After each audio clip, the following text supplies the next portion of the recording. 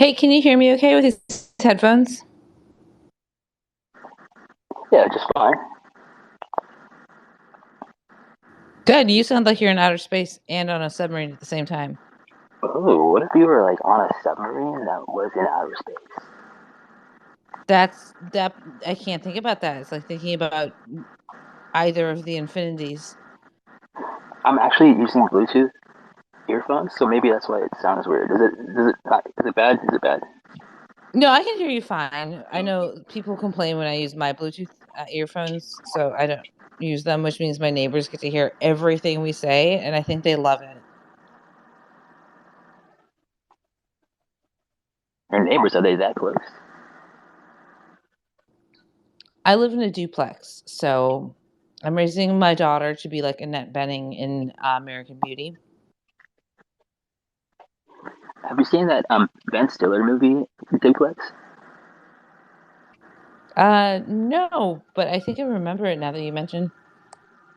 Yeah, it's good. It's a good movie. Mm, as someone who inhabits a duplex, do I want to watch that? I I don't remember what it's about really.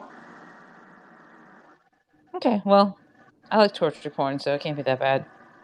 Yeah, I mean at least as good as that probably. And this is a Chupacabra after party. Uh, yeah, we're gonna get wet and wild. The boys are. I'm just gonna say it like this. Oh yeah, I just meant metaphorically or whatever. I'm not getting wet or wild. I'm not getting metaphorically wet and wild either. You guys don't need to see that or hear that. Wow. Wait, so duplex? Like a duplex is like what is a duplex? That's like it's not an apartment. So It's it's two houses that are it's two dwellings in the same house. So imagine a kind of big house cut in half by a giant wall, and each side of the wall is kind of opposite. It's mirroring each other. They're mirroring themselves. oh, that's weird. Why didn't Well, I'm weird. I mean like why go down the middle instead of being like across the like like the other way like horizontally? So it'd be like you get the top floor, I'll get the bottom floor. You know what I mean? Um, yeah. In my case, it's just half of a house with a top and a bottom. You prefer it that way versus the other way? Renting homes, like an actual home, is so fucking difficult that yes, I will take any home that is not horrible to live in.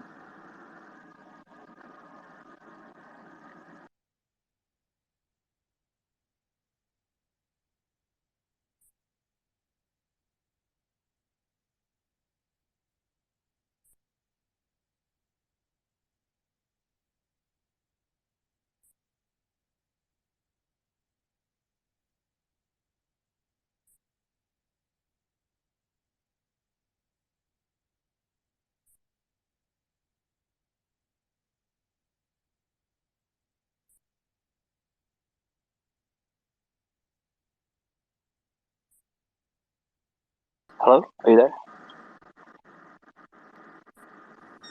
Yes, I'm here, Logan, and we have two guests. Are you in like a haunted house or something? Probably. No, I just had to close the app and restart it. Oh, I just heard a creaking sound. Oh, I'm making my bed right now.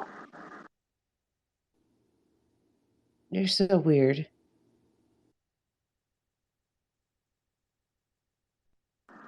Hey, it's BTC Meow and Jupiter. If you guys wanna, say anything, that's cool. I'll just send you a little invite there if you want to speak in case you don't know how, or raise your hand or anything like that. So, Yeah, I mean, I can talk for a long time. My friends in college used to call me HSN, Home Shopping Network. I just do it for a long time. So someone should else to talk. Oh, geez. It's all you, Logan. I'm making my bed right now. What are you talking about? You can go ahead and talk. Okay, I'm doing the thing. You can talk if you want. Yeah, no, I got that. Thanks for making me co-host. What's up, Open Eye? My name's Martha. Hey, how y'all doing? I'm really good. Hey, do you know that there's two moons? There's a lot more. No, there's like 100,000 billion of them. I can't really give you a real name, but moons are actually called war planets. The real, I've heard that before.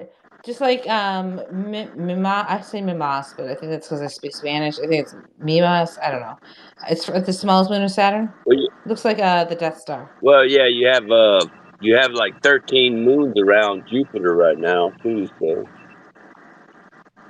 I'm not sure. I'm not sure the exact number. I'm just throwing that number out there. But Hey, open that. Let me It, ask you a question there. So, we've noticed recently that there's rings around Uranus, and I wanted to know if there's any where those rings came from because they weren't there, a while ago, but now they're there. So how'd that happen? rings where? Around Uranus? Around what? Uranus? yeah, are they the white ones? Do you think they got lighter? They were darker and they matched space, so we couldn't see them. You talking about around the moon or something? No, we're talking about Uranus. Oh, Like the uranium. rings around. Oh, That's a oh. personal question. Well, they were always there. I mean, it's like, the scientific people are they're discovering new stuff because they have new film capability stuff. So, I mean, they got rings around every planet, okay? What happens is you have different layers of atmosphere, which is, you know, that's just the way things are. I mean, every planet has rings around it. The thing is, some of them are invisible, and some of them you can't even see it. It's like Saturn. I mean, you could see them because they're frozen. You know, uh, Wait, aren't Saturn's rings going away? Sorry, I do a lot of real shitty reading of astrology or astronomy stuff, so forgive me if I say something that's totally incorrect. well, they're kind of mining. I mean, it's just like mining minerals or rare elements and stuff in things that's out of space like that. I mean, they, it's Wait, kind of like mining. rare earth minerals Yeah, well, like they're mining they're cobalt. mining the rings of, because I mean, certain elements in outer space are very valuable, you know like the rings around Saturn and stuff like that, or the rings around Uranus too, or Neptune. They got rings around every planet. Okay, even I actually heard that somewhere. I think that's true. I mean, you. I mean, it's like saying, What's true? Hey, open eye, do me a favor. I have Bluetooth earphones that are directly pushed as far as they can go inside my head, and when you talk, it's very loud in there. So I don't know if it's possible to like turn down the mic or just maybe just talk a little further away oh, from it. You know what I mean? yeah, well, I have a big voice. I mean, they call me the trumpet. Uh, Oh, you know what? Maybe you should like wrap a T-shirt around your phone so that way, like when you try to talk, like it goes to the shirt first, so it's just not as loud. yeah, the thing is, I do have a loud voice. I mean, I had some bad spirits attacking me one time, and I was like outside of my body, and I was like watching, and it was like I started screaming at these people, and they couldn't even get close to me because my my vibration of my voice was very powerful. It's like a trumpet. If I hit a certain. Please don't show it off at the moment. Like I said, no, do not tell me or show me if you were thinking about it. Just please. Oh no, I'm not gonna do that. But I'm gonna try to get away from the microphone, like you said. But Yeah, I Oh, kind of okay. have a habit of doing that too. Usually people can't hear me because I'm also wearing my shitty Bluetooth headphones. I'm not right now, but so I tend to just yell all the time. Actually, I just yell all the time. well, when you're talking, it's like I want to make sure people could hear you. Hear you. So you gotta, you know, talk loud. You know, with a big voice. Actually, the Twitter Spaces interface has been upgraded, so you don't need to anymore. Oh, yeah. You probably. Am I allowed to, Logan? Can you hear me pissing? No. Can you hear me pissing right now? Absolutely. I thought that was you wetting a t-shirt or I something. mean, around I was gonna go with fish tank, but since you mentioned it, I got a porta potty. actually, you actually have a porta Yeah, potty? yeah. Oh my god, It's called why? a peanut. Let's see. What it's called? Oh, mixed nuts and peanuts. Do you live in a caravan? Well, I gotta piss in a big hole. It's like I'm not gonna piss in a Gatorade hole, because The only excuse for that open eye is if you were in a car driving right now, which I hope you're not. well, you know what? Sometimes we gotta have some sense of humor. I love to joke around. I'm a comedian. Okay, I love to. Sometimes I'm so scientific. It gets to be boring. Okay, to me because I love to laugh and joke around. So. I frequently pee in nut jars while I'm laughing and joking around with my friends. Twitter Spaces are fun because you can do lots of silly things that no one knows you're doing. Well, the nut jar actually got a big opening, so you can't miss. Oh, I was gonna say, how'd you get your dick in there? Yeah, I mean, you don't want to try to piss in a Coke can, like a can. I mean, that little bitty hole. You got to be a pretty good damn shot. I don't think girls work like that, but you go on with your bad self. Yeah, you go, girlfriend. Do you want to be my girlfriend, Open Eye? Hey, Winston, you can go ahead if you wanted to say something. Oh yeah, I was just trying to configure the emojis because I don't know how to put like different ones in there. Oh, you can't. Yeah, no, you can't. You have to be in some kind of experiment. I have different color hearts though. Woohoo! I have more hearts than you do, maybe. If you long press on the heart, you may have as many colors as I do. You may not, in which case I will lord that over you for the rest of the time that you don't have those colors. And you can change the color of like all of them. Almost. No, I'm talking about like lots of colors, Logan. You don't understand. Actually, I was gonna say like when I talk, I'm like more the guy that like mumbles and you're like, "What'd that guy say?" And then you're like, "Meh, meh." You know what I mean? Like what's that guy's name? He's like I don't know, I can't think of it. He's like, potato good. Sling Blade. Blade Bob Hey, Thing. who in the hell's breathing hard like that? I could fucking hear someone who's doing that shit? Turn off your fucking It's mic. me. I'm masturbating. Does Well, that yeah, offend you? it's like someone's breathing very hard, like they're like, you know. Can you mute your mic for a second? Open eye. What's it? Okay. I can't remember the full name. Yeah, I don't know where that noise is coming from. It's coming from like inside the app. You hear a noise? I assumed that was Logan because his mic was off. I mean, not Logan himself, but Oh, it's like off now.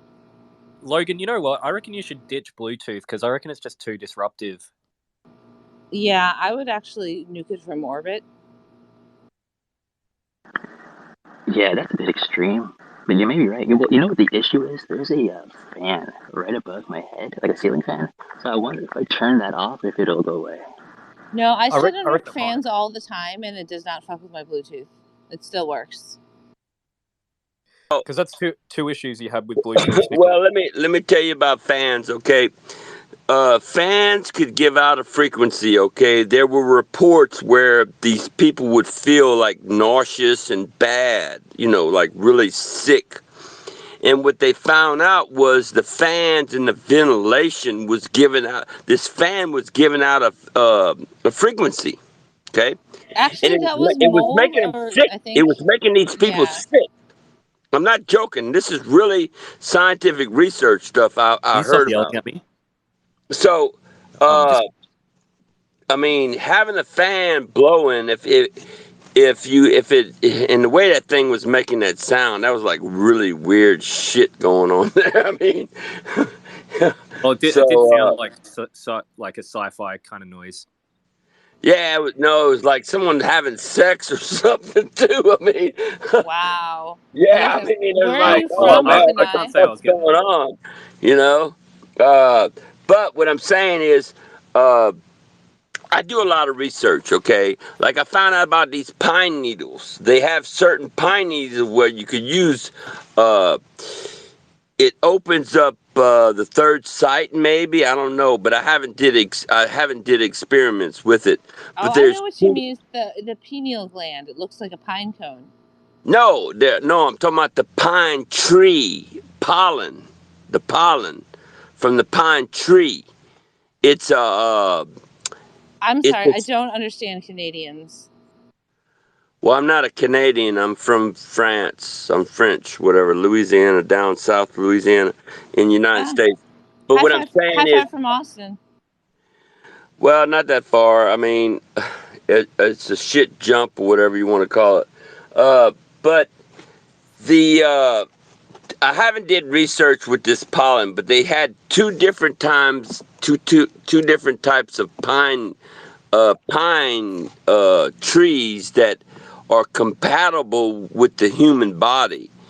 And I was like, I never did research on that. I was like, wow, man, that's kind of, maybe I need to try to, like, like I did garlic baptism too. I mean, what if you took pollen from a pine tree and you put it in your bath water? I mean, you never know what might happen, and that's one of the experiments I want to do now. Because what happens is the pollen gets into your skin, into your DNA too. So what I'm thinking is, because the alien, have you ever seen the pictures of the Anunnaki with the pine cone in their hand? You know? Yes, sir, I have. Yeah. Well, I don't know if that's a weapon or they're just saying, hey, we found a secret, they found some kind of secret that's on Earth with pine trees or something. I don't know. But I'm going to try to collect some pine.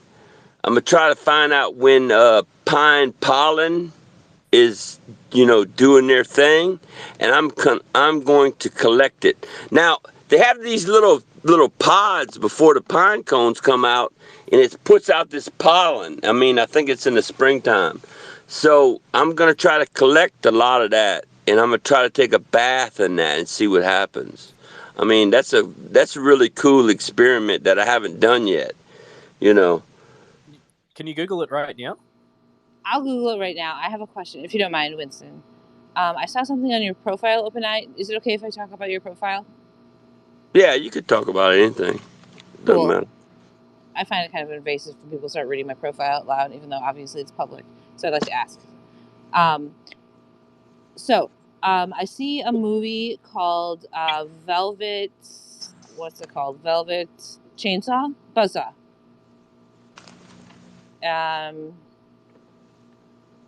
And it's a GIF, and I will not say GIF. So it's a GIF of a lady walking out of an elevator, right?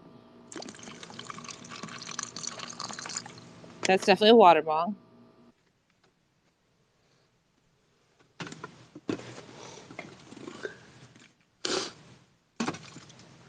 You're not pissing again, are you? Did you just No, bong hit instead of listening to my question? no, Melissa, can you do me a favor? I'm actually Sorry. making a drink. I have no idea what you're talking about. I don't know what the hell you're talking about, actually. Do you mind if She's I put it talking up about the top GIF and on then? your profile. Do you mind if I just throw it up top?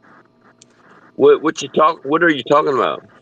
Well, that's a weird movie to me because I couldn't find it for the longest time. I'm interested in it because it reminds me of Banksy for some reason. And it has Donnie Darko in it, so obviously. But I'd seen previews for it for a very long time, like years, and tried to find it on Netflix. Couldn't find it on Netflix. No one knew what it was. They could find the previews if I told them about them. perhaps it was just shelved and came out one day. I don't know. What's your favorite Donnie Darko song? Actually, hold up. So how does it sound now? Still sounds like you're in a spaceship elevator. Dang it, I turned the fan off too. I wonder why it's doing that. Alright, forget it. I'll take my Bluetooth off. I know that feel.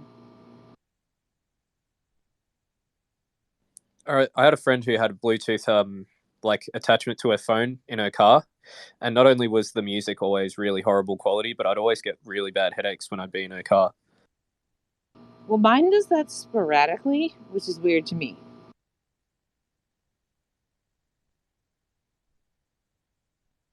I just think you're better off without it. Well, they got certain frequencies that could actually harm the brain. It actually could give you brain damage. Some people got attacked. Some people in Washington D.C., like politicians, were attacked by frequency stuff where they had brain damage. And if you have static or You're certain talking about Havana frequencies of syndrome. radio, it actually could hurt your brain. You could actually get headaches and stuff.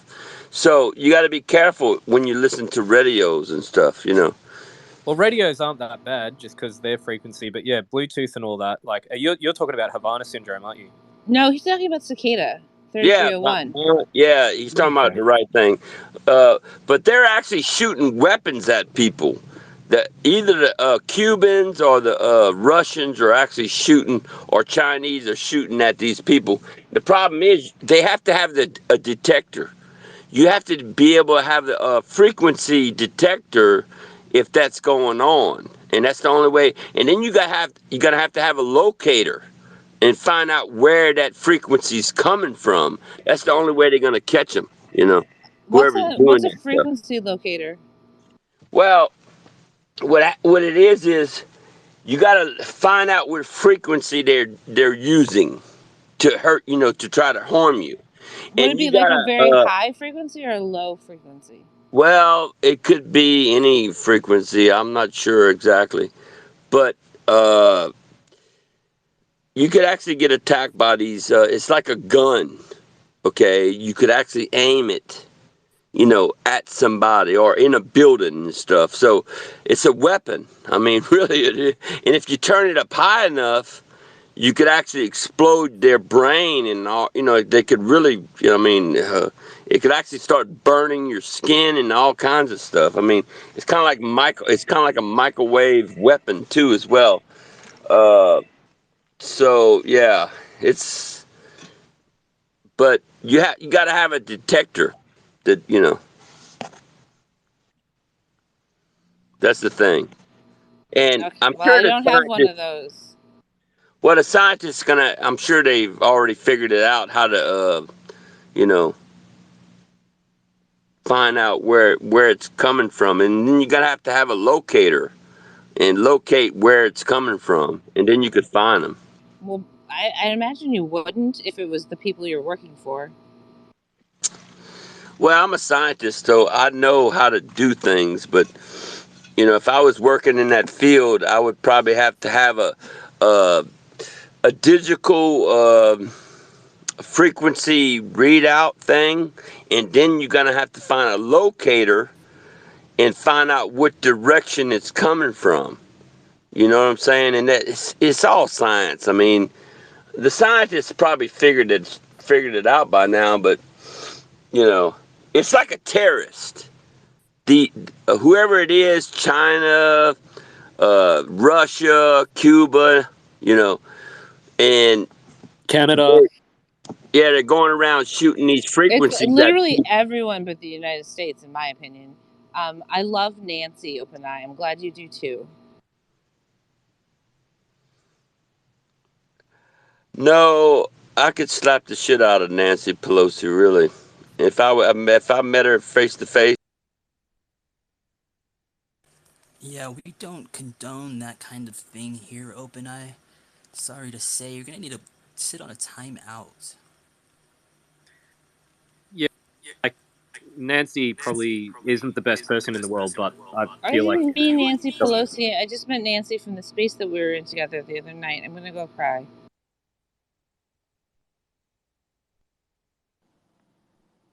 Hello. Good to see you. Logan, did you get some sleep? When? What do you mean? Like since the 24-hour thing, because I fell asleep on you guys. I hear echoing. I do not Oh, like that's my because voice. my Oh speakers. my god. I do not like my voice. But no, because we did the 24-hour thing. And I was on the couch and I was like, I think it was when it was updated to 21, or it might have still been at like 18. It was at yesterday. 21 for at least 2 hours. Okay, well I think it was at that, and I was like trying to stay awake on the couch. I'm like, I just need to see the 2-4, but no, I totally passed out. But I wondered if any of you guys knew anything about like the back rooms. fictional. Yeah, it's fictional. What is it? So my son told me that he had been to the back rooms before, and so I was like, what? And so he was It's a like, trend that kids have been doing lately. yeah. Well, I'd like to hear about it, please. Well, he's 5. And he said that he's been to the back rooms and that you can only get there through dreams or if you fall asleep in front of your computer. And it's a place where when you enter it, there's no exit. And there's like different levels, but I think it's all one floor. Like, I'm not entirely sure. He said that there was a ladder that he had to climb. Does he have a but- little test to see if he's awake? It's actually a video on YouTube Yeah. that somebody created. Yeah, I asked him if he had seen it on the computer before, and he said yes, but I asked him to, like, tell me things about the back rooms, and I'm not sure, like, how many videos he's seen or what information they, like, gave him in the video, but yeah, it kinda freaked me out. I was just like, "Huh."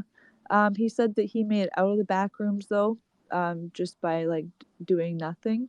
He just, like, wandered around and would hide from the, I forget the word that he used, but it was like a very specific word. I think he said, I don't know. I understand. Thanks for explaining. It was just strange because he used the exact same word that they use like online for it. So unless he like, I don't know, it was just like he remembered that word exactly. So that kind of freaked me out too. But yeah, and then what started it was he has this watch, right? Like he's 5, he has an invisible watch, and like I pretended I was a horse till like fucking grade 2, so like whatever. But he's got this invisible watch, and he like stores information in it. So I asked him where he got his watch from, and he said that he got it after he had a dream about the back rooms. So I thought that was kind of interesting. I've had a dream about like a kind of like a backroomsy kind of dream, like about abandoned hotel spaces and dimly lit liminal spaces like that before I knew what the backrooms were, like a thing online. So it's probably a thing. I've never heard of this before, but I think that I'd prefer not to hear anymore. Well, I want to please warn y'all about buying anything for your kids that have dinosaurs, sharks, or anything that would eat them, like pajamas, I'm going to tell you a secret about this.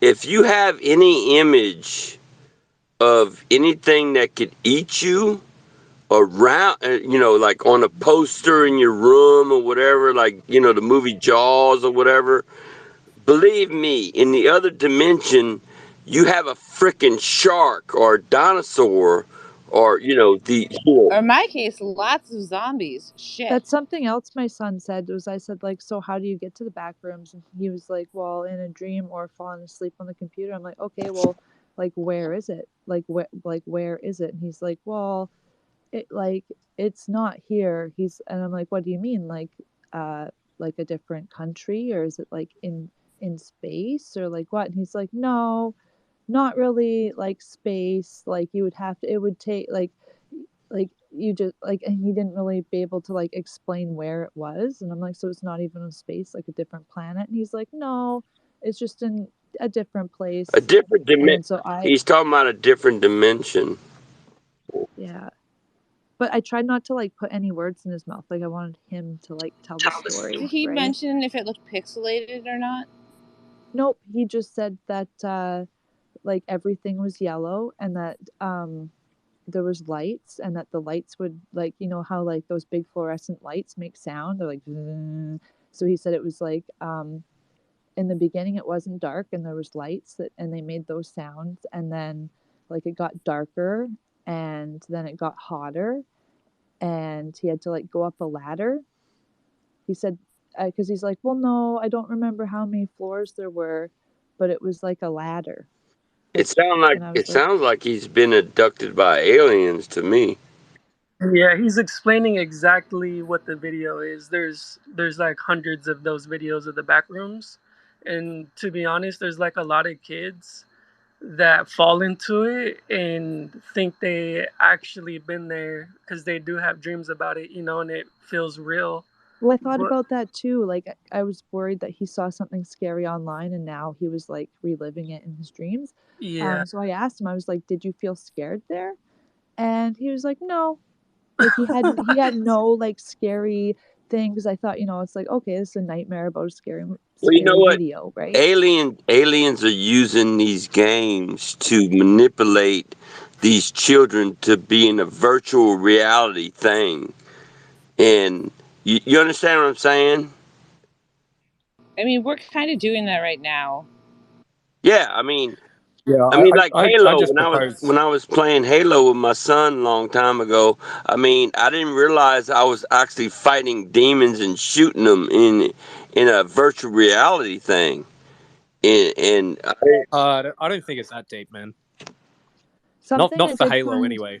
something I did find interesting though that I didn't tie to the like when I searched up the back rooms, but some like an interesting connection I made was that he said there's like, oh, I don't know. Now Martha's down to he said he didn't want to keep talking about it, so now I don't want to keep talking about it because I feel like I don't want to like come in and be a space invader. have you seen any of the videos at all on YouTube? No, I just googled it, but Yeah, there's a bunch of videos you can watch on YouTube, and in the back rooms, there's but I don't know. Martha actually didn't want to talk about it, and you No, guys were like having a good literally, I'm thing, not and I even gonna came blame that in. on Spaces. I pushed the wrong button. It was user error. Okay. yeah. Well, I does just it? I don't know. I don't want to come in and just like be a space invader. So, Oh, I love that.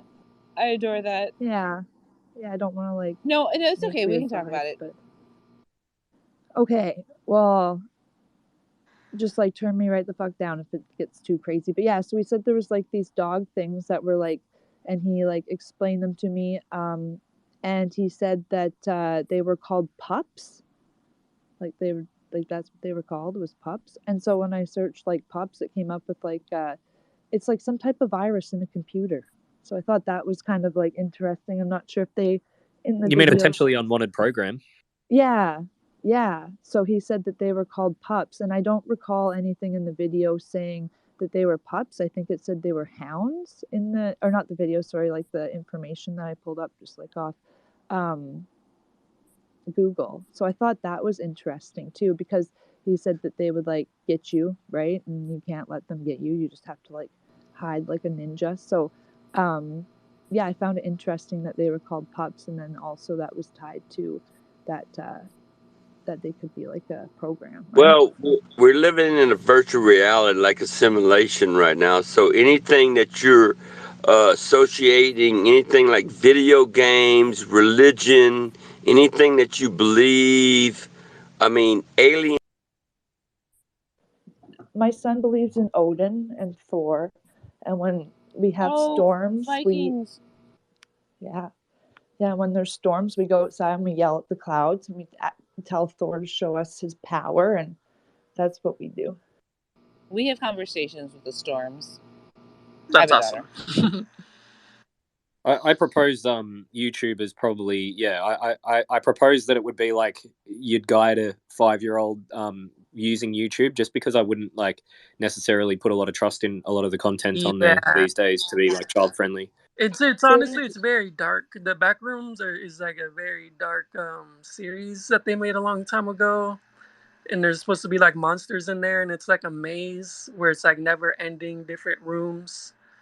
And I don't know. I would definitely suggest you guys look into the videos. Very interesting stuff. But yeah, Sounds like another SCP thing. Yeah, I said that right. yeah.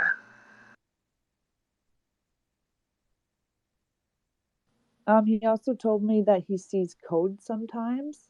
Like he'll just see codes, like in the air and like on the ground and on things, which I found interesting because he does Minecraft and he does different games and he knows how to like hack them. Like he's him and his dad do a lot of computer stuff, but like he'll go onto the computer and like he'll do a mod, right? Or stuff like that. But he said sometimes he sees code, but it's only like through his watch. So I found that kind of like interesting too. I love Minecraft. How old is he, if you don't mind me asking? He's 5. Wow. Yeah, like we do multiplication and division, and I've been able to explain like net like positive and negatives, right? He's not the best at like spelling. He does not like doing spelling, but like I feel I like with his still can't spell, so high Nothing five.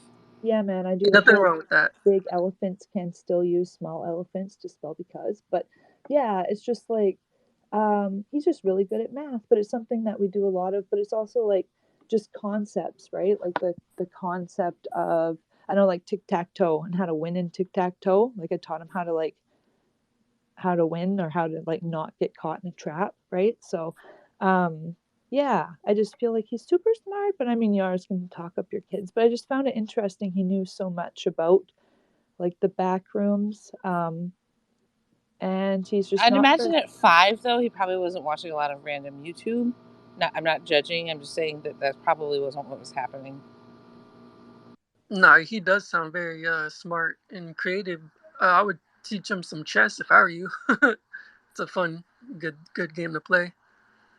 yeah, he does like a lot of like I don't know, there's like Minecraft and Raft and like just like computer games and stuff because it's like him and his dad's hobby there. But yeah, no, and Loki, he knows all about Loki, and if something naughty happens or he like falls or something, he's just like, oh, you know who did that? Or I'll be like, you know who did that? And he'll be like, Loki did it.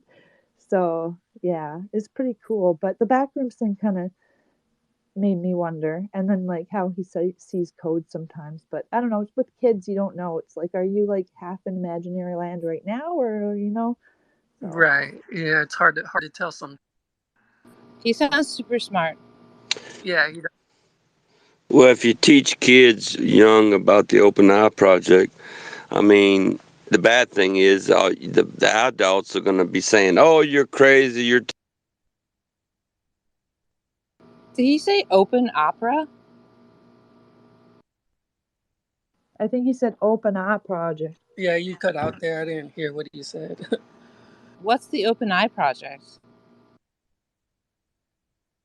I do that every morning. No, I'm kidding. I'm not sure. I've never heard of it. The Open Eye Project Oh every my god, morning. it took me way too long to understand that was a joke. I was like Can immediately I rabbit hole in my brain. can I just ask, is anyone Facebook playing up right now? Playing up? What do you mean? This is Twitter. Huh? I'm just kidding. I don't know. There's just a lot of people reporting that they're seeing random people post on like band pages, and there's quite a lot of people talking about it from like all different parts of the world. What are they saying on the band's pages? It's just like recently posted memes and stuff, but you know how the algorithm will usually show you like most other things from what most other people are doing. It's just showing that stuff for some reason. So it's hiding things.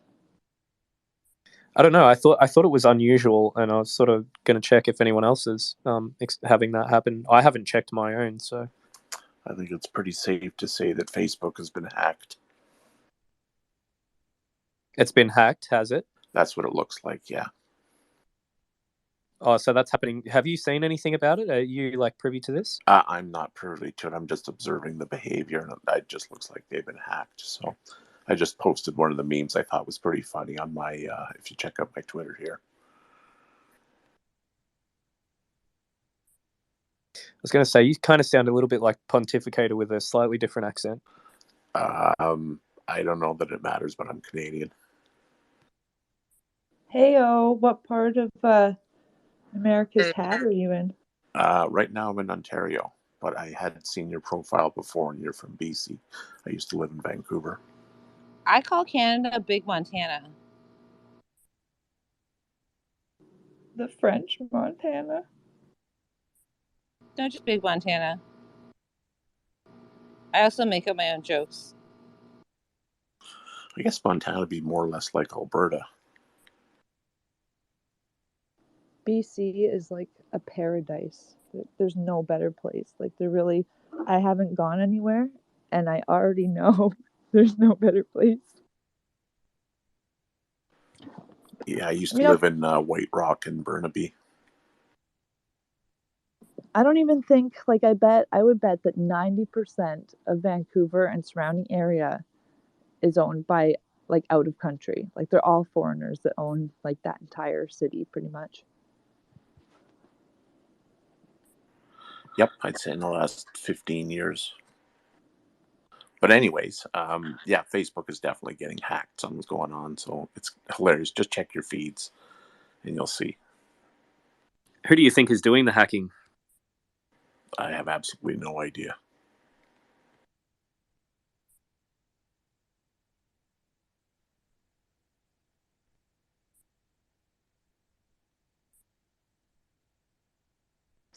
It's kind of prankish, so I'm guessing maybe some kind of like a 4chan group or something like that, or somebody internal who's maybe got a little sort of squirrely. The Ministry of Julian Assange and Edward Snowden. I would approve of that. What do you think, Logan, as someone with a programmer's background? Sorry, what was that? Sorry, what was that? We can't hear you, Logan. You can't hear me? I can hear me, which is weird. It's these Bluetooth speakers.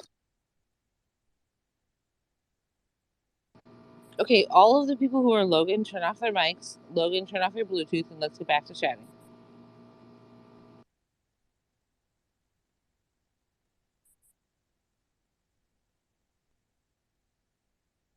Kind of random, but you reckon Xi Jinping is good at coding? Xi Jinping?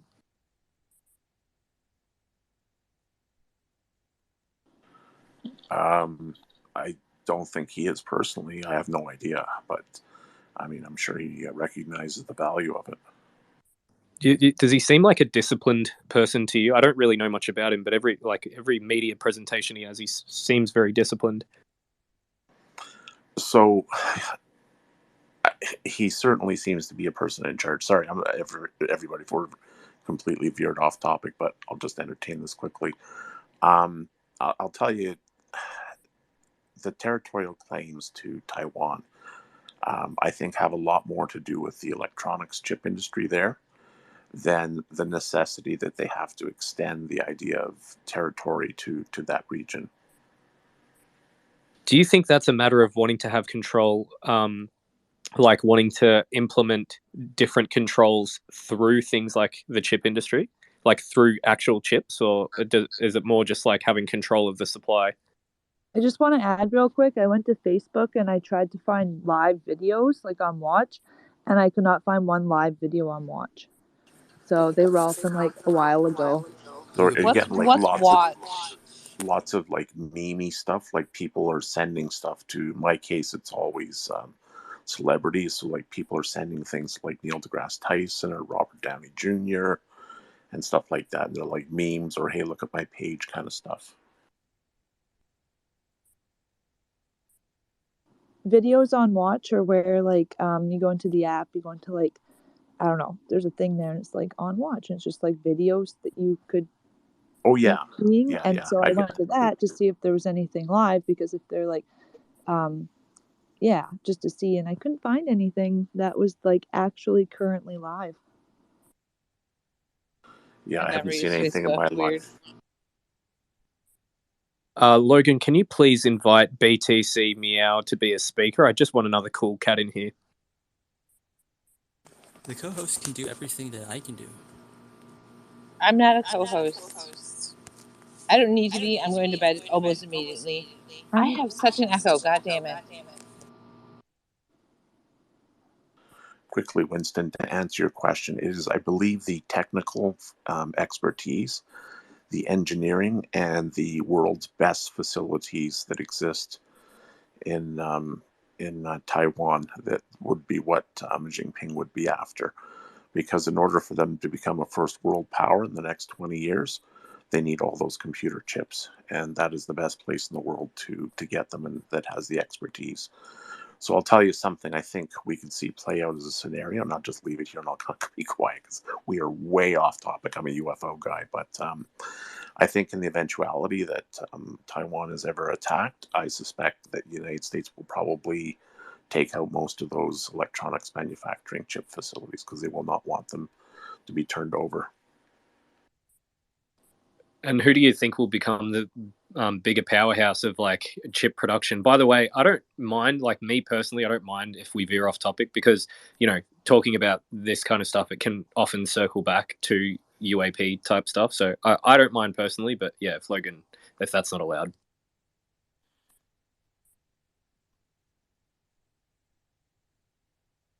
I think we should consult with Lord Logan. As co-Lord Logan, I don't really give a fuck as long as I don't hear my echo like that.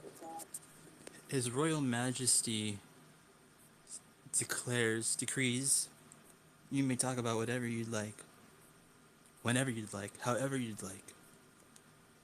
Carry on. As I accidentally mute everyone. That one wasn't me. I think I got booted. I don't know. Sorry about that. I am going to leave soon, but I will say bye first.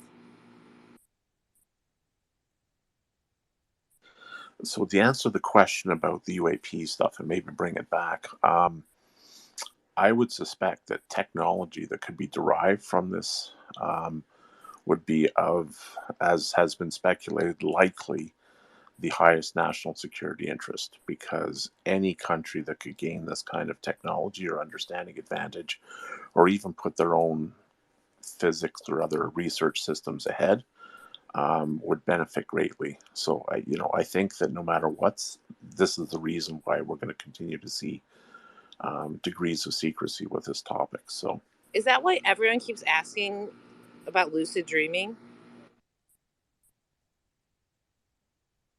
You mean like, do you think they've weaponized lucid dreaming to some degree? Well, no, I guess I think that now. Thanks, Winston, but Sorry. that's okay. Typically, I think if we hear about a technology, it's already been used as a weapon, though I don't feel personally that lucid dreaming is a technology or a weapon. Well, can I just say, like, it depends on the kind of like national security apparatus you're talking about, because the national security, faction that is dealing with, say, for example, Ukraine, we're just not seeing like UAPs with lasers like in that conflict yet. So, is it fair to assume that maybe there's like a fragmented apparatus and there's like a top echelon that's just knows what's going on and has, in materials in their possession versus the ordinary, national defense? I might not be the right person to speak to this. I did not know that there were UAPs used for national defense. Oh, I'm not saying they are. I'm saying if they were, we would have seen it by now. Sure, we would. Yeah, I bet we would have.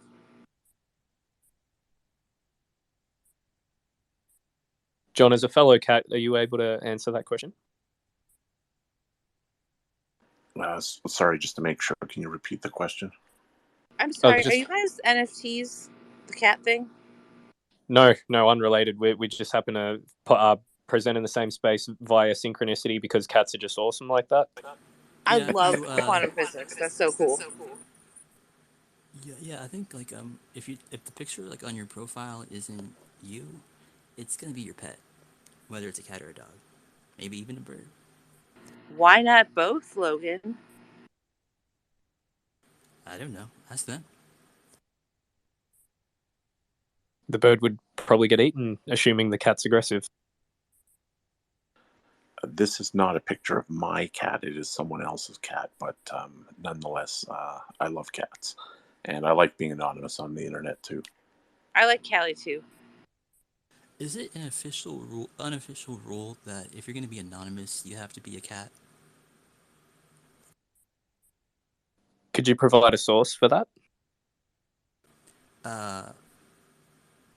All the troll accounts that use cat pictures. I don't think these guys are trolls. No, I don't think so either. I'm just saying that, hey, I mean, black people. Sorry, that went way out of line. What the fuck? Certain people do like, certain races do like certain things, but just because like those people like, do those things, I'm not gonna blame their whole race for those things. So I mean, like, these cats are cool, right? But Oh, did you really mean aliens when you said that? I, n-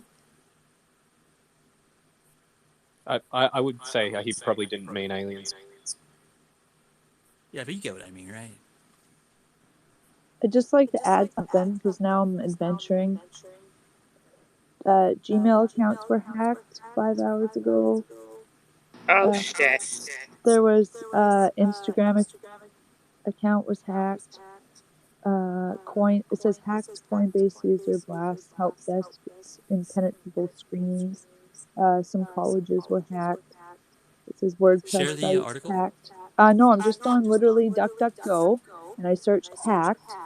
I Um, looked at news, and then I just labeled like it just went down to like just today. Okay, so you I sorted don't it, or I don't you're looking at recent stuff. yeah, not Google. I don't trust Google, so I went to DuckDuckGo.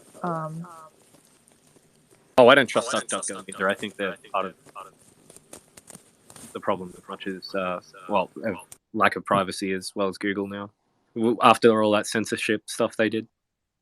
There's no privacy. Exactly. I kind of yeah. I feel like that's a band-aid that everyone's got to tear off. Yeah, it says like 6 hours ago, UPC leadership candidate, whoever says social media accounts were hacked. I'm going to down detector. I'll be back.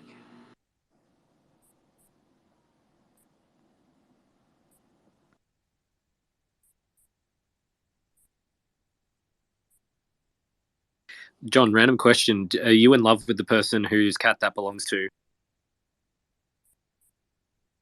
And another random question: can I NFT my cat? You know what? I'm not into NFTs, and this picture actually comes from a video that is on YouTube called Cat Ameno, and that's AMENO. John, one more question, John. So, when you picked this cat, was it because you knew that the trend on Twitter is to pick a cat if you're going to be anonymous, or was it just purely organic? This actually harkens back to Clubhouse. I used to be on Clubhouse, so didn't really have anything to do with, in particular, with Twitter, because even though I've had a Twitter account for a while, I only started posting recently. So I kind of adopted, being that I had a blank profile, I adopted the cat from Clubhouse over to here just for consistency, so people would remember me. Is it a trend on Clubhouse to use cat pictures? Um, I think it's the same as other people. It's a lot of people put a picture of their pet up.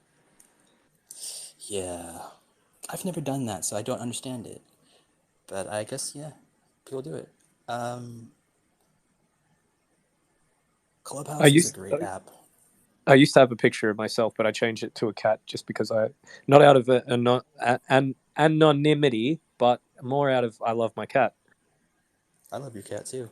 And to answer your question, yes, I can make your cat an NFT. Does that require minting the cat? Can I have your wallet address, please?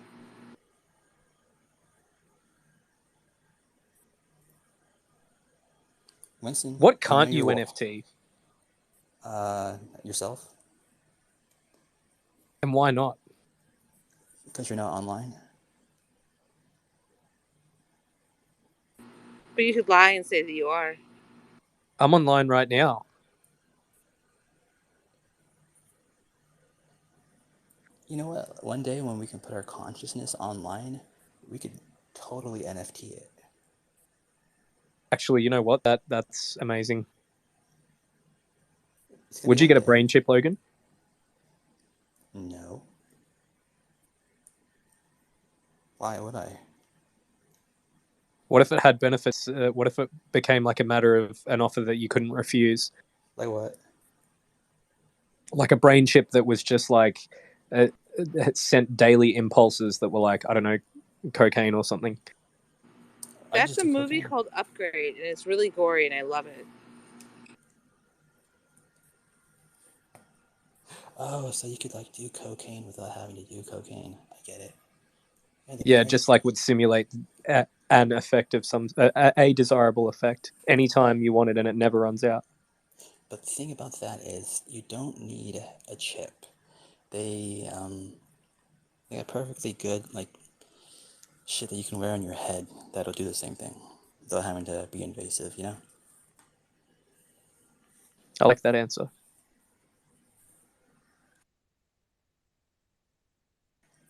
You know who has like the stinkiest farts? Like my dog. Like they're so bad.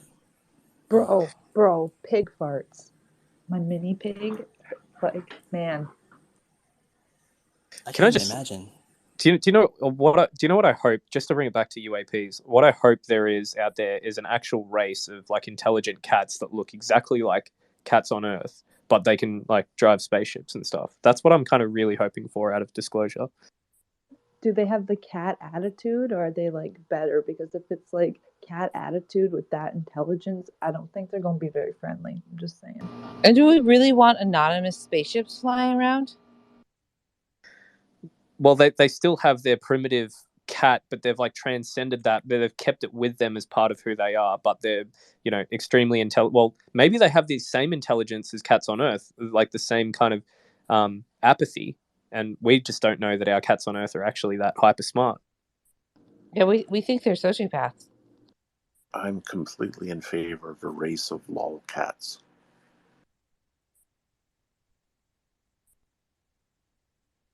As for anonymous UFOs, like, are you saying that you'd rather know who's flying the spaceship? I was just really making a joke. Sure, I'd like to know who's flying the spaceship. Why not? Do you think we would have some kind of bias against like ugly extraterrestrials?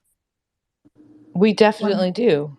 100%. Like I'm pretty sure it's like a thing that's supposed to, like, I forget the fucking word, but it's supposed to protect us. Like if a person is sick and they look fucked up, it's like nature evolution to be like, whoa, you look different than what I think you should. Because usually if someone was like sick, like really sick, and had like, had variations, that they like, it's, I don't know, I read that somewhere.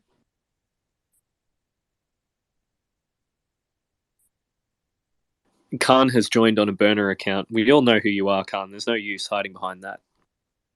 I don't. It's my first day.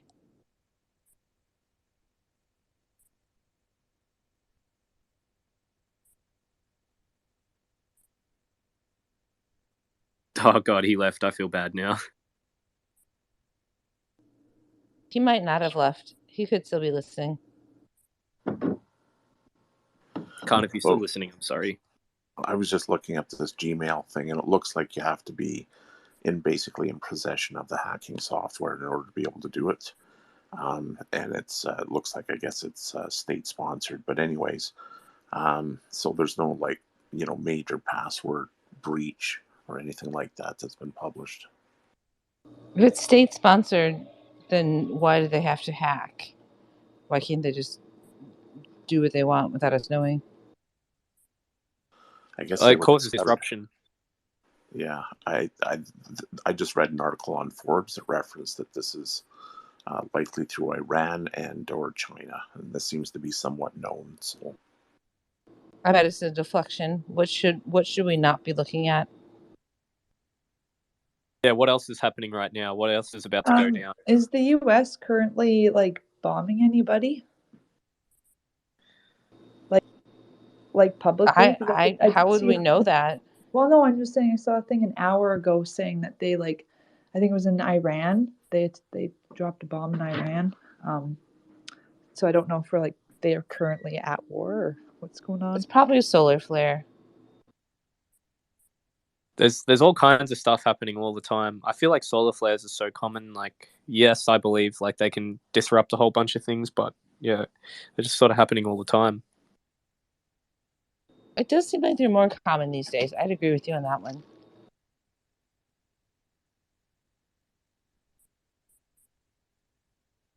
What do you think about solar flares, John? A good thing or a bad thing?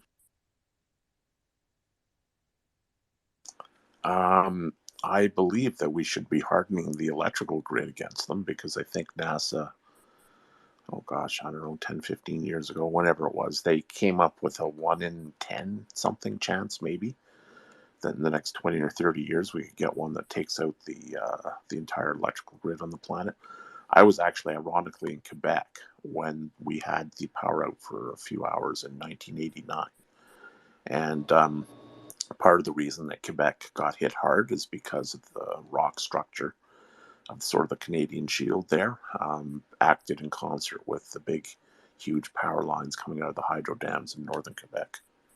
Well, I was in Texas in 2021 when the power was out in the middle of the winter. That actually was winter for a week, and that shit was terrifying. Not because I didn't have food or, whatever I needed, because other people did not.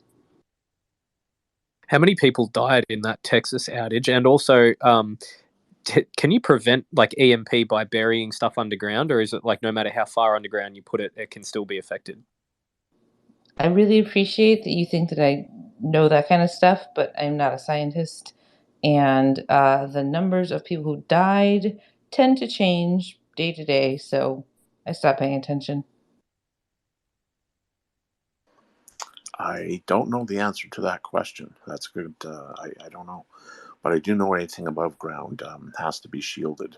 And so the suggestion had been made years ago that this needs to be something that's done.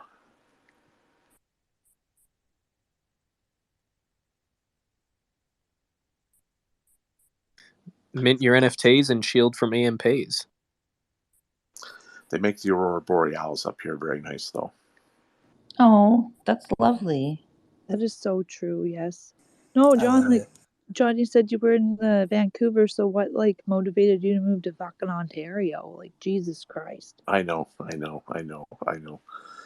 Yeah, and the thing is, I probably won't be able to afford to go back because the price of everything there has exploded. So, yeah, no, I'm in northern Ontario. I came out to manage a family property, so I work in the mental health and addictions field primarily, but the property secondary. So, yeah, northern Ontario. I'm in Thunder Bay, so we do get the northern lights from time to time. I've seen them up here mostly when I'm out in the countryside, but yeah, they're pretty cool. John, can you tell me, what is it you know about addiction? Well, a lot of it's trauma related. People having a difficult time in life, or they've been through a very major event, and it's it's a coping mechanism for hurt. Escapism. Yep, there's that part of it too.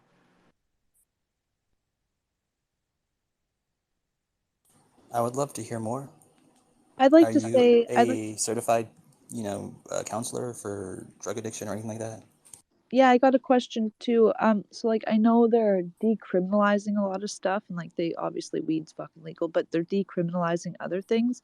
And what I was thinking is if drugs were allowed, and then it could be monitored, who's doing what, and also if there was revenue from it, it could go back into all the money that comes from selling weed, federally, should go back into addiction and that type of thing, in my opinion. But I'd like to hear what you think about the decriminalization. I of it. also still believe in the good in people. I'd love to hear that, Ocean. So, yeah, this is actually a little bit of my wheelhouse because when I was in Vancouver, I was involved in drug war activism, and I worked for the seed bank there for a while. I was very involved with some of the frontline stuff that was happening in the city and through cannabis culture and so on and so forth. And yeah, I mean, decrim is super important, of course. Legalization still has aspects where penalties can be enacted. So I'd rather see a hybridized version of legalization and decrim so that we can properly decriminalize it. As far as the illicit drugs, and I'm talking about the ones that are causing like major harm right now, stuff that's been laced with fentanyl and stuff like that. I think they are doing a trial in Vancouver at the moment where they are releasing small amounts of some of these drugs in the downtown east side area. And basically, in a nutshell, they're just experimenting with the idea that maybe at some point some of these certain things are going to be free access. And that way you basically kill the market, clean up the drugs, and you clean up all the death and destruction that's taking place, and hopefully bring people into management programs where they can manage their use.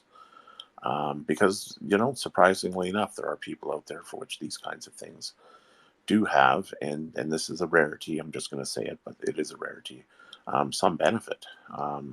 So it's, there are different means and different uses and stuff like that, but we have to recognize that we have to move past the penalized penalty box for this thing because it doesn't work. I have a lot of activist friends who spend a lot of time in prison and stuff like that, and I was involved with some of the grow clubs in Vancouver and stuff like that. So yeah.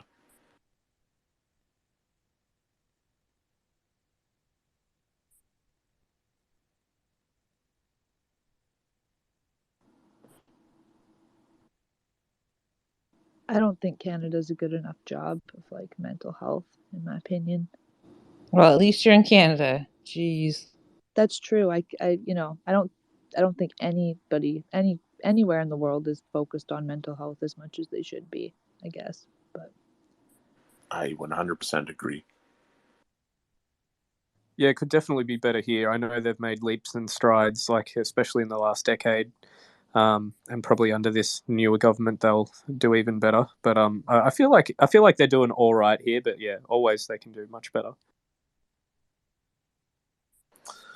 Magic mushrooms are going to be the next thing that are probably going to be legalized in the country, much like they are in, I think, what is it, Colorado, California. I think there's, 2 or 3 states now where mushrooms are okay.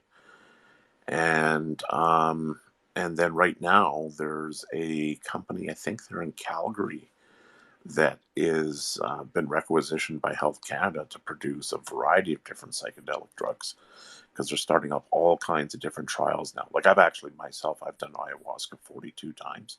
It's either 42 or 43. I lost track. So What is that ayahuasca? I don't know what that is. it's a South American medicine, psychedelic medicine that the shaman there give to people, and it takes them basically on a journey of life experience and healing. And you drink this; it's a bit bitter, and it takes you on about a 2 to 5 hour trip. Ego death. Yeah. Do you have any recurring? Have you ever met someone like a being in an ayahuasca trip that you then repeatedly saw after the fact? Or after the first trip in following trips? The same exact being, no. And what is it like in terms of I don't know if you've ever put on like a VR headset or anything like that. I personally have never tried ayahuasca, but I've always wanted to know how it reflects like in normal reality versus inside the trip. Is it just as real or is it like more real? Do you have more sensory perception? I think that your sensory perception can definitely be magnified. It really depends on the person.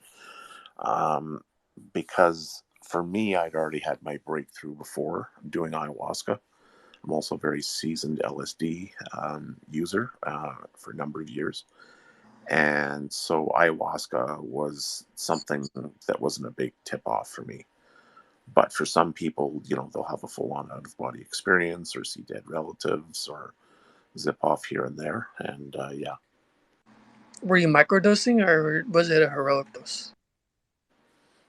Oh, I've done all kinds of different psychedelics at different doses. And yeah, and I've had some of my most interesting experiences with consciousness expansion in those states. But no, the ayahuasca sessions that I've been involved in are through formally trained ayahuasqueros or a shaman from Peru, who I've spent time with, and he's been on the cover of the French National Geographic, so it's a very well known shaman in Peru. And Interesting. yeah, it's in. That's a lot of clout. Yeah, it is, and I want to know more. yeah. His name is Yes. Juan Flores. He's in Mayan Tiacu, in Pacolpa, Iquitos, and anyways, he those states in particular often are bridge states to other thought systems and so on and so forth. Ayahuasca, one of the components of it is a plant called Banisteriopsis caapi, and that is the one that is the winding vine. Whereas the other components can be like Psychotroria viridis or Mimosa hostilis and stuff like that. Those are the parts that contain the DMT. But anyways, when Banisteriopsis caapi was discovered, I think it was, I want to say in the 20s. I'd have to double check on that. But they nicknamed it telepathine because Westerners were discovering at the time, these are like biologists, that they were having telepathic experiences using this plant. And the idea of the medicine is that it puts you in contact with the spirit world and or your spirit self. And I can honestly say that I have accessed information systems and awarenesses that I couldn't even have imagined in my wildest dreams. And I won't get in. I've never done a hallucinogenic, so I don't really understand completely. But that's super interesting when you said information systems. Could you explain that? Yes, he was before you interrupted him. Just let him No, it's say it. okay. It's okay. I'm a bad person. Yeah. Shame. Yeah, Shame.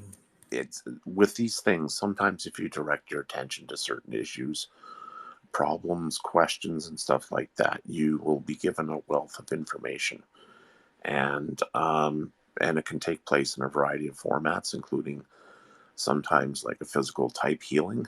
And so I was in one of my early sessions. I was very focused on my childhood, and I had an amazing access to a full memory recall of a broad range of different things that had happened to me as a kid that I need to process as an adult. And it was given to me in a way that was like a live memory, that vast parts of it I'd actually forgotten about. Like it just seemed like it was eons ago, but presented it as if it was real and real time, and was able to sort of move around and then process.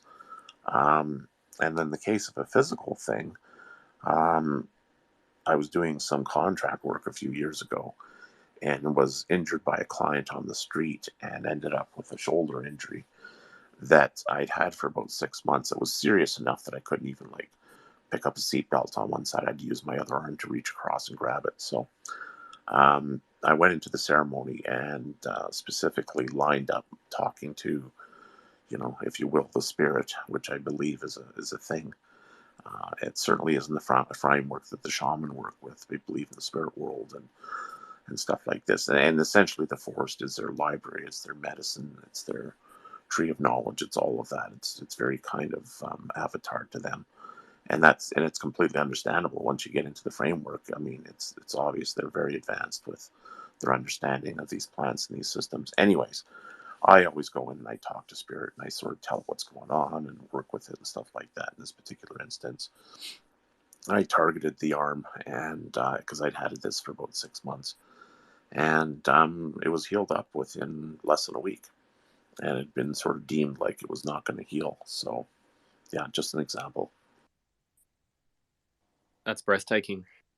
Yeah, thank you. That was helpful, I think. So here's the thing: it's becoming very popular now. Now, the popularized versions of it, you do have to watch out for. But if a person does have a chance to work with an authentic group and take the medicine, as they call it, it's well worth doing. Especially if you're seeking some kind of an insightful experience into any part of your life or anything else. It will definitely do what it needs to do first. So sometimes people have to do a few sessions before they have a breakthrough, but sometimes people take it in the first session, absolutely nothing happens, which is surprising considering like the level of an intense psychedelic it is. But then the second or third session, they go off, and whatever it is that needs attention to first typically gets brought up. So, yeah. It's surprisingly common how that first time people like don't feel it. But you know what? I've noticed it works the same way oftentimes with smoking weed. And anyway, I wanted to ask you about your thoughts about they're working on using like psychedelics. People don't, well, we know how great it is for people, right? But people are afraid to do it because, the whole mystical experience aspect. So they're synthesizing it in a way where, people can take the drug without having to get high, but still get the benefits. You know what I mean? What do you think about that? Well, okay, I guess there's a few things there. One is that, yeah, there's all kinds of research being done right now with PTSD and veterans and so on and so forth. Depression, using ketamine and mushrooms and MDMA. A lot of that's being done through MAPS, the Multidisciplinary Association. I'm just going to muddle it here. It's late. It's very late where I am. It's like 4:30 in the morning. So MAPS is I think it's Multidisciplinary Association of Psychedelic Studies. I might have just got that wrong, but anyways, they're doing a lot of this research, and yeah, I mean, a lot of these things are being legalized right now for clinical use. It's a big shift in how we view medicine of the mind and so on and so forth. So there's a big shift taking place right now. Recreationally, I mean, a lot of people get introduced to these things, trying out sometimes through festivals and stuff like that. MDMA, ketamine, LSD are very, pretty common at festivals and stuff like that. So, you know, people getting high and dancing is a really old thing that we've done for eons, and it's how people form community, it's how they relate to each other. It's not necessarily a bad thing. It can be a tremendously positive bonding experience. And, I mean, it's like anything else. I mean, these things are tools and you can use them positively or sometimes they can get used negatively. It's all about figuring it out and sorting it out. And yeah. I'm sorry. I think you didn't understand. I didn't say it right. Okay. So like, so they're gonna synthesize the psychedelic into. So the whole reason psychedelics work is because they drop your belief systems or they like expand them. Like they loosen them. That's what they do. They loosen your belief structures. So, but can it be done where it can be put into a pill and you could still have the positive side effects of it? What if the whole aspect that's positive is the mystical side of it? If they take that part of it out, is it going to be effective for the person at all? You know what I mean?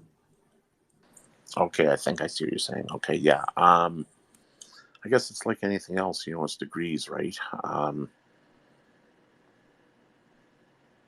I think it'll probably depend on the substance, the context, what thing or situation is being addressed. I mean, is this a clinical thing? Is it a recreational, social? So, yeah, I mean, there's a Well, lot. would it depend on intent as well? Yeah, absolutely. I'm talking purely clinical. People coming in like they're doing for ketamine now. Like them doing it now for ayahuasca.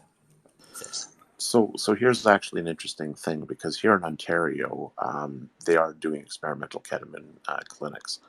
And I actually have a friend who was in a very serious car accident that has been dealing with some body and pain issues and depression. And she got into one of the local clinics and I think had 3 sessions with them.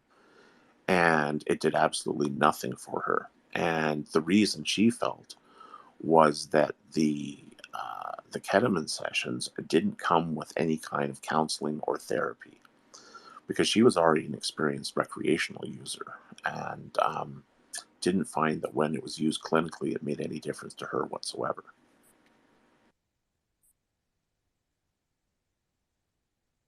Yeah, makes sense. For here in California, it's not experimental at all. It's I think most insurances cover it. Even the state will pay for you to do it. So they've been trying to Now's a get me good to time come to in to do invest. it. To invest in what? Ketamine? Or just any of all of the above that are going to be more broadly and used in like mainstream clinical settings. Isn't that just called drug dealing? That was a bad joke. I'm sorry. Oh no, I'll pay that. Boo! No, I'm just kidding. Oh, you wouldn't be the first. Don't worry. So I knew somebody that worked in Washington State, and she was a research statistician, and she worked for, did contract work outside of university teaching, for one of the big drug companies I shall not name. And it was not uncommon for them to try and remove the placebo effect from their drug trials, so to make their drugs appear to be more effective than they were. And this was a constant thing apparently between them and, like, I guess, the FDA. Um, and that's pretty rotten when you think about it, because the reality is that a lot of the major prescriptions out there are not as effective as they're made out to be. And so, ironically, the things that have been the most legal have had, perhaps in many cases, done the most damage, whereas things that have been illegal, they are now figuring out, may actually be far more beneficial, because I think it reaches more into the person and their core aspects and stuff like that. I mean, it's like iboga. Iboga is a root bark that comes from Africa, and it's one I haven't done, but I've done a lot of reading and research on it. And it takes a person into about a 1.5 day journey where apparently they get a full life review. And this is the standard with this. It's very intense, but it will crack people that have the most severe addictions, and because they get to see the whole thing in context, and the how and the why. And it's really, life changing for people that do it and take it and report on it. So Does anyone want to continue this tangent about Big Pharma? I remind you the space is being recorded. I'd like to remind everybody this space is brought to you by Big Pharma. I think Fuck we Big should bring up Pharma. the DYP. This space is brought to you by GlaxoSmithKline, Monsanto, and the World Economic Forum. Okay, well that was said. I find this kind of boring, but I don't care if we talk about it. Hail Satan. I just want to add before we switch topics, it's also important to look at the studies and who funded the studies, because I think that has something to do with it. And then also say if they were going to come out with something brand new and they want to give it to people, it's important to look at when how many people were included in the studies, because I know when things come out brand new, often they'll use a smaller group because there's not don't have as much time to process all the data. So that's definitely worth looking at if you're gonna put things in your body, because it changes the percentage, right? It changes the number of people that are affected.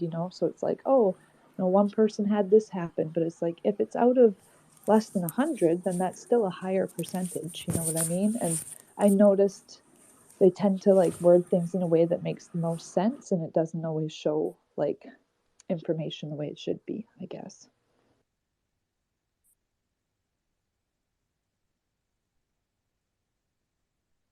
Yeah, I think the pharmacy companies are a lot like big tobacco back in the day. Just as a side note, before we hop off this, in the U.S. states where cannabis has been legalized, high risk illicit opioid use has gone down 20 to 30%. So, um, ironically, some of the biggest forces that have been against legalization have been the drug companies themselves, because I think that they know that their products do not always work and that there are other alternatives. So, but anyways, I'm happy to go back to UAP stuff. So, Well, we can still talk about like your mental health work and stuff. Have you had people come to you that say that they've had experiences before and it's caused mental health problems? yeah, that's an interesting question. So I'm actually an experiencer myself, and I've had a wide variety of different things over the years. I've had a number of conversations with people generally in that field, but it's a topic you have to really broach very, very carefully and pick your audience, because most people in the field are not really into the spiritual aspects or the more esoteric things. I'm sorry, which field? So I am neither a psychologist nor a psychiatrist, but for the last 20 years I have an undergraduate degree in psychology and communication and some graduate school. But generally speaking, I've done contract work in mental health and addiction. So the last two contracts I did were psychiatric inpatient and outpatient as a program manager, doing a research contract with a hospital research network. So, yeah. That's cool. My mom implemented the first paperless hospital in the United States. That's actually really good. Paper is a nightmare. Yeah, have you heard of a paper? This is funny. A paper called Paper Kills. No, I'm not familiar with it. It's interesting. It's not a paper. It's a PDF. Yeah, I just feel like that would be a thing. Like, say you experience something and you go into like therapy because it's bothering you, and you might not even tell the whole story. But if you're like, yeah, I felt like someone was in my house, maybe, I saw someone in my house and I didn't, and you start talking about it, they're going to be like, okay, yeah, fucking having like whatever the word is, having visions or, you're going to, Hallucinations? yeah, hallucinations, right? Experiencing hallucinations or like unable to wake up from deep sleep with like nightmares and all this. And like then you get medicated when really maybe you were just visited by fucking ET or something. You know what I'm saying? Like I could see how there'd be a lot of misdiagnosis for that. Yeah, when I worked in it on unit, no one that came through, to my knowledge, came in because of any kind of psychotic episode involving um, anything that would fall into the region of things that we're typically interested in. Um, would they be possibly treated as such if they came in? Yeah, probably.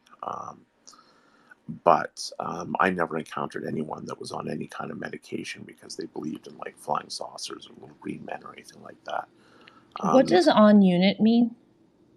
Just meant I worked on a adult mental health unit. So when I worked on unit, it just means working in the hospital. Thank you. See, my aunt, she's a chaplain in a hospital. She was like a preacher or whatever for a really long time, and then she went into like working in a, or I think it's called chaplain. She's like, or like a support person. She's like a religious support person in a hospital, which yeah, she has to do like all different kinds of stuff depending on like what flavor they are. So My flavor is not vanilla. my flavor is what my son does at the fucking 7-Eleven, where you take the Slurpee plastic thing and you put like a little bit of every flavor and then you spin it around and it's like dark green and it just tastes like sugar. It's my flavor. I bet you like the unicorn frappuccinos. I don't do the Starbucks. It's just too much. I'm like, I'm too lazy for that shit. We do the triple up here at Tim's. It's like Tim's, like, I don't know. Tim Hortons? Yeah, Oh, every those 6 places are blocks. so amazing. It's like a gas station, McDonald's, and a Dunkin' Donuts. I'm in Texas, so they're very far away from me, but one time I drove from here to northern Canada, and I remember Tim Hortons, and y'all don't have iced tea, and I'm still mad. We have brisk iced tea, but maybe not in Tim's. Yeah. Ma'am, I'm going to disagree with you there. That is not iced tea. It is a canned beverage. Can we still be friends? Yeah, well, I'm interested though. Explain to me the difference, because I always thought iced tea was just like, we have twisted teas. It's like alcoholic iced tea. I might die. I don't know. I don't drink coffee, so I drink tea. So maybe it's that, but it's not a big deal. That's funny though.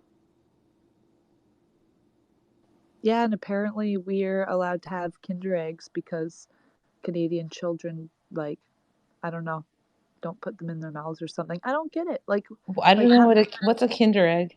It's like a chocolate egg that's hollow with a toy in the middle, and apparently they're banned. Oh, we have those are all over here, like everywhere. Oh, okay. Well, I don't know. I heard that they were banned, but maybe they're not. But I was just like, it's scary. I'm like, do not try to open that with your mouth. Jesus. Oh, absolutely. It's a terrible idea. And then like it's not like they eat the egg; they just gets all over your car or your home.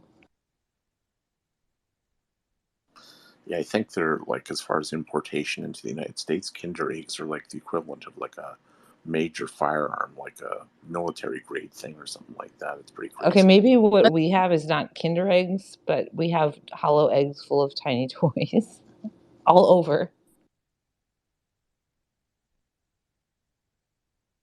True.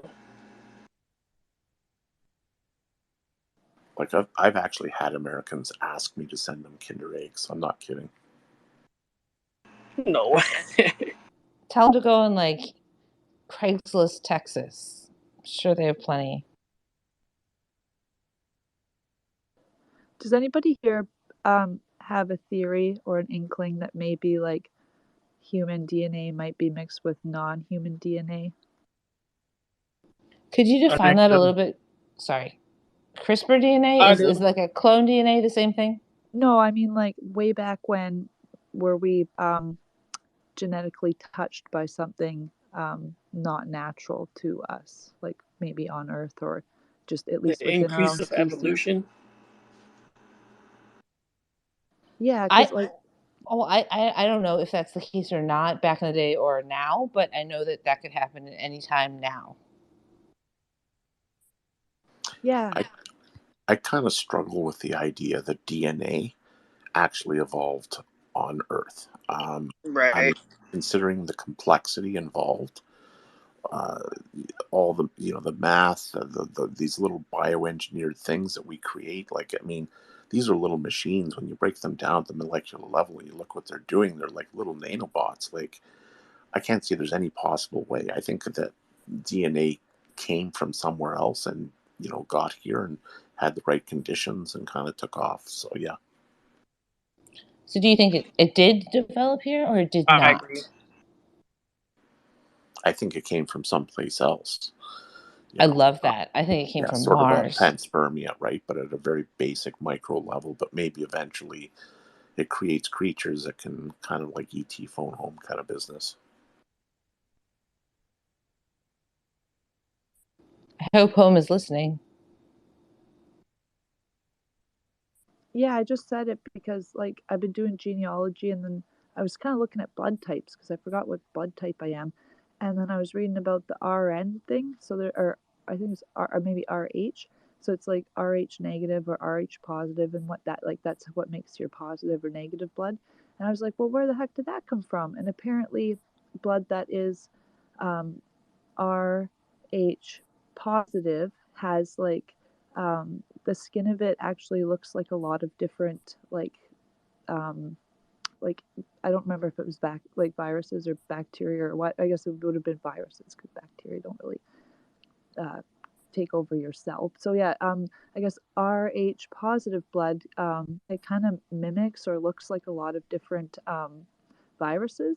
And then if it's Rh negative, then there's like the surface of the outside of the blood is like smooth, or it doesn't have these things. I'll find the thing that I was looking at there, but it made me wonder, like, well, when did we develop that? And did we develop that, or was something added to us, or yeah. So I'm just kind of like looking into that to see if I can find like a time and then compare it to other things. But it's really cool how things just like maybe evolved here, but evolved in general, right? So Yeah, it's just my evolution is theory. like I believe in evolution, kind of.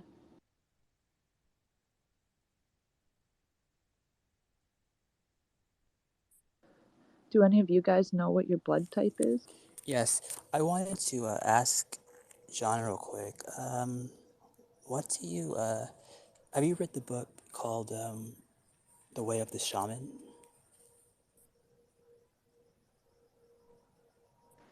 Is that Harner? Fudgeruni, I can't remember. I have not read it, but I believe I'm familiar with it. It is like the I don't know, like one of the like if you're talking about like shamans and stuff like that, it's like one of the, it's like the Bible for shamans, people to learn about shamans or something like that. I guess I don't know. Maybe it's not. Maybe it's just the way I look at it. But anyway, in the book, this guy, he does some stuff with some shamans, and he comes to learn that so these creatures came to this planet eons ago, and they came here running from something, and what they did was they created life here on Earth, and they hide in the life. And when this guy did his trip, he found that this alien, for a better word, is they hide at the base of the skull, kind of up in there somewhere. And so yeah, they're kind of like our how do you call it, like reptilian overlords, I guess, in a way. How do you achieve a reptilian over? Oh shit! I almost dropped my phone. Sorry, I swore. How do you achieve a reptilian overlord? Does it happen before birth or after? Oh, I found what I was looking for. Is it, I just looked, and it is Michael Harner. He's well thought of. Are you talking about Quetzalcoatl? You mean like the no? I don't, not as far as I know. See, so this is on page 5 of the book. Like it happens like right away. So this guy, he like does this book. I mean, does a book. He does this drug. He thought he was about to die. He accepted his fate. Um, he um, he was told that this new material he was about to be presented was he was going to be allowed to see it because he was dying, and therefore, it was safe to receive these revelations. These were, the secrets reserved for the dying and the dead. So he could perceive these like beings telling him this, and they were these giant reptilian creatures that were like, I don't know, just like reposing sluggishly at the like lowermost depths of the back of his brain is how they describe it, where it meets the top of the spinal column. And first they showed him the planet Earth as it was eons ago, before there was any life on it. Then they saw an ocean, then some barren land, then a bright blue sky. Then black specks dropped from the sky by the hundreds and landed in front of him in a barren landscape, and he could see that the specks were actually large, shiny black creatures with stubby pterodactyl-like wings and huge whale-like bodies. They flopped down, utterly exhausted I have dreams about that. from their trip, and they rested for eons. So they came here to Earth to escape their enemy, and then they created us. They hid inside of us to disguise their presence, and I guess that's pretty much it. But have you ever like come across that in your journeys? Like anyone else describing anything like that? Like maybe they ran into these dragon-like creatures. I have not, but I think that's a pretty common theme in mythology and stuff like that. Sort of cosmological origin stories that are in different cultures. This idea that we came from the heavens, kind of thing. You think it's true? Well, again, I think that I just think that DNA just couldn't have had time to evolve on the planet here, especially considering its complexity. So I kind of wonder if it wasn't, something that arrived here, was dropped here, could have come up on a meteorite, who knows? But, it found the right conditions here, and because it's like a form of programming, it evolves creatures over time to come to a certain ends and means, and that, it's quite possible that on an evolutionary scale that um, we're just doing what we're supposed to be doing, and eventually maybe we'll look like the ETs that come here. I don't know. This is good. I'm just completely talking. I have nothing here, but I put yeah, the I mean, that page yeah. that I just read. It's right there at the top of the page. Can you see it? Like like above our pictures there on this the spaces screen. I guess they call it the nest, or some people call it the It jumbotron. it's called Central Command. Oh, Central Command, right? Okay, so I'm making it yeah, a if you thing. want to check that, check out what I was just looking at. That's what I was looking at.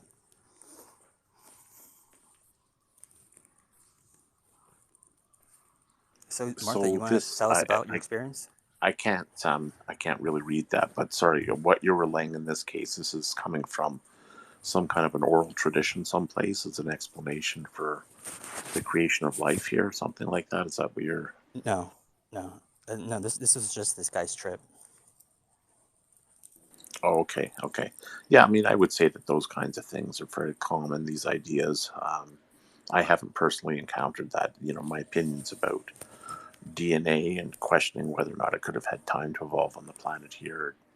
I don't think that's even really that unusual, but I mean, lots of people have given that consideration. So, yeah. I assume that's the. There's no part of me that thinks that we like evolved here like naturally or started off here like at the very like bare minimum we like got here via panspermia. Yeah, that's what I think And too. I mean, I think it could be Pennsylvania. Did we evolve on the planet? Absolutely. I'm fine with that. But I'm just talking about like original DNA, like, the You have to look at the eyeballs. basics. Eyeballs just like popped into existence way faster than DARPA eyeballs. Well, that was something else I looked at too, because like I have blue eyes, and um, yeah, so I wondered because I like did my genealogy, and apparently I'm like fucking Viking. So I was like, ooh, there's like Vikings, like the blue eye trait type of thing. And apparently, like people with blue eyes, we might all have like a common ancestor. So I wondered if that was somehow tied into other like genetic differences. But I think like if our DNA did evolve here, it was a mixture of like natural selection, like pressures put on by the environments, like an ice age all of a sudden happens, and DNA has to evolve, or also like viruses. I read somewhere too, like I think it's 8 or 7% of our DNA is actually like parts of viruses that humanity has picked up over the years. So I feel like if it did evolve here, given the time frame of like since life has been sustainable for like our I guess family, not species, but family of that it would have had to have been the DNA that's like really or like mutations that were quick. You know what I'm saying? Like it would have the strongest would have had to survive.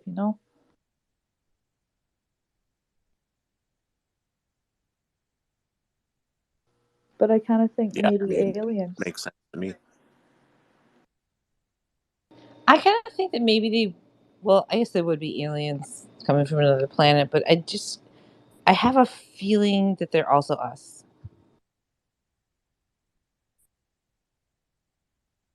they probably are us, or like our cousins or something. Yeah, I do know. Whatever this phenomenon is, it knows us very, very well. That's a common theme that you can see across a variety of people's experiences.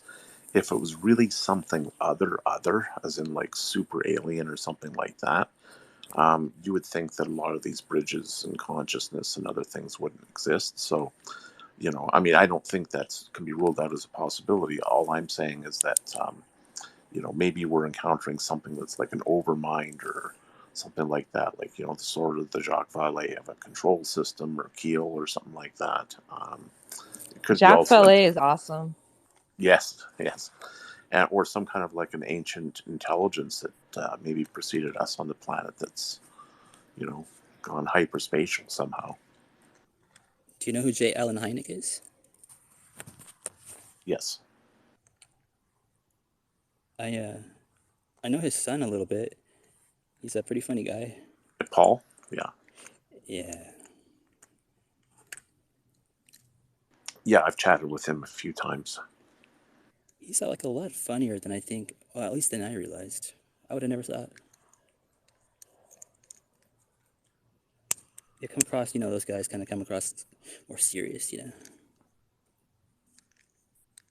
Okay, so I've heard that name before, J. Allen Hynek, and I've looked it up, and I can't get past the first two sentences of what he did or saw.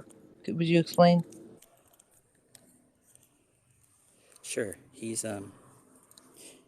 in charge of the government's UFO program, Project Blue Book. That's why I think it's so boring. No offense.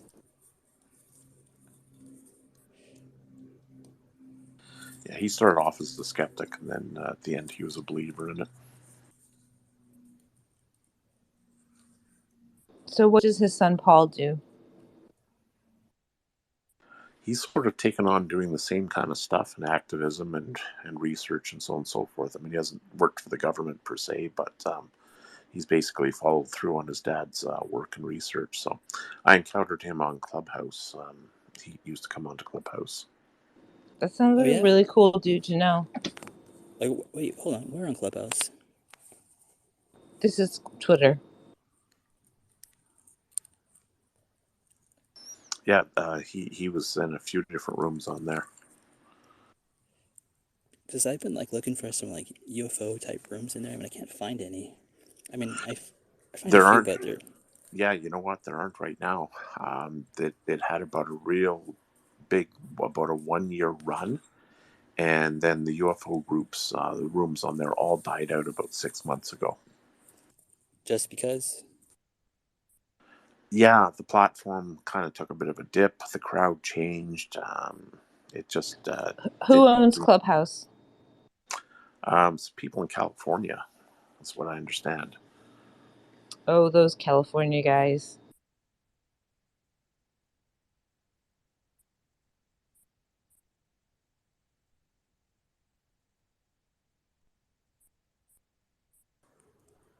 California. Yeah, okay. I didn't mean to kill conversation. Oh, man. When I was overseas, people were like, you're from California? No way. I was like, yeah, it's true. I used to lie on AOL and say that I was a 16-F, which I was at the time, and blonde and from California. You mean like 16 and female? Yeah, and I was not in any way abused by anyone on AOL, for the record. You were like ASL. LOL. I guess they said that back then, huh? So are Terry, Dan, and Skate still with us, or are they asleep? No, I'm here just listening in. It's cool. I was going to ask anybody know about the James Webb thing, the details about it? Anyone interested no one in it? knows what. I am very interested in that. Do you know what? I did a bit of a very mini dive in it. Well, I say a dive, it was like 20 minutes of research. So I thought, what the fuck is a James Webb? So I pulled up a picture. It was obviously just a...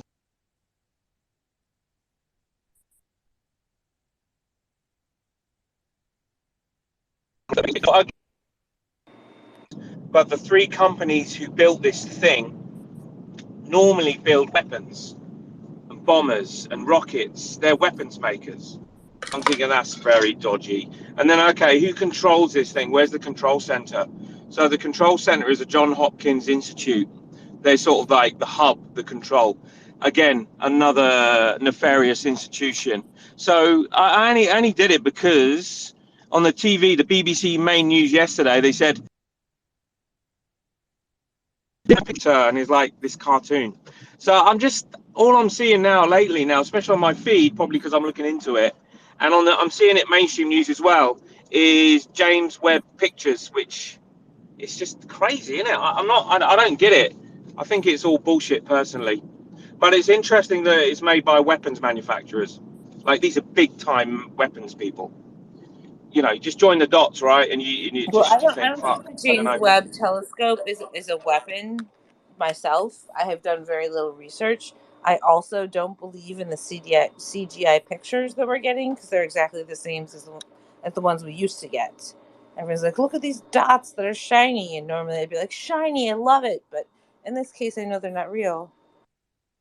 Yeah, exactly. They're just pictures, aren't they? But I know, the geeks amongst us will say, "Oh no, it's not. It's not a telescope per se. It's somehow getting the waves and the light, and it's making an image." But I just want to know who's controlling this telescope. Like for Well, example, the it'd be the picture of Jupiter. Is university it remote? Is it remote from. controlled? What the fuck? You know what I mean? Sorry, I cut you off there. That's okay. I cut people off all the time. It's a terrible habit. I know. Um, So, how many spacecrafts are there in the, very far away from us, like the James Webb, and how did it get there so fast? Yeah, exactly. That I question that all the time, right? I'm just like, anything to do with NASA.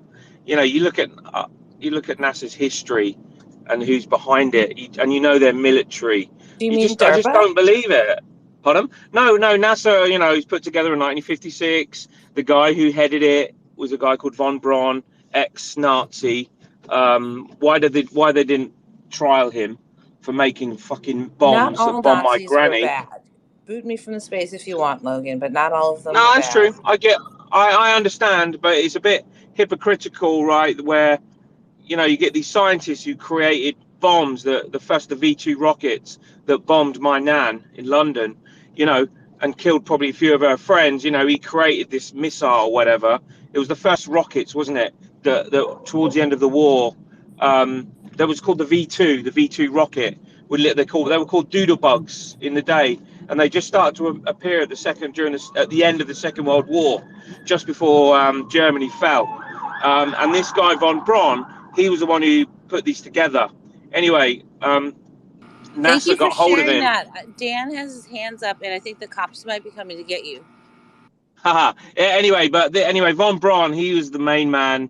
He's the one for NASA. So I just don't trust anything NASA does. Their I suppose military, someone I who's just a don't believe it. figurehead for NASA is pretty clean. Who? Von Braun? I was speaking in gross generalities. Haha. Yeah. Dan the man, go for it. Yeah, no, I just wanted to back you up, mate. I wanted to say that the world's most powerful observatory telescope is owned by the Vatican, and it's named Lucifer. Yeah, I know. Join the dots, bro. You join the dots, okay? We can all join the dots and come up with different pictures, but the dots I join are pretty dark, you know? Are you talking about polka dot blockchain? I was being a dick there. My bad. I could No, I not got hear you.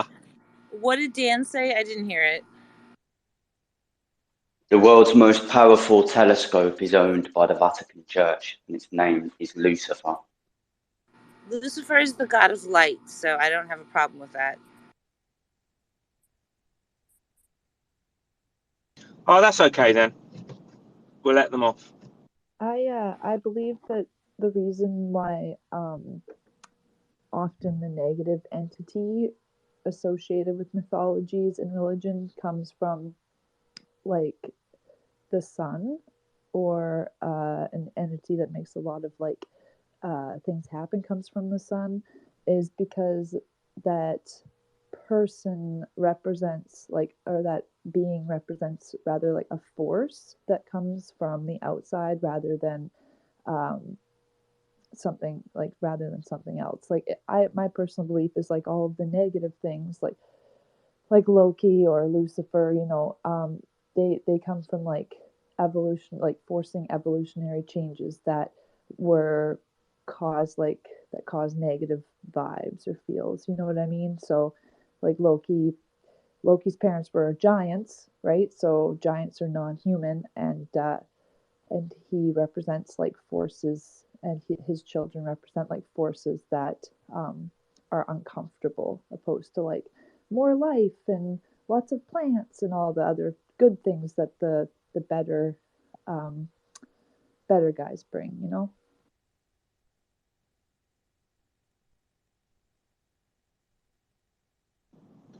Yeah, well, I think what's interesting, I'm really fascinated, I'm sure we all are, is by the moon and by the sun.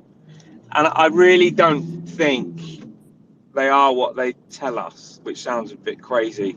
I do believe that, I know electromagnetism is huge I mean, in the day, many years ago, it had a lot to do with the architecture of old state, right? So I believe the sun and the moon are some sort of energy togetherness. One's a positive, one's a negative, because they're literally, if you see how they go opposite each other.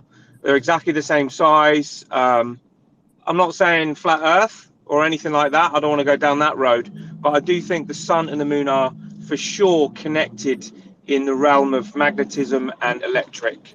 I think electromagnetism is what we are, is the pure energy, and I'm sure the ancients knew that and they harnessed it. Um, and at the moment, we don't know shit. We're just being told a load of bullshit about what we're told. So, I amen. think science would agree with you. They think we're energy too. Exactly, yeah. Atoms, atom.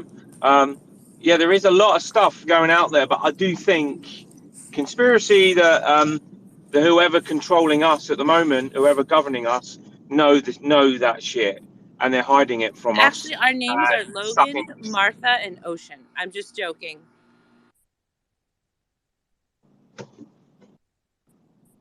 That was a Spaces joke. It was my first Spaces joke, so just give me a minute. Hey, can I just share this? My partner, she's like 53, okay, and I came in, and she was like in the lounge in the front room, and she had all this like pennies and 10-pence pieces all over the floor, right? And I said to her, darling, what are you doing? And she said she's going through the change. What does she mean? Well, I guess it's an interesting concept. I could use a little fuel myself, and we could all use a little change.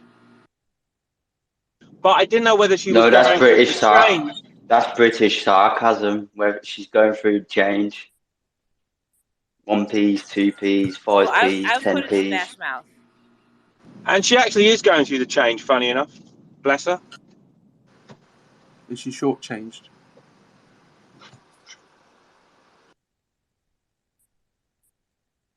Bro, don't be mean.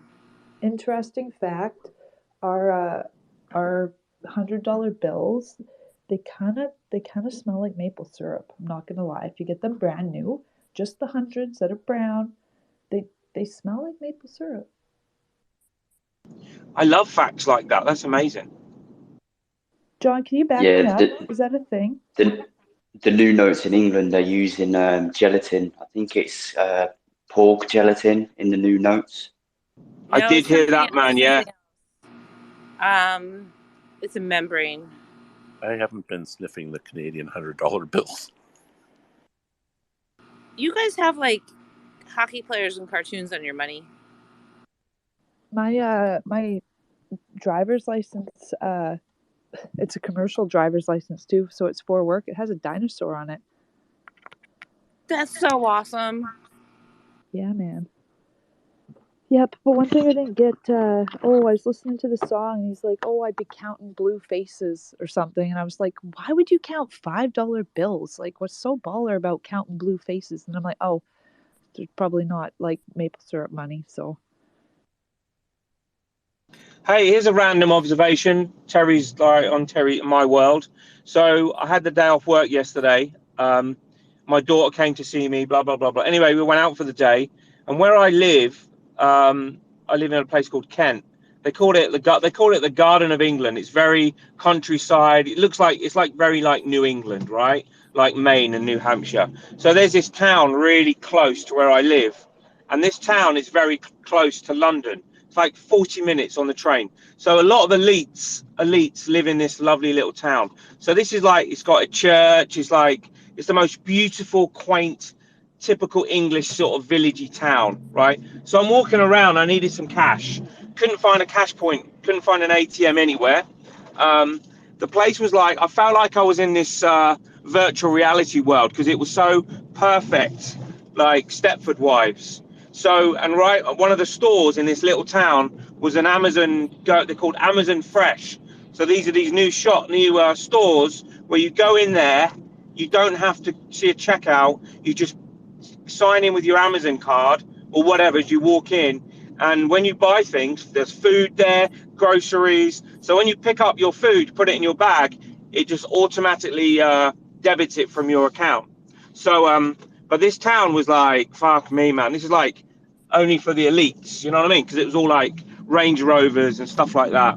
But it was very odd, just to see this world of what it's going to be turned into. I think you're going to have towns like this where the elites are going to live because it's perfect, and then you're going to have the slaves, the average people who are going to live in the cities, high rises, and we're going to be supporting those bastards. Yeah, anyway, that was on my Terry travels yesterday.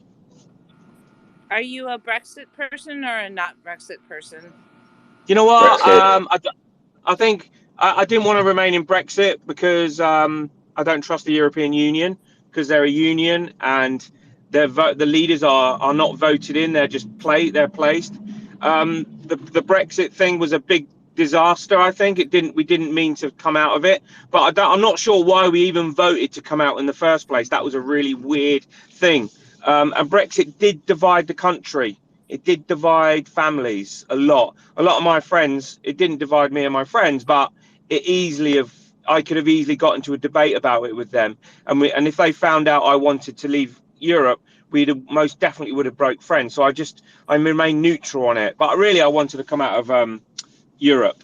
But it's all divide and conquer, right? We know that. Trump, Biden, blue, red, everything's division, isn't it? I can't say that Regardless. I don't know who your prime minister is. No, nor does he. He's resigned, but he's still prime minister, right? He's literally on vacation. The country is in a disastrous state. However, he's still fucking prime minister. He's resigned, and he's still in power. I don't get it. I mean, if I resigned from my company, they would not let me stay because I wouldn't give a shit. So the country at the moment is upside down. We've got so much crisis ahead of us with fuel, with a fuel crisis. This winter is going to be a really dark winter, and in the meantime, our politicians are on holiday, and our prime minister is vacant. So it's really fucked up. But I know it's not just Great Britain. It's the US, Canada. We all got our own internal shit going down. But I don't mean to be doom and gloom, but I'm not looking forward to the winter. You know what I mean? It's going to be dark. I think However, you're going to be okay, Terry. You're going to be okay, I promise. I'm going to be, you know what? I'm going to be fine because I've got my Twitter friends. No, I'm joking. But I'm going to be fine. So I'm not going to lose sleep over it. But it's going to be an interesting winter. Let's hope that these massive changes looming is for the greater good. Perhaps we needed this to see the light, right? Yeah, Who no, knows? just to top off what you said, Terry, we got Brexit because of Gordon Brown and the coalition government just before David Cameron. Was it? Okay, that's interesting. But I know the US, our US friends, Brexit's a bit can be a bit boring. But when the European Union was created back in 1976, I believe it was sold to the country as just a trading platform. It was just like, yeah, we're going to all be one union and it'll be easier for trade. So we got pretty much conned into the European Union, was a big con.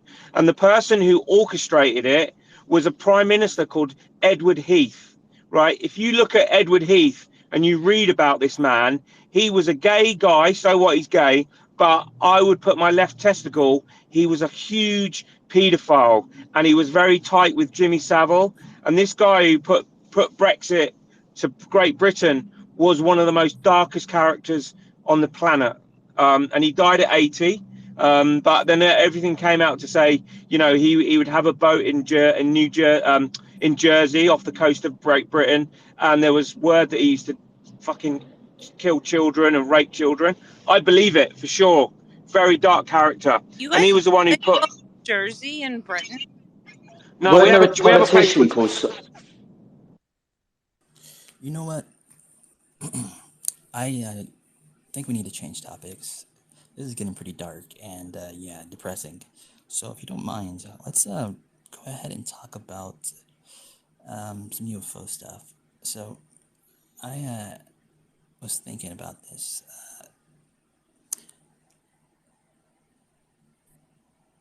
Okay, I lied. I wasn't thinking about it. I was just depressed. Yeah, sorry about that, man. You're 100% right. Sorry, I actually fell into that fucking realm of darkness. Forgive me, and it's not the right space to discuss that. I'm not going to mention it ever again. Apologize. Yeah, It's okay. it's cool. Obviously, Let's touch on it. You're Yeah. passionate about it, which shows that you care, because if you didn't care, you wouldn't say nothing. And I just like to look forward to the day when aliens do decide to come and show their face, because I think humanity as a whole smarten up pretty quick. And hopefully we'll all band together and realize we really are all one people. But my question is, if aliens came to Earth or showed themselves here on Earth, would you?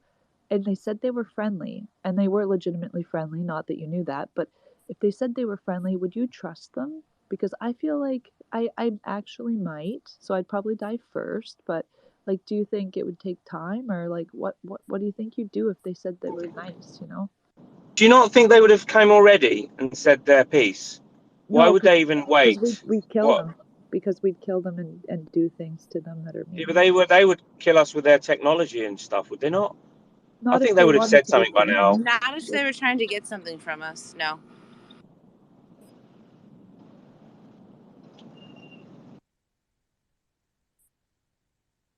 Go ahead, Dan. Yeah, there is a theory and a belief. Now, it's only a theory and a belief, but I do sort of believe it's possibly true.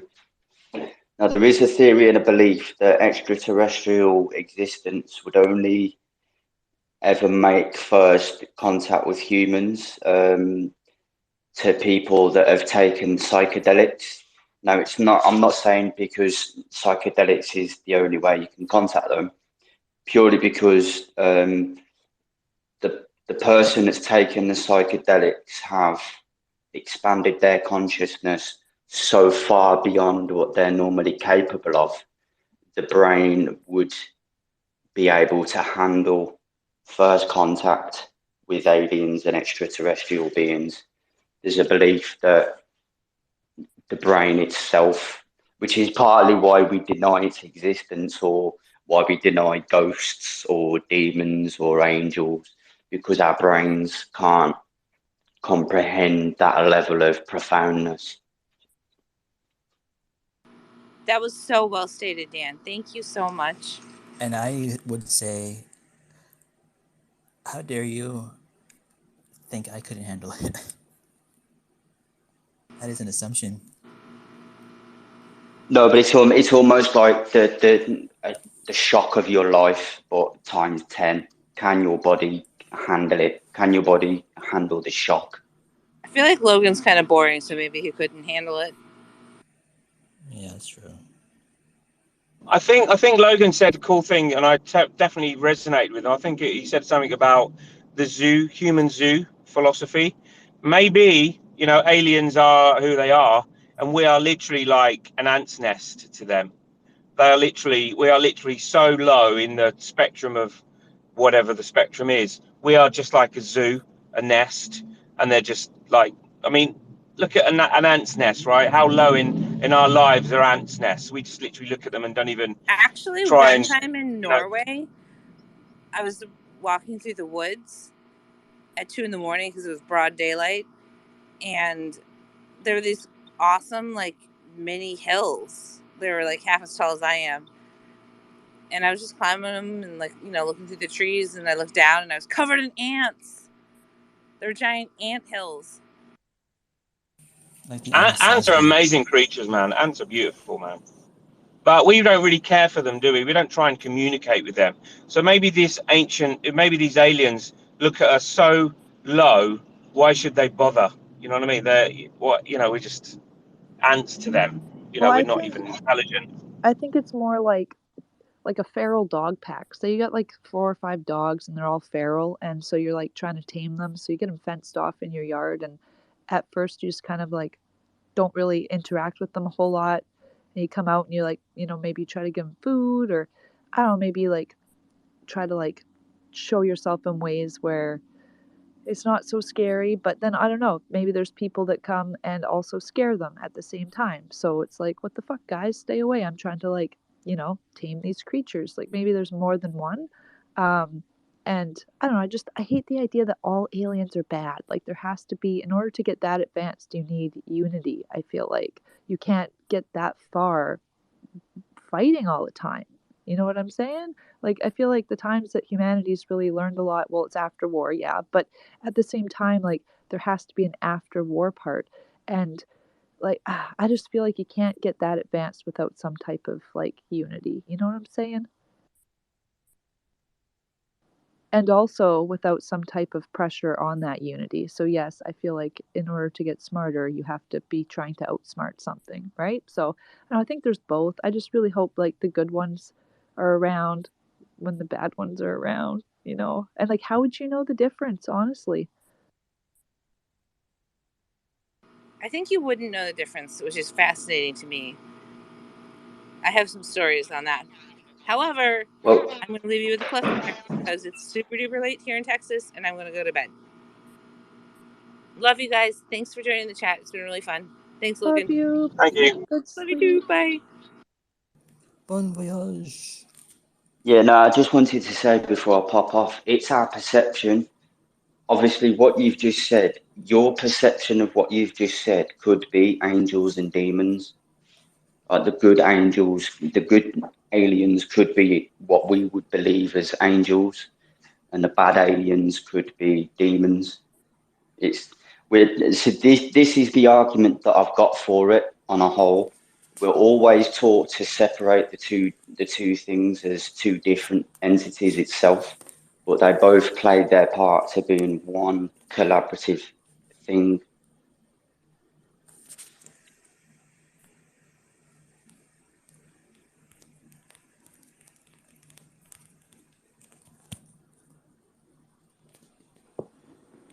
Yeah, I don't know. I came up with a thing. Go over to it here.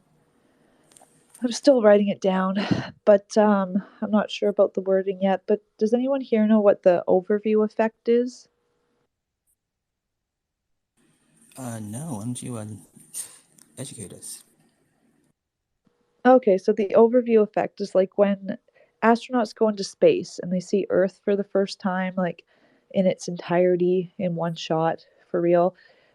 They get this feeling, and it's called the overview effect. And lots of people have gotten it, not just astronauts, but like, when you see Earth as, this teeny tiny little planet, people get this feeling and they call it the overview effect, which is where you kind of realize that, like, wow, we're all stuck on this, like, you know, planet hurling through space. And yeah, so that's kind of like what I'm basing my metaphor for. But like, so the overview effect, seeing everything all as one and being really taken back by it.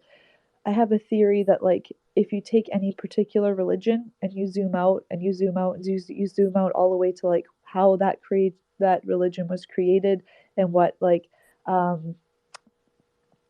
what different like things went into it based on the mythologies of the people before them. And you zoom out and then you compare all different mythologies. And of course, they're different because there's strengths and weaknesses in different areas of the world, right? But if you really just look at like the bare bones of like their stories, they're almost exactly the same. So for me, I had this feeling that was almost like, I don't know what I'm calling it, Lord overview variation effect, or maybe like world religion and mythology overview, like variation effect, where you realize that like there was a single thing that happened, and then like every like or throughout the world, the whole world experienced it in different places, and based on like their environment and strengths and weaknesses in the area, it had to be taught to them in a way that would make them succeed, right? And almost in all these mythologies there is a big event that happens, like a flood or a fight or whatever. And afterwards, there's like two, or a few, but like two, humans that repopulate the world. And so it's like that is your Adam and Eve, or your whoever you believe your God is, right? And often in the mythologies, a God will come to Earth after. So I realized that like nobody's wrong. And like if you look at science, a lot of the mythologies explain what a big bang would be. And if you think if a being did come back down to earth, you say, well, I am the god, like I am the son of God. And often the mythologies have a god of the humans, right? So like your job is to protect the humans. So I don't really think any religion is wrong. I think it's just been shaped because it's had to be shaped to ensure that people succeed. You know what I'm saying? I don't think the Hindus would be very happy if Son of God showed up and went, "Hello, hallelujah, I'm going to save the day." So they were like 2 billion, maybe a billion people, pretty annoyed because their religion is quite different from our religion, so to speak. So if Jesus Well, did show up, they would be annoyed because they have like so many different gods, Ganesh, Shiva, all these different gods. So, I mean, I'm sure if one of them was in the room, would probably totally disagree with you. no, What do for you think? sure. And like I don't think the story because something happened where it went from, and like most mythologies have like a whole bunch of different gods, and they have different like attributes or personalities.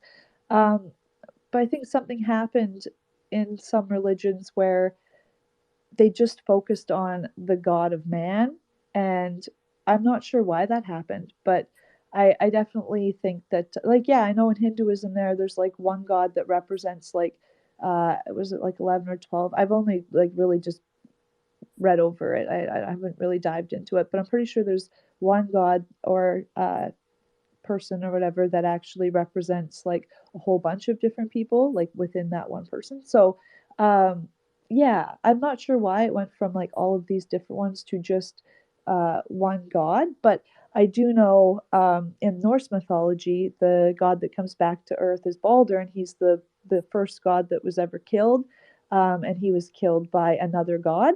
So it might have something to do with trying to reinforce that humanity should be like one entire group, like like I am one god and we are all one people type of thing.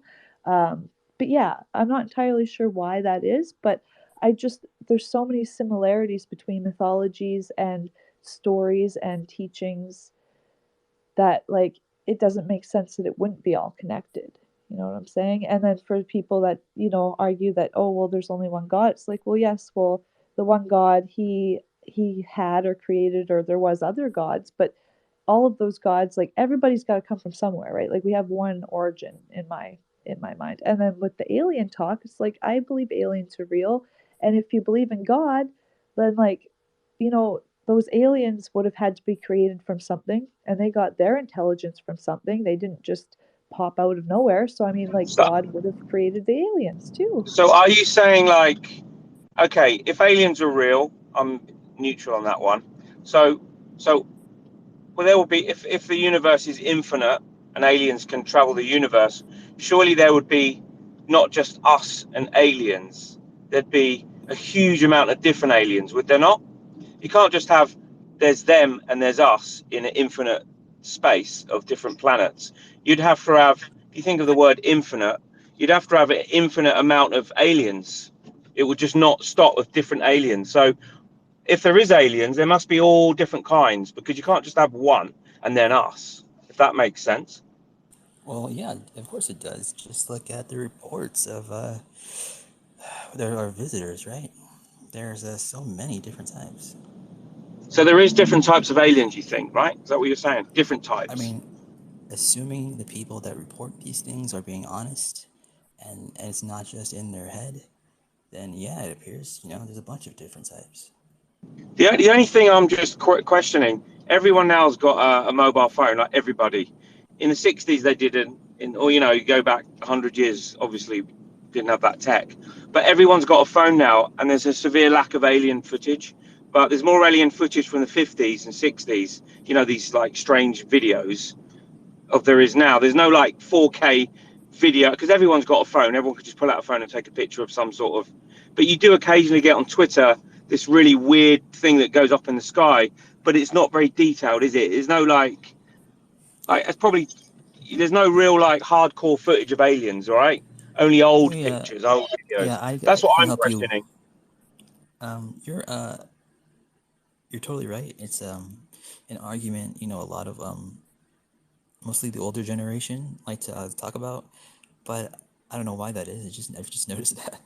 But it's more people have like cameras right today than ever before. Yet we have less, UFO footage maybe. I don't know. Anyways, so older generations had cameras, right? They had actual cameras that were designed with like higher resolution and stuff like that. The thing in your pocket, it's designed to take a picture up close of your face from like a foot away. So trying to like take a picture of something like in the sky from a distance, it's I don't even bother because it's always so shitty. Even if it's just just forget about UFOs for a second. I just mean of anything. It's just complete shit. So yeah, less people have cameras now, unfortunately, because of that. So what are you gonna do?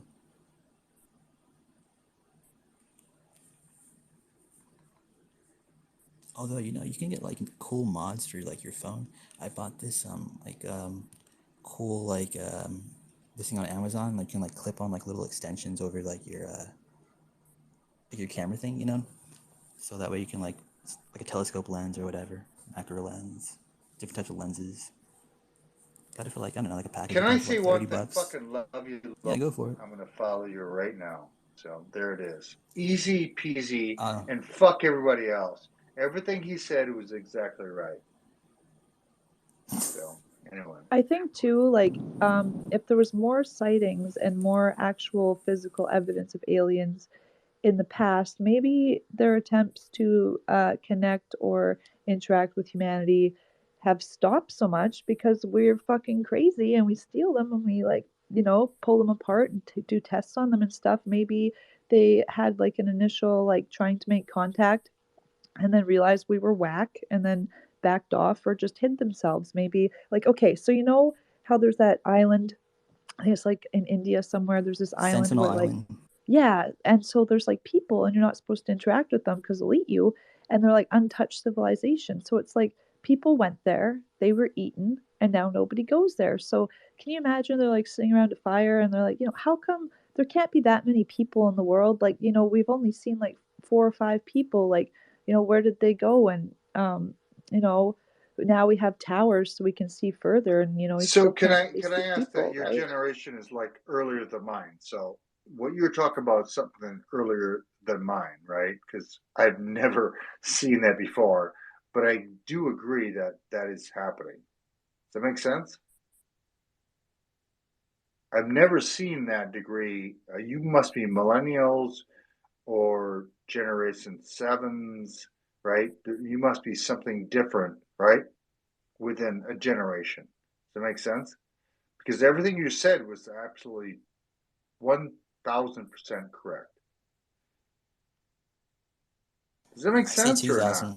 It was 2000 to be No, honest. Chase, you're not making No, sense, but bro. what she said was absolutely right. Which, can you summarize what she said that was absolutely right? Well, my point Summarize it. is that, nobody actually agrees with this stuff, and that's my problem. It's like, why doesn't people agree with what she just said? And the What reason did she is say? What did because she say? Tell us what she said. she told me everything right now within this generation, which is the Gen X, and actually she's wrong, but it's still actually before or above. But before, she never told me the prior part of it, right? Is that true, Ocean? I don't know anything below this, but everything you said was correct. Is that true? Everything you said was correct, But but what everything you was I said correct below about? to Like, what part are you agreeing with? The old people camera thing, or the no, alien no, it's like thing? Or... I'm actually not an old. I'm a middle, and then the part you said, I'm trying to figure out. It's like, what are we talking about? Listen, I'm not even trying to point the finger at you. I'm trying to figure out, it's like, what the hell are you talking about, right? I guess that's my point. But everything you said was totally 1,000% true. So my point is always that I think that you tapped on something that Terry's like talking about that could be right. We're missing something here. Is that what I'm missing, or why are I you sort like? I sort of get what you're saying. Can I just want to? I have to drop down in a minute, but I just want to say my alien experience, or is it an alien? I don't know. I'm very skeptical of aliens, right? I'm not sure. However, um, Ocean will like this story because about 4 years ago, I was in Norway, and I was looking at the Borealis, you know, the Aurora Borealis, whatever, you know, that beautiful The thing that happens in Aurora, the sky. Aurora Borealis. I can never say it. Yes. So this is from an alien skeptic. So I'm there, and fortunately, the night was an amazing night, and the sky was you have to experience it in a lifetime. Ticket on the box. It was probably one of the most magical experiences of my life. Right. Anyway, what happened? It looked like when it was going all around us, there was pinks and everything. It looked like an an alien grey shape looked down. I swear to God, it looked like a shadow of someone looking, and it was a grey. It looked like the grey, you know, with the big head and the long neck. And I thought I was the only one who noticed it. But fortunately, there was a photographer there, and he was like taking loads of pictures, right? Anyway, he sent me the picture, and I've got it of what I saw, and I'm gonna say I won't be able to post it, but I will send it to you, Ocean. And this is an actual picture of what I saw. All right, I'm gonna send it to you. Yeah, are It you? was literally like an alien grey looking down, and I was like, what? It was incredible. But was it just a fluke by the shape? But it was very weird. I can tell you that. I'll send it to you Are you now. comfortable with me posting it, or is it just you don't And know by the how Yeah, to way, yeah, post? yeah. Absolutely, post it. 100% and by the post it. way, Right? should I be here? No, not really. No offense. I'm only joking, Joseph. I'm going to send it to you, Ocean, right? And then I have to doing stuff. Yeah, for sure. I like to add, I know that the like Aboriginal people here in Canada, they believe that the Northern Lights are I forget. It has to do with their ancestors, though. It has to do with spirits. I don't remember if they lead their ancestors to like the resting place, or if it's their ancestors dancing. I'm gonna look it up right now because I don't want to be wrong. But yeah, Hey, no, it, Ocean, I've just sent it to you. I've just sent it to you now. The picture probably doesn't do it that much justice for the size. But if you zoom in on the picture, you'll see the mountain. You'll see how big this was. Yeah, and it was freaky. When you see that picture, you'll be like, oh my God. But that is an actual picture. I was there and I actually saw it. So, yeah, have a look. Sorry, can you describe what you saw one more time? So in the moment, right? So when you go Aurealis gazing, I was on a ship at the time. You get off, and the tour guides they all on radios, and there's certain areas where this beautiful light appears, right? You literally we had to drive like 30 miles. When the clouds clear, they say, these like experts of this field, they go, oh yeah, but there's going to be this and that there. So we drove about 30 miles. We got to this area. campsite sort of thing, and then waited about an hour, and then all of a sudden the Aurealis light started to work. It looked like something from the bloody Matrix. The colors were off the scale. Pinks, it was like dripping off the sky, you know. And what happened, I looked, and all of a sudden it looked like shadows, and it looked like aliens or an alien people were like looking down and walking around. It looked like it was just bizarre. It looked like they just peered down and looked. And then I was with people and I go, did you fucking see that? And everyone's going, no, I didn't notice. And fortunately there was a photographer, and he then later on in the next day showed me the pictures, and there was that picture of the head looking down. But I don't know, was it an alien or was it just a fluky picture?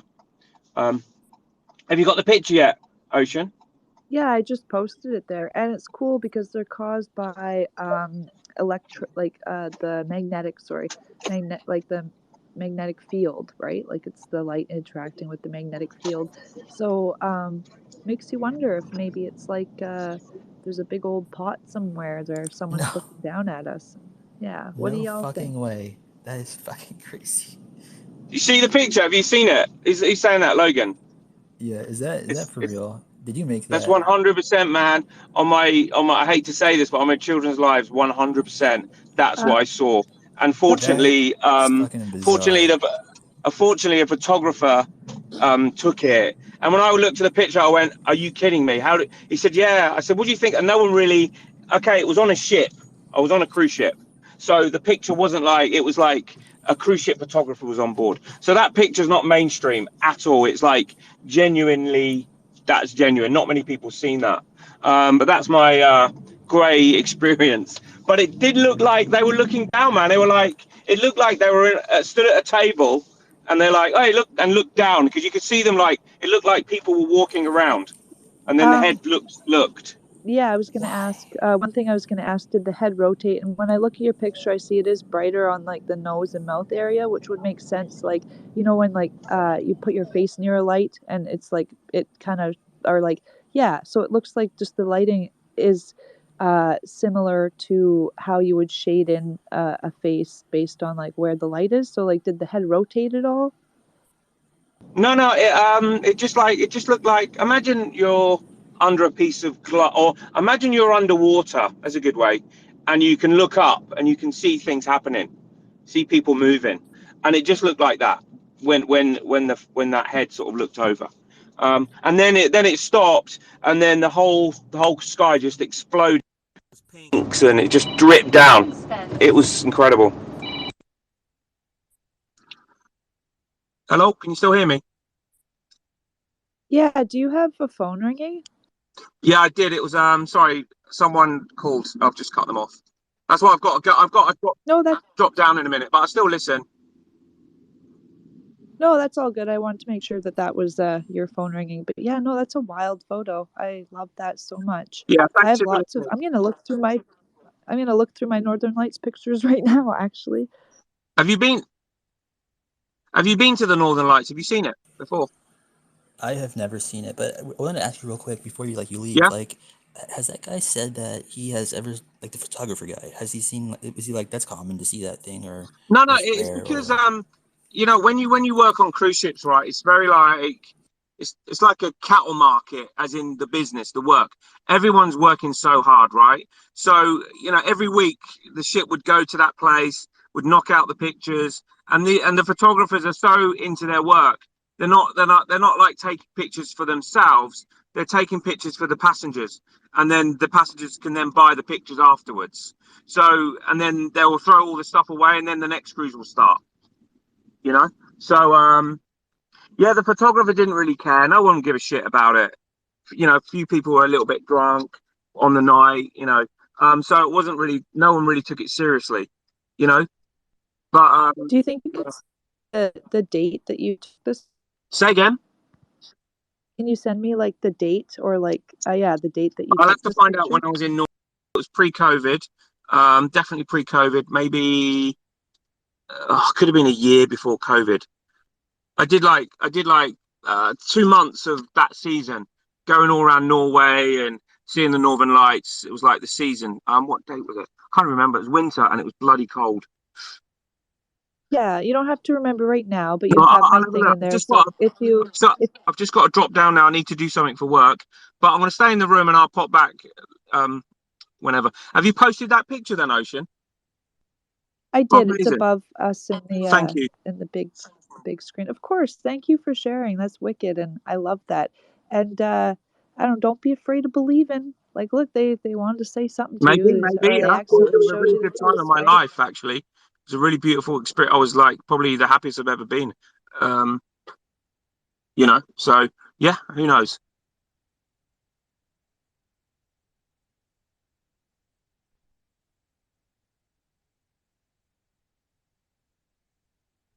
Yeah, one thing I really love about these spaces is just that like people can talk about these things and it's like from all over the world. And I asked him when it was taken because I wondered if it coincided with any other experiences of people that have had happen other places. But yeah, myself, I haven't really I when I was younger, I felt like I definitely had thing when I was younger. Banished it. And since then, I haven't had a ton of like experiences and seeing things, but I definitely have feels, right? Like I can feel presence or I can have intuition about things, but I haven't seen anything, and it makes me wonder like uh, why, like how can I connect, right? But it seems to be like just some people get it and some people don't, right? Yeah, you shouldn't feel like bad about it.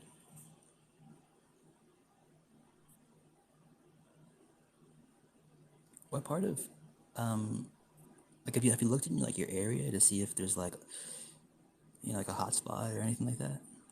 No, I actually haven't, and I think my problem is whenever like if I'm alone and I feel like something, or even if I'm with a group of people and I feel something, my immediate reaction is like, fuck around, find out. You know what I mean? Like it's very like aggressive. And so I think maybe I have to change my approach. Like I felt like maybe there was a lady, like a ghost lady in my house, and I tried to like connect with her. Um, but I'm thinking it might just be like leftover energy. But it also could be because if she started trying to connect with me in the beginning, I might have been rather like aggressive, right? Like I feel like all these things, maybe not aliens so much, but if there is like leftover energies from previous humans or if ghosts are real, I feel like we control a lot of their energy field.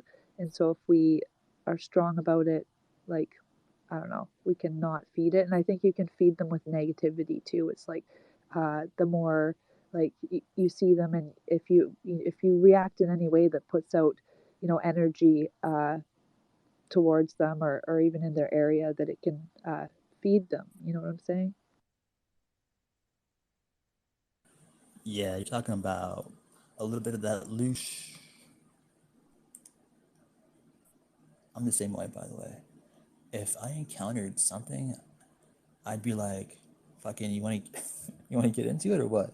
I just go like nuts, dude. Yeah, I couldn't handle it. I don't know why.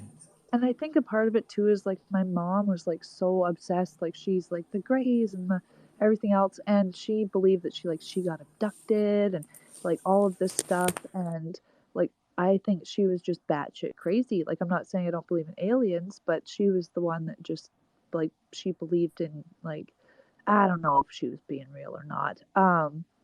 But yeah, have you seen the movie The Fourth Kind? You better believe it. Like, I thought like that was like the scariest movie I had ever fucking seen for like a few months at least. And then I saw it over and over and over, and I was like, "Wow, crazy!" And then I found out that it was a faux documentary, and my heart broke. Of course. Why? What's up? No, it was just freaky. It scared the fuck out of me too because the whole like it's not an owl thing. It's like don't do that to me. Um, but yeah, it was a pretty messed up movie. Another one was the War of the Worlds because I was at the age like where you shouldn't be watching those kind of movies, and that one really freaked me out too when he got the dog in the cornfield or whatever.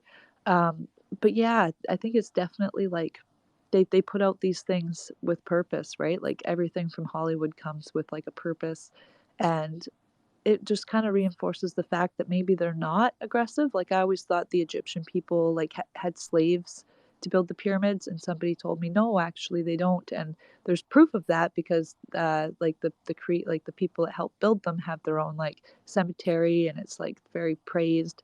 And so I'm like, wow, that really changes the way that I see that culture, right? And then if you look at Hollywood being like aliens are bad, it's kind of like prepping us to hate, you know what I'm saying? So it makes me think maybe, hopefully, they're not as bad, but we gotta get some of these people up here talking because I am lacking in experiences. So it's like, if any of y'all are awake, James, what type of Hey, fish? maybe the Egyptians didn't build it. Maybe they just repurposed it and just built on top of it. Maybe it was already there, if that makes sense. Yeah, that's not a maybe. That's like a probably. Well, I learned Yeah, some. because we know that's, yeah, I mean, human, I mean, if you go to Egypt, it's not, the pyramids are nothing compared. There's plenty more going on in Egypt. You have like the Temple of Karnak, you have Valley of the Kings, Valley of the Queens. I mean, they are equally as impressive as the. I mean, the pyramids are nothing compared to the other stuff. When you really travel around Egypt and see this stuff, so and no, I mean, we know humans couldn't do that, even with 1,000 slaves. Doesn't matter. You can have 1,000 slaves, but you still have to have the know-how how to get the resources and to build that stuff so perfect. So maybe they came along later. They were like Arabs, maybe showed up, and sort of, repurposed it maybe, and then worshipped whoever built them. Which you could go down the alien realm. Who knows? But definitely they didn't build them. We all know that.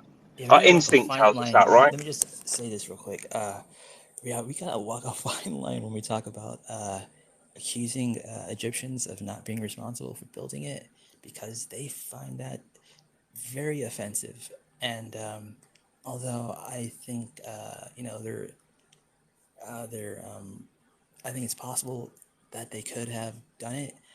I do not think it's possible the way they're claiming they've done it, like within a 20-year span. That means like they had to move like a several thousand-ton block like every 5 minutes into place, which is just it didn't happen that way. I don't know why they're saying it did, but yeah, but 100%, man. And also, when you yeah, go to Egypt, you meet an Egyptian, and you look at their family history. They're not true Egyptians. They're Arabs. If you go back down their family line, no way are they true Egyptian. You know, um, an sure. Egyptian to say, yeah, my forefathers built this. They didn't. It was their forefathers was probably an Arab, 100%. They look nothing like. If you look at Egyptians, you look at Cleopatra. You look at the statues, and you look at all these different things. They look nothing like your everyday Egyptian person. You know, if you think about it. Yeah, it's hard to compare like what a scratch on a stone Man, yeah. looks like And to look at a the regular person. So it could have been a and white the person with Egyptian. blue You look at eyes. It the could have been an alien. yeah. I don't know. Look at the They're all Egyptian right. heads. You look at the Tutankhamun, his sarcophagus. Look at the Cleopatras and all the ancient emperors. Is that what they called emperors? They're all wearing those huge hats, Pharaohs. right? Pharaohs, yeah, sorry, pharaohs. But you look at their hat, their headdress. And then you look at that picture that I sent you. They could have been aliens potentially. The pharaohs and the Egyptians could have been like the ants, the worker ants. If that makes sense. I We feel don't like know, they do we? were a lot more. They were like a lot more honest than we realized they were being. Um, I don't know. Maybe like we kind of assumed they were talking like allegory or metaphors and stuff like this. I don't know, whatever that word is. But maybe they were Yeah, like being a lot more literal than we we realize. yeah. But there is a lot of fakery with the Egyptian history. Egypt was all discovered in, again, think about that era, 1800s. Think Carnarvon, Lord Carnarvon. He's the guy who found Tutankhamun. He was a very, very nefarious gentleman. Think about the people who come up with all these Egyptian stories from the 1800s, and we've continued them on. I think a lot of the stories from Egypt are a bit. Sorry about that. Hit the wrong button. You think a lot of the Egyptian stories are what? I believe they're just made up by historians. Like if you look at the Natural History Museum in Britain, there's lots of Egyptian stuff, but these museums are a couple of 100 years old, and the Victorians are the people who found this stuff, and they're the ones who created the Egyptian narrative. A lot of it is based in Victorian times when education was really, when the mass brainwashing was occurring. So a lot of stuff, the history is, I say this all the time, I believe was manufactured and is just made up to suit the narrative. I think true Egyptian history, I don't think we know it. I think it's been hidden, maybe. And we just believe, because we go to a museum, we see all this shit that the Victorians found, and then they told us this story, and the story hasn't really changed much, has it? These are guys from that era who didn't have that much technology. They then, oh, this is built like this was done like this, and we've continued to believe it, right? So who knows? I mean, I'm really, again, I'm neutral with the Egyptian story. It's very interesting because when you see it, it just blows you away when you visit the temples and stuff. But I'm not sure the story. You know, they were there for 3,000 years, and Cleopatra and Rome and all that. I just think it's a big storybook, and I'm not sure if it's true. You know, it's just a movie, isn't it? Right? Sounds a great movie, doesn't it? You know, Mark Antony and Rome and Cleopatra sounds like this super movie. You know, like when you watch these Egyptian movies, you know, from old. Again, I think it's just conjecture and it's just stories that we believe. Who knows? They might be true, but I don't think they are. Yeah, I mean, they're just like our stories that we write for our own country. We write ourselves as the heroes who are. Yes, man. Exactly, Logan. Exactly. It's just a story. That's all it is. We don't know if it's true because the guys who wrote the story were bloody dodgy. Were really dark, you know, and fed us a load of crap. Even I know Ocean's really into bit Vikings and stuff. Who knows? That could also be more stories. Yep. But there were Vikings. There were a race of people, but I don't know if that's true even. Well, don't say You that know. around my co-host here. She's Viking. I know. She's Okay. true Viking blonde, you It's know. okay. Do you know? Doubt is important because when you doubt things, if you actually care to find out and you doubt things, and you go find out Yeah, whether it's real or not, and then you learn more. So it's important to doubt everything. You should doubt Yeah, I absolutely. was only everything, and kidding, then by you the should way. I mean, go and try to figure out if it's real or not, right? Yeah, 100%. I agree with you. When I got to say, talking about the Vikings, when I was in Iceland, I was in this bar and I was talking to these like locals. They're real Icelandic people are amazing, right? Probably the most beautiful people I've ever seen in my life. You walk around the city and everyone is stunning, male, female. You know, the chiseled jaw, blonde hair, blue eyes. The women are just stunning. And I remember getting a bit drunk with these guys, and I said, "Man, why is everyone beautiful in Nordic countries?" And he said, because in the old days, the Vikings, when they were on their rampage and pillage, what they would do, they would choose the tall women, the blondes, the blue eyes. They would literally take them and take them back. They would only like, you know, when they were, they were taking things, because that's what they were, weren't they, the Vikings? And he said they would only choose the best of the best. That's why they're so genetically beautiful, you know? Anyway, yeah, that's so I quite guess they weren't interesting, the right? first ones to use eugenics. Yeah, absolutely. You mean when you go to these countries, the people are absolutely stunning, like just beautiful, like you know. Yeah, I dated a couple different Swedish girls, so yeah, I totally know what you mean. Yeah, and also their outlook on life is pretty amazing, especially um, from Finland. Finnish people are just like incredible, like really healthy and. But you know what? There's a lot of alcoholism in these parts of the world. I think there's more alcohols in I think Norway per capita than any other country, I think, which is odd. That is because Odin survived on wine alone. But I just want to say all people are beautiful. Like, thank you, but like all people are beautiful, and I think Yeah. Sorry, Ocean, you're right, it's hundred okay. percent, hundred Beauty is in percent. the But you eye are of the right, yeah.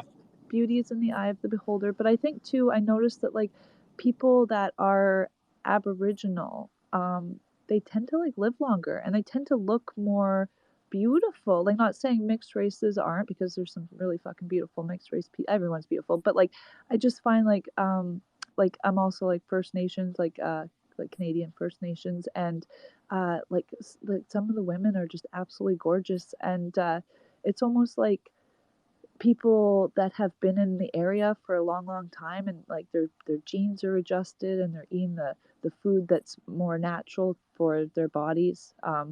It's almost like it keeps you looking good, right? Plus there's no McDonald's back then. So but yeah, it's just like live longer. It's pretty cool. It's pretty cool. But like I am of so many flavors. I like would suggest everybody here to do like the genealogy thing. I mean, then your DNA is out somewhere. But I mean, for me, I didn't really care. It's like just tell me what I am, because it really changes the way you think about like that type of stuff. You know what I mean? Like you realize that you're not just one thing. Like at one point in time, I was like fucking like European, and then at another point in time, I was in Chile, and then they traveled together, and then I became like First Nations Canadian, and it's just like really cool to see that like we really are all like the same when it comes to it. And I feel Yeah, like when you look around, definitely. I'm from a town that's super diverse, so there's like freaking so many different flavors here. And I feel like when you look around, you see people, it's like they're so different, but it's like we're the same. It's almost like that could be me if my genes had turned left instead of right, right? Like we're all just a refraction of all the different possibilities that humanity could be, right? So, um, yeah, there was a quote that I was thinking about the other day. I don't remember it off heart, but like Odin pretty much wondered why like there wasn't a common enemy, like a big common enemy. And he said that like maybe then humanity would come together. So yeah, I don't know. It really changed the way that I thought about things. But I don't know, UFOs might have had something to do with like the difference in our genes. I know I found it really interesting that apparently like Homo sapiens came out of like Africa and they traveled all around the world, and they were able to mix with other already like human like species. It's like, okay, well, how can we mix with another like race if that race isn't similar to us? You know, like there must have been people that left Africa before then. Otherwise, there would be no similar DNA in those areas. You know what I'm saying? And then also, how did Homo sapiens somehow like outlive all of these other like species like creatures when we were out of our element, and you know that they had kind of the upper hand, they had lived in the area, it was their territory. Like I don't understand how Homo sapien won, and so I feel like maybe that has something to do with some type of mutation. And then also wasn't like with back to the Egyptians, didn't they inbreed or something? Wasn't there a whole bunch of health issues by the time that they went down? And then one more thing about the Egyptians there. I found a document where they like measured the Great Pyramid, and for like its length times width times height or whatever, if you were to take that pyramid and turn it into like a circle, it's actually like the exact dimensions of the world, just you know like smaller, right? But the exact dimensions. And then also like the king's chamber and the queen's chamber point like to celestial like north and south. So before we were off balance, it would have pointed like north and south. And I think it's only like I think I read it was like eight sixtieths off from the equator. So back in the day, you could have like looked through there and you would have seen north, right? So I found that super cool. And if you think like it's right on the equator there, can you imagine like summer equinox or whatever, and the sun is like directly over top of the pyramid? And then they were also shiny. They were covered in, I forget what type of rock, but they were shiny. So I mean, like direct sunlight directly onto pyramids that are shiny, like that's going to be like that would be the place to tan, man. I'm just saying. Yeah, absolutely. That's very interesting, right? It's also interesting that obelisks are everywhere now. Have you noticed? Like they're in the main. You look at the three power places of the planet. You know, the Vatican, the capital of London, the financial capital, and the US. You have like three huge obelisks, which are obviously Egyptian. Where's the connection there? Where's the obelisk thing? Jury's out on that one. What's an obelisk? Because I'm not sure. You have one in DC, huge um, thing with a triangle on the end. You know, the one in the capital. It's like this Ah, huge. okay, I get you now. Yeah. That's an obelisk. There's one in the. I've been to the Vatican. There's one in the Vatican. What the hell's that got to do with Roman Catholic? I don't know. Huge obelisk right in the middle of the Vatican. Also in London, there's one in the capital, the financial capital, that is. There's another obelisk. I drive past it most days. And you think about it, these three powerhouses, the Vatican is its separate country, the capital of London, not there's a separate entity to London. There's a capital, which is like the financial capital, has its own mayor, has its own police force. And also in the US, you have the DC, right, which is also its own entity, it has its own police force.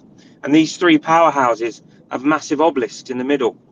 I mean, it's a few dots to join there, isn't it? Isn't there a pyramid on American money too, or am I making it up? Yeah, sure. If you go where the London, I know I keep saying London, but the financial capital of the world, right? That's where it all starts from, insurance and everything. But if you look at that place, which is in Canary Wharf, and there's a building, it's a HSBC building that's got a pyramid. That's got a pyramid on the top of it, and I don't think that's through chance. You look at the skyline of London, and the tallest building in the capital, the financial capital, has got a pyramid. Oh, the highest. I mean, what the? That's a massive connection, isn't it? And I don't think it's coincidence. So this Egypt thing, there's a massive connection with something. Is it aliens? I don't know. I really don't know. Well, I also found it interesting how they have like a cat body with like a lady head, right? It's like, like, is it symbolism or is it symbolism and actuality? Exactly. It's so much going on with Egypt. And we call it Egypt and we call it Egyptians, but it might have been called something else. We don't know. We just put that label on it. We just call it Egypt. It might have been called something else. I mean, they had another language, right? The language is so different than what we're talking. Maybe it was a telepathic language they also had. Who knows? Because it's all symbols, isn't it? You look at all their hieroglyphics and it's just pictures. No letters, just pictures. So, I mean, maybe these people I believe they had some form of telepathic skill. I don't know. But, Well, I do know that yeah. twins, when you have a set of twins, they call it like twin language, right? Like babies will be able to interact with each other without saying a whole lot. And then as they grow up, they'll like think the same thoughts or know what each other's going to say, like with your best friend, except like more, right? So yeah, that's a possibility. And then like with mythologies too, like I think it was one way to describe the world, but then also maybe the Egyptians and older mythologies made information a little bit more difficult to access for a reason. You know what I mean? Like maybe it was hidden in the size of the pyramid and the looking of the north and south and the explaining of giants. Like, there's giants in every single cycle of, the world, right? You can find a giant bug, you can find a giant planet. So maybe it's like a metaphor, but maybe also it was encrypted almost in a way where it would be hard to steal this information, and it was kind of just for us to figure out, like nothing else could come to earth and be like, oh, here's your book about everything, okay, thanks, bye. But instead it was like only the people that lived there would kind of be able to figure it out. And then also I gotta find the document, but I read that like a lot of the pyramids, they were built using like they used carbon, like they carbonated, what was it? Help me out here, Logan. It's like they carbonated limestone, like almost powdered or pasted limestone. So that way it wasn't as heavy to carry. So it's like they kind of refined it, carried it there, and then added carbonation. And in doing that, it's a chemical reaction, which means it would be really hard to distinguish from actual rock. You know what I'm saying? I've never heard that theory before. I'll find my document. I'll post it in the thing because yeah, it was like super interesting. Like if you Limestone? it's like yeah, it's like powder. I'll find it, but yeah, it's like they use like they refined it to like a mud like paste, and then they carried it up that way, and then they were able to carbonate it, and that was like helped with the formation of the big rocks or something like that. I'll find the document. Okay. Which I big look them. rocks are you talking about? The pyramid, right? Yeah, the big ass rocks. Yeah, I haven't heard But this there's theory. pyramids all around the world, right? It's not just there's pyramids in China. There's pyramids all over the world, and I actually think there's pyramids everywhere that are covered up, that have been hidden from us. Um, for example, in Mexico, there's plenty in Mexico with the Mayans and things. But I think there's pyramids everywhere, all around the planet, Yeah, it probably really hidden. it made me wonder a lot, like when I first learned that there was pyramids, like the Mayan like temples and pyramids. It's like, well, how on earth were two different groups doing the same thing at the same time? And then apparently the Mayan ones came after. But that's another thing when it comes to dating. We had somebody in a space there who was saying that carbon dating, like things can happen that can affect how you read carbon dating, and so it's fairly accurate. Then it could also not be accurate too, right? Like there's lots and lots of questions. I did hear the other day, but you can't carbon date stone. It's impossible. So I mean, they could just be coming up with some pseudoscience crap to say it's this old. It could be a lot older. I think it could be. I mean, I'm sort of in the middle. It could be. I think it's definitely not what they tell us. It's either a lot older than what they tell us, or it's a lot newer than they tell us. So, but yeah, carbon dating is like. I mean, that's very. I mean, who knows? Science again, isn't it? The controllers controlling the narrative again, isn't it? Terry, are you in a car? I'm driving Miss Daisy. I'm How driving often do around you London drive? town. Say again. Yeah, you always seem to be driving. Are you a Yeah, car guy? that's the only time I sort of go on Twitter because I do a lot of driving in my job, and I'm in the city of London a lot. So and I can't listen to bloody in radio. Oh my god. So I just listen to Twitter Spaces, and sometimes I can't stop talking, like now. But I am driving, yeah. All right, cool. But Ocean I'm drives hands too. free. It's very safe. Yeah, have you heard about the tunnels under the pyramid?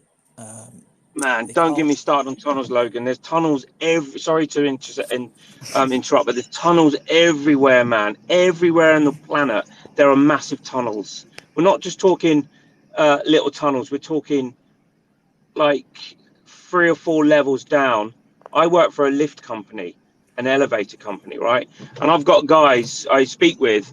They've been working in London for 30 years, and they say there are levels that they're not allowed to go down. We're talking underneath Buckingham Palace, Marble Arch. We're talking tunnels that nobody knows about. And that's not the underground. That's not the sewer system. That's lower than that. Every city is full of tunnels. Even New York, you've got your London Underground, right? Um, yeah, there's tunnels everywhere, man. Think about what's under the pyramids. Probably lots and lots going on there. Yeah, they won't. Of course, like they got like thousands of artifacts down there, but they won't talk about it because it's just confidential.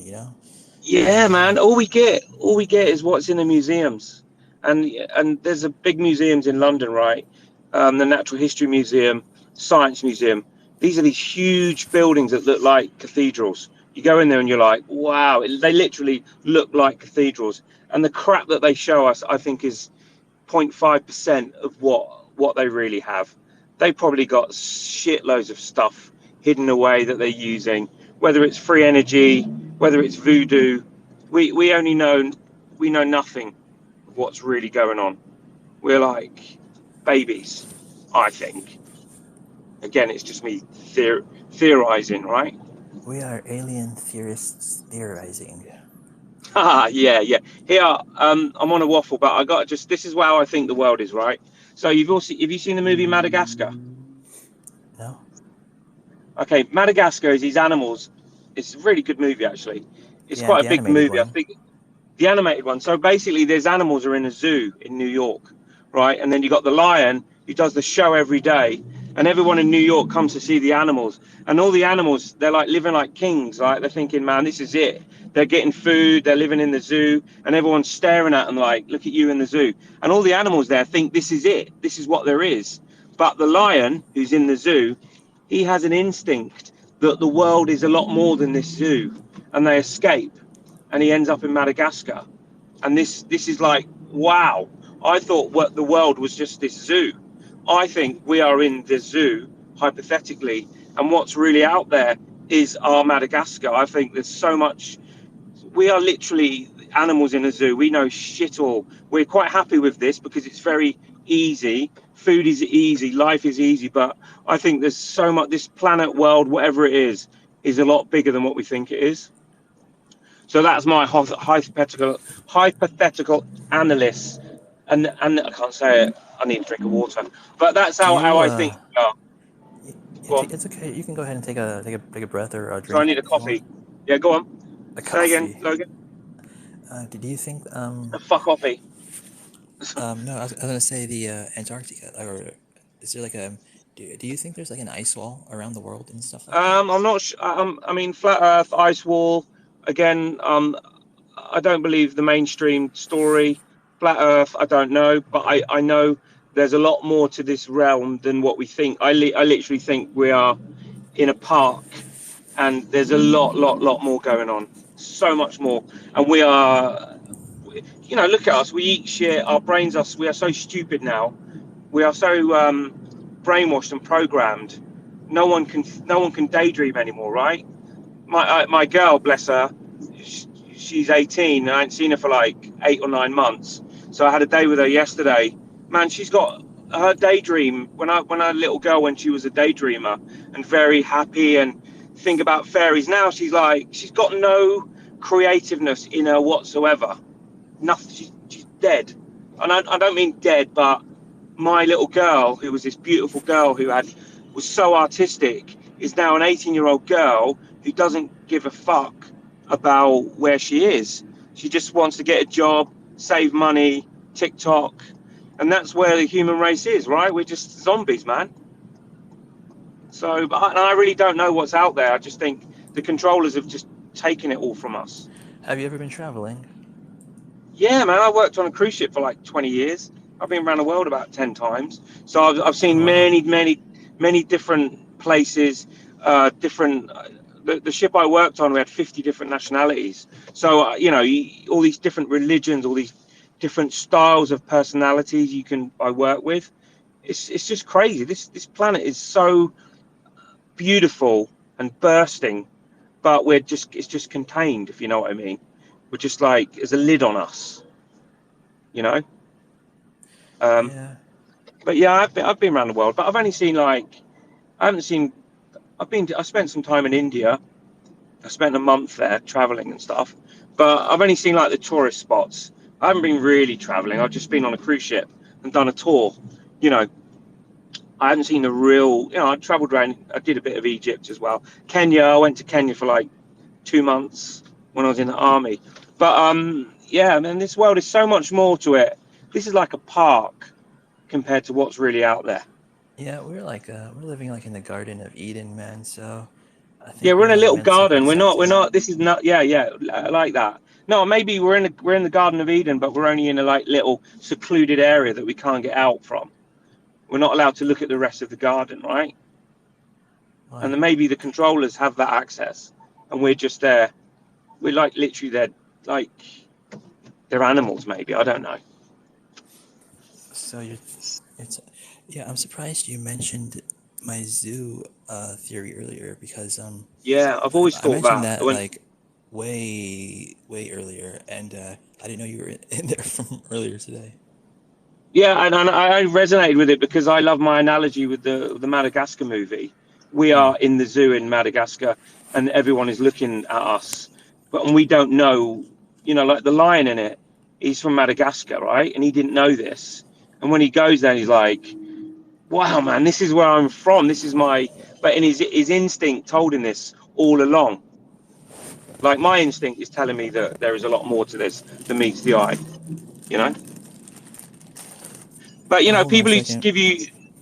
But sorry, Logan, people who tell you what this realm is, man, nobody really knows. No one knows unless you see it for yourself.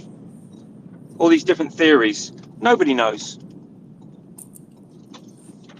Shit, man. Talking to Marble Arch, I'm actually driving around Marble Arch right now, stuck on a roundabout. Anyway, sorry to waffle on, guys. I'm on a rant at the moment. I feel like I can't stop. please, if anyone else wants to say something, interject. You don't need to put your hand up. You can go ahead. Thanks, mate. How you doing, Terry? How you doing, Fausty, man? I Good. haven't heard you from a while. Where you been? What you been doing, bro? Fucking digging holes, mate, and filling them with water. You know, just experimenting with shit. Digging holes, yeah. I love digging holes. Yeah, I don't, mate. I fucking hate it. No Mate, shit, man. you're not waffling on, bro. Everything you've been saying is fucking hell. Hang on a sec. Sorry, I got a phone call. Hang on, give me a sec. Sorry. Oh man, digging holes sucks. Like your back hurts so bad after a day of digging. Yeah, digging holes is crap, man. And how did they dig holes in the old days without diggers? Tell me that. How did they build the tunnels? Because I know they didn't have massive machines to do it for you. So then you talk about tunnels and you go, how the hell did they dig that tunnel in the first place with horses and manual labor? Come on, man. It does seem kind Come of on. like preposterous. Like, how the fuck did they do all that? Like, they had some like Yeah, some exactly. like wherewithal to these people. They had like some gusto. Yeah, I'm always everywhere I go. I'm like, how do they do this? How do they do this? I used to say to my little girl when we were driving, when I would try and talk to her about this. So we'd be driving down a freeway, and I'd say, Amy, look at that bridge across the freeway. Look at it. Look at that bridge. Modern bridge, right? That's what we're coming up with now. And then you go and drive around London and the old ancient cities, and you look at those bridges, and like, come on, look at a modern day bridge, which are just like ugly, but look at the old bridges, were so beautiful. And you know, such a difference, man, with this world. This world is so ugly, you know. Yeah. Sorry, man. I'm Makes me back. quite Sorry, sad. man. I just Hey, got a Fausty, fucking. sorry, bro. No, it's my fault. I don't know if you heard or not. I got a fucking phone call while I was on there. But man, everything you were saying, like I've only been on for I don't know, 15 minutes or something.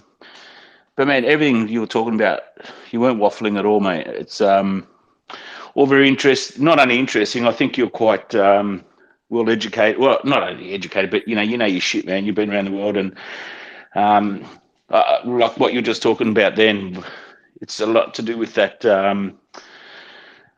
What's it called? That Tartarian and all that stuff that just disappeared. There's a couple of 100 years where everything just disappeared. There's no history. There's nothing to prove what happened and how they built these unbelievable buildings that even by today's standards would struggle to do it. And I'm not talking about pyramids either, but man, everything, not a few things, everything you've been saying resonates with me. You know, like even how you're speaking about your daughter and what she's going through, and you know, the Madagascar and everything you touched on is 100%. I'm on the same page with you. So if you're a nut job, mate, I am too. So if they put you in a padded cell, I hope it's big enough to fit more than just you, because there'll be a lot of us in there. But well, one thing I did want to ask you, because I know you're quite well versed in all this stuff, is what's your take on these on pyramids?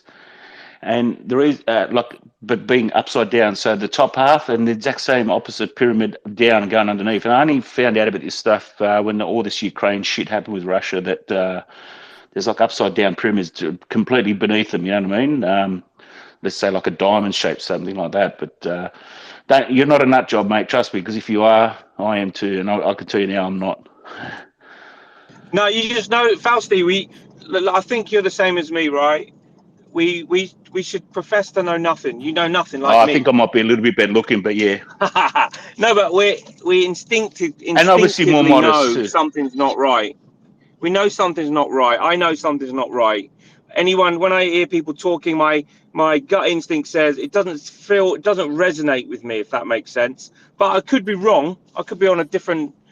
Who knows? No, History could be you're right. true. Well, listen, one thing you didn't say before, which is another way that I look at it, like you were saying, like the Madagascar, using that analogy. Look at this is an analogy I like to use. Not that I like to use that resonated with me.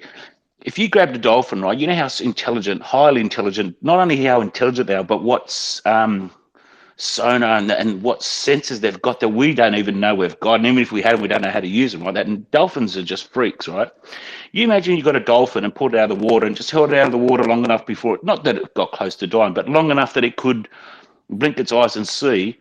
That'd be like that thing's got okay. A dolphin maybe is not such a good example because dolphins can jump out of the water and they can see there's something out there, right? It's a bit like us going into space, so to speak. We can see there's something out there, but whatever. But if you grabbed like a fish or an octopus, whatever, like all they know is the surface of the water is the end of their world. They couldn't even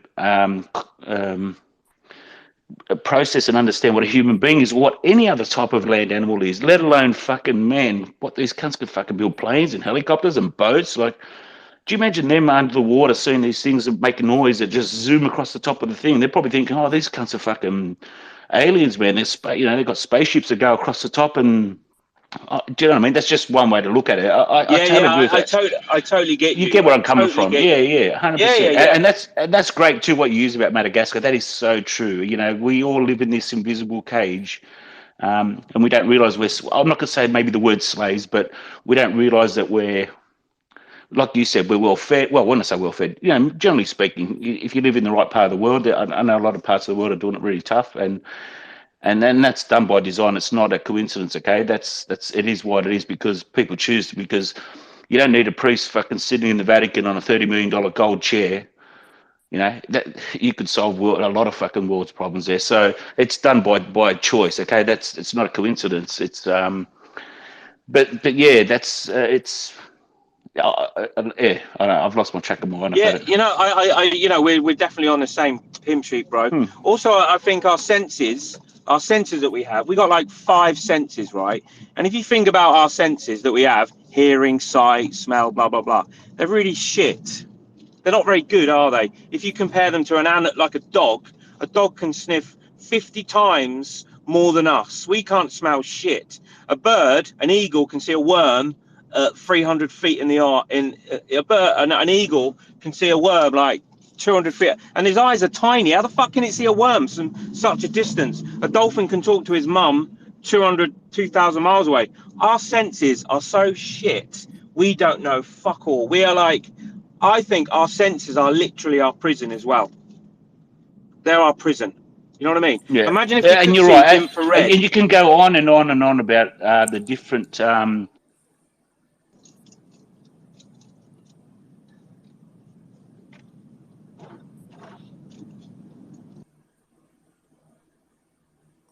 Oh shit! Sorry. I think I muted myself or something. I was Um, wondering why you cut off. I was wondering if I hit the mute button by accident, maybe. I wasn't touching my screen, but I've got these sensory powers. I can look at things and make them. No, I'm kidding. Yeah, you must have done it. But fuck, I forgot again what I was saying. Monkey, you talk, please save me. You don't normally. You normally kick me down even further, but just You try and know, save me Monk. for once. Where Monk? Can I just say before Monkey lives, before Monkey says anything, Monkey lives in Italy, right? And if you think architecture in London is amazing, or Czechoslovakia, the Italian architecture is off the scale. When you talk Florence, think about Venice. Venice, you go there and you think, how the fuck did they do this? This is like, and Italy is full of this, the most beautiful architecture on the planet, right? Right, Monkey? Dude, they spent like It six is, and generations like working on like the buildings there. Like they would work on it knowing they would never see it completed. It's so crazy. But that's the narrative they tell us, my friend. Maybe it is. I think it's definitely being repurposed by us humans. We are Sorry to like interrupt you, Monkey. the monkeys. oh, no problem. I'm really enjoying it. I love it when you come up and talk, Terry. Really enjoy listening to you. And when it hit a note with me when you spoke about the Egyptians, it's right. Everywhere, every museum you go in, it's got a huge Egyptian section. Where are all these artifacts come from? I mean, when you think about, how many pyramids there were apparently in Egypt, how can we have this much stuff in every museum, in every town across the world? It's just impossible, isn't it? Yeah, that is a really good point. That is a really good point. Yeah. I'm just going to put this out to the room. This is my weird take on Egypt, right? I've put this to other people and they just think I'm mental, but I just need someone else's take on it, right? So when I was at school, they taught me that Egypt was the first people who come up with paper, with papyrus.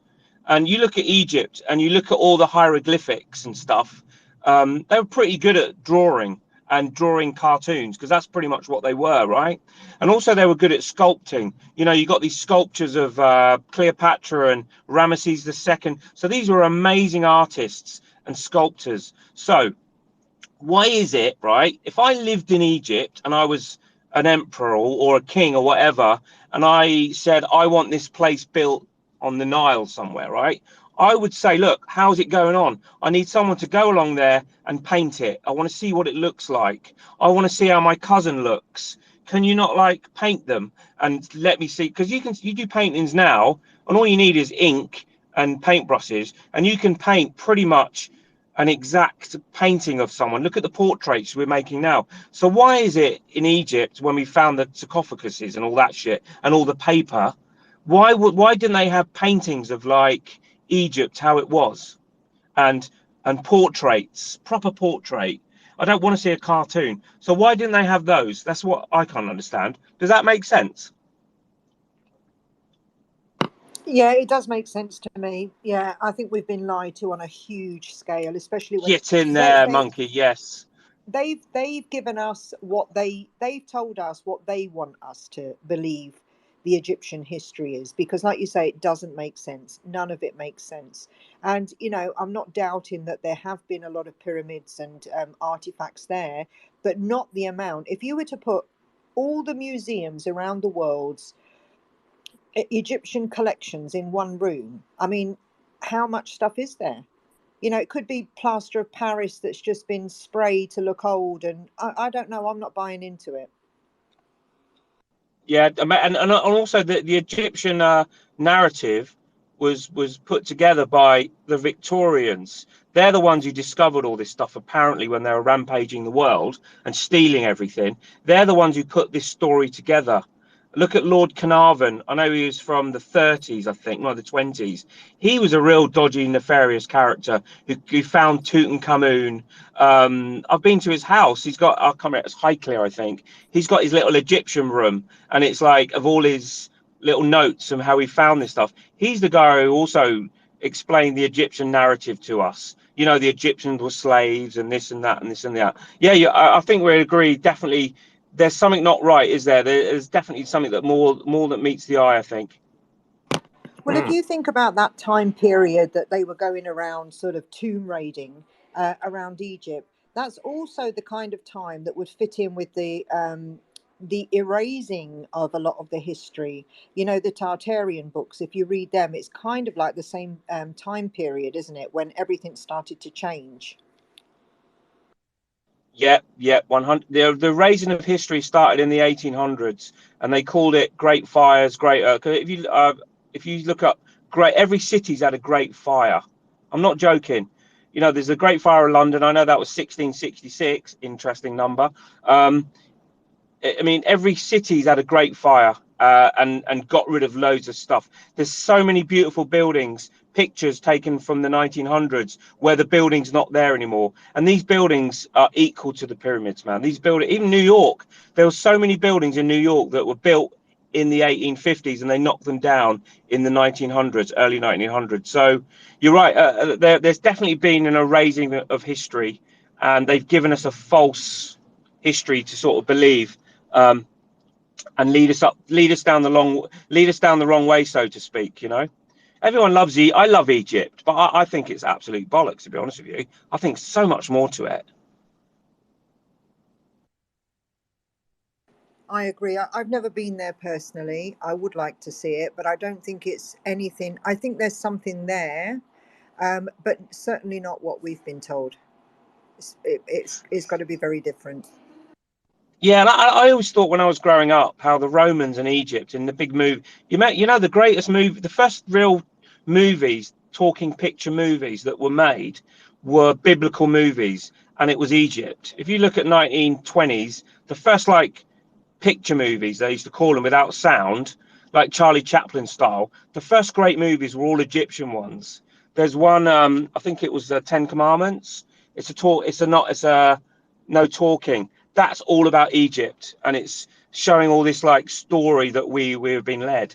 So even the first movies were giving us that narrative, you know. But I always thought it was a bit weird how the Romans, they built their stuff and the Egyptians built their stuff, but they were totally opposing sort of empires. But they were around at the same time, right? Were they? Well, But they were opposing yeah, each other. They came along much later, didn't they? The Romans to Egypt. I mean, that had already been going for God knows how long. But yeah, but the Romans did that everywhere. But I think that's more of it's like a mark in your territory kind of thing. And you'll see that in, you know, architecture all over the place, where you've had the ruling lords of the time have decided to sort of eliminate what was there previously and put their own mark on it. And then the next lot come along and they do the same. I mean, a lot of these places are on layers, aren't they? And that's interesting when they talk about the mud floods. You know, that who knows what's underground? Who knows what's there? You know, sometimes you walk past buildings and you think, well, there's got to have been a cellar there. There's got to have been something underneath that, because you'll see like a kind of doorway that is no longer a doorway because you can only see the top part of it.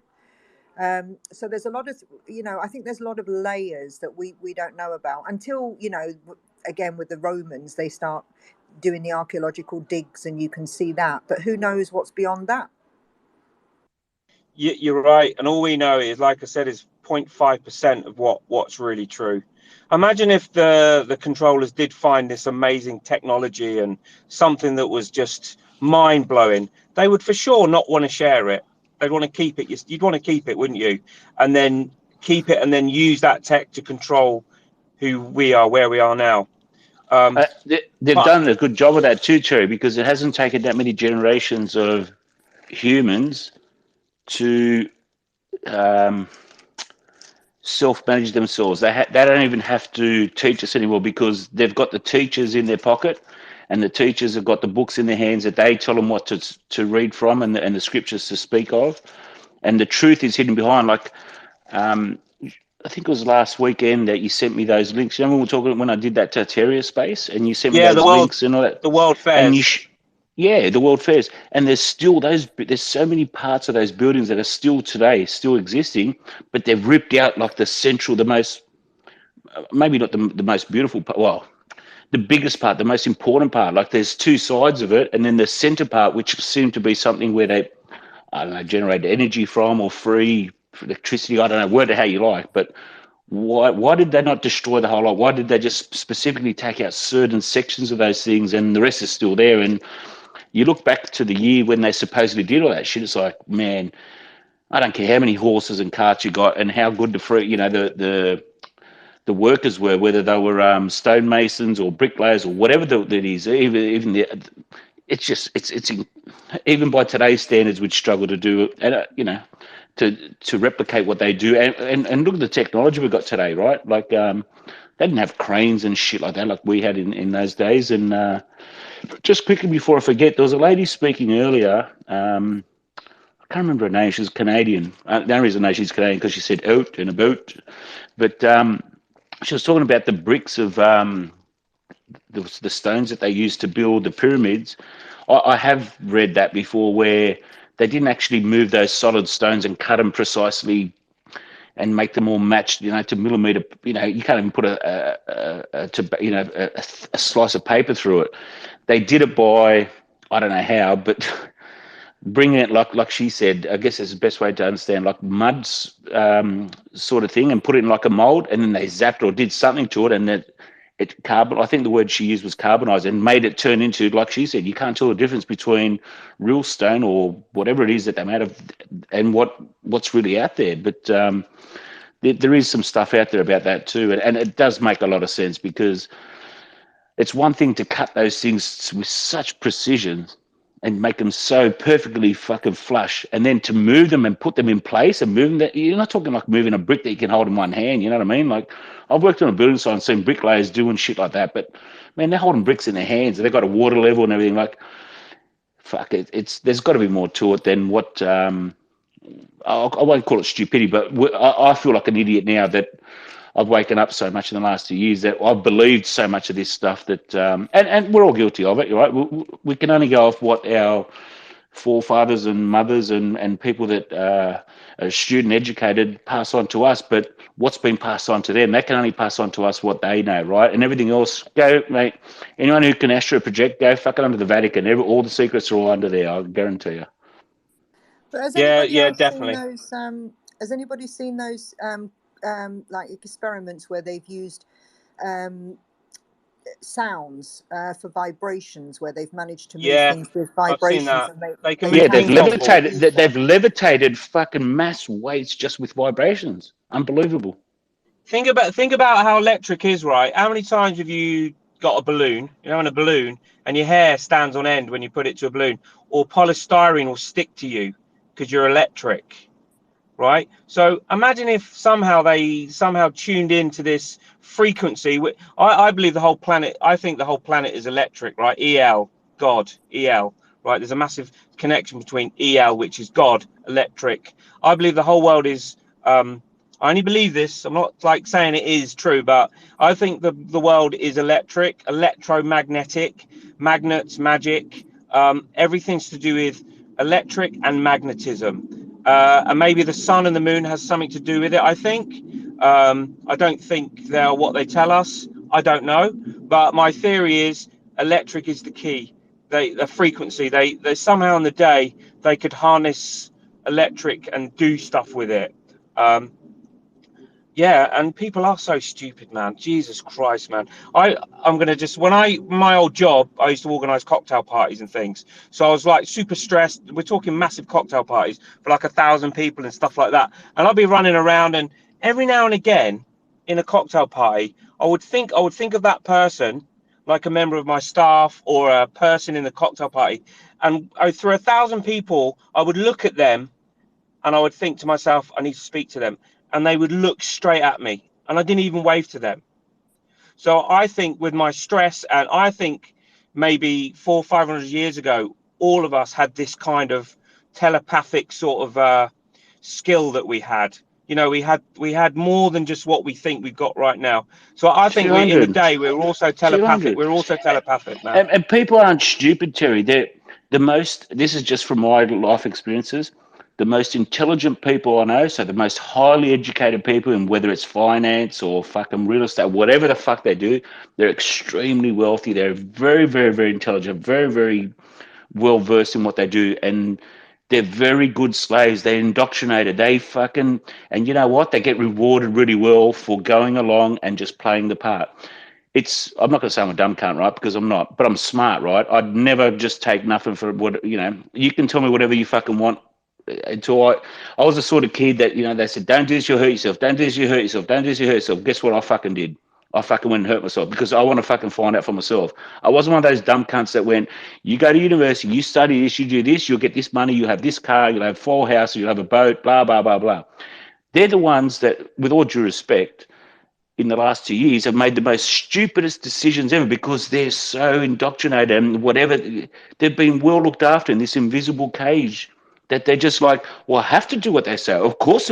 How stupid are you saying that the fucking big pharma and our government, is Yeah, going to try and harm our definitely. people? You fucking Yeah, dumb fuck, mate. You're the fucking I useless dumb know. fuck of an The eater.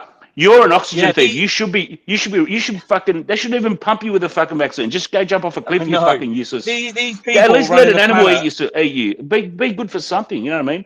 And I'm not trying to say Yeah, that it's good being dumb because I'm not dumb by no means. But I'm smart, man. I'm not intelligent. yeah, man. I'm not well versed in any one topic. But I'll tell you what, man, I ain't a fucking dumb cunt, man. If you're ever going to be stuck out in the street with someone, before something wrong even happens, I'll be the first one out of there. And people are like, how'd you know it was going to happen? I don't fucking know. I just got those senses for it. Yeah, And some other dickhead who's fucking multi-millionaire be walking, oh, I don't know. I was just walking down the street. I was just walking home. I wasn't doing anything wrong. And this happens like, you dopey fuck. Anyway, I'm not going to get into it, but you know what I mean? yeah. I'll just say But my you know bit, what? right? It is I'll what just it say is. my Anyway, bit, and I I'll don't want to stop keep talking. waffling on because I'm a bit of a Sorry, dumb mate. cunt sometimes. I've got to like drop down and be in the background. I just want to say my bit. But these people running the planet, these evil bastards, these generals and these politicians, in the 80s they were growing up, right? These people who are running the planet now, I had lots of fillings when I was a kid. They put mercury in my teeth, right? Also, Americans will know this. In the 80s, a child had to drink like half an ounce of fluoride before they started school, right? So these people who have this lifestyle of fucking mind-numbingly fucking your pineal gland up, these people are now running the planet with no empathy whatsoever. Can you believe he put mercury in kids' teeth, in my teeth, and people were drinking fluoride, kids in the day? That was just, and these people are running the planet now. Anyway, I'll stop talking now. Hey, Hank, you Hey monkey, Terry, I say was going to something. say, yeah, I was going to say it's interesting you mention about it's all to do with electric and the L, because the international symbol is Om, as in, you know, we have an electrical current that goes up through our spine. So when people chant an Om, it's making a vibration that starts at the base of your spine, works up to the middle, and it ends up in your head. So it's crossing from the north hemisphere of your brain to the left hemisphere of your brain, passing through the pineal gland. And that's why a lot of the monks and certain traditions chant Om, because of that, you know, electrical current that's coming up through you. And you have to sort of, you know, people say go out and stand on the grass to become grounded. But so, yeah, it's interesting that the international symbol for electrical resistance is Om. And Wow, also, yeah. and in Egyptian times, you remember that little handbag thing that they carried around on? You see it on hieroglyphics. They looked like they had a little handbag. That was called Om, OHMS. And they had a watch on their wrist Wow. too, a proper watch. Like, I'm not saying like a watch to tell you the time. Like, they had a band with a round circle on it. Now, what the fuck that was, I don't fucking know. But you're right, Probably a monkey. They magnet. hold that. I used to wear one of those. A magnet. I went to this like show once, and they had a magnetic store, and these people were selling all these different magnets, like magnet stirrers to stir water. And they said if you wear a magnet in certain parts of your body, it controls blood flows. It helps women with their periods if you wear the magnet in a certain area. I mean, yeah, magnets are really. They're also magnets are to do with electric. I just want to say the connection with God is EL, right? God is real. And I was just thinking the other day, I was thinking, where can I see the word EL? Thinking, shit, Elon Musk, Elvis, you know, all these like key people in the world is an EL, right? And another thing with cathedrals, think about a cathedral, think about cathode. That's the top of a battery. So I believe cathedrals weren't places of worship in the day. They were some form of energy creating some sort of electric and frequency. I agree Hence, with you everybody Re, went completely. there. re or reale in Italian is king. That's what it means. And I'm guessing it translates close to Latin as well. I'd like to go ahead and if we can just take a break for a second. I like to welcome Attitude and Kent. You guys want to pop in and say hello, maybe? That's is that Kent with an E or with a U? With a U, mate. No, Hi, no, mate. I just couldn't resist temptation to jump in when Muskie was mentioned in the same phrase as God. I mean, Jesus fucking Christ. I mean, the guy sold a fucking debt system and then spent all the money he made on building rockets. I mean, he's not a genius. He's just moving money around and paying smart people to build shit for him. You know, I wish we'd stop. Who's talking about Musk? I don't remember anyone talking The about I don't Musk. know, some guy was saying everything with L in it, like Elon Musk and Elvis Presley. No, no, That's what he was no, no, saying. no. I'm not trying to say he's right or No, wrong. That's I'm what he just I'm said. just throwing it on the table. No, I'm No, not no, trying we're to. not talking I'm about just that throwing shit, it on the Ken. No, table. no, no, no. Haha. Fuck Elon Musk. He's a fucking lunatic. And isn't it funny? Elon Musk, his new company is called the Boring Company, and all of a sudden, he's actually building tunnels, right? And I bet you in about 2 years' time, we'll have amazing tunnel systems. We'll be ready to go from Vegas to bloody wherever to San Diego, and he will own them. Isn't it funny he's into tunneling? I personally think the tunnels are already there, and what he's doing, his company is repurposing them. No, it's the only place you can find any friends. No, Elon Musk is very nefarious, and he's not the founder of PayPal. He's a co-founder. He wasn't even the top man in PayPal, but all his colleagues have now gone into Google and Facebook. He's PayPal a is rich a boy. fucking web. He was born with a silver spoon in his mouth. He's an heiress. I'm in an heir to a mining fortune.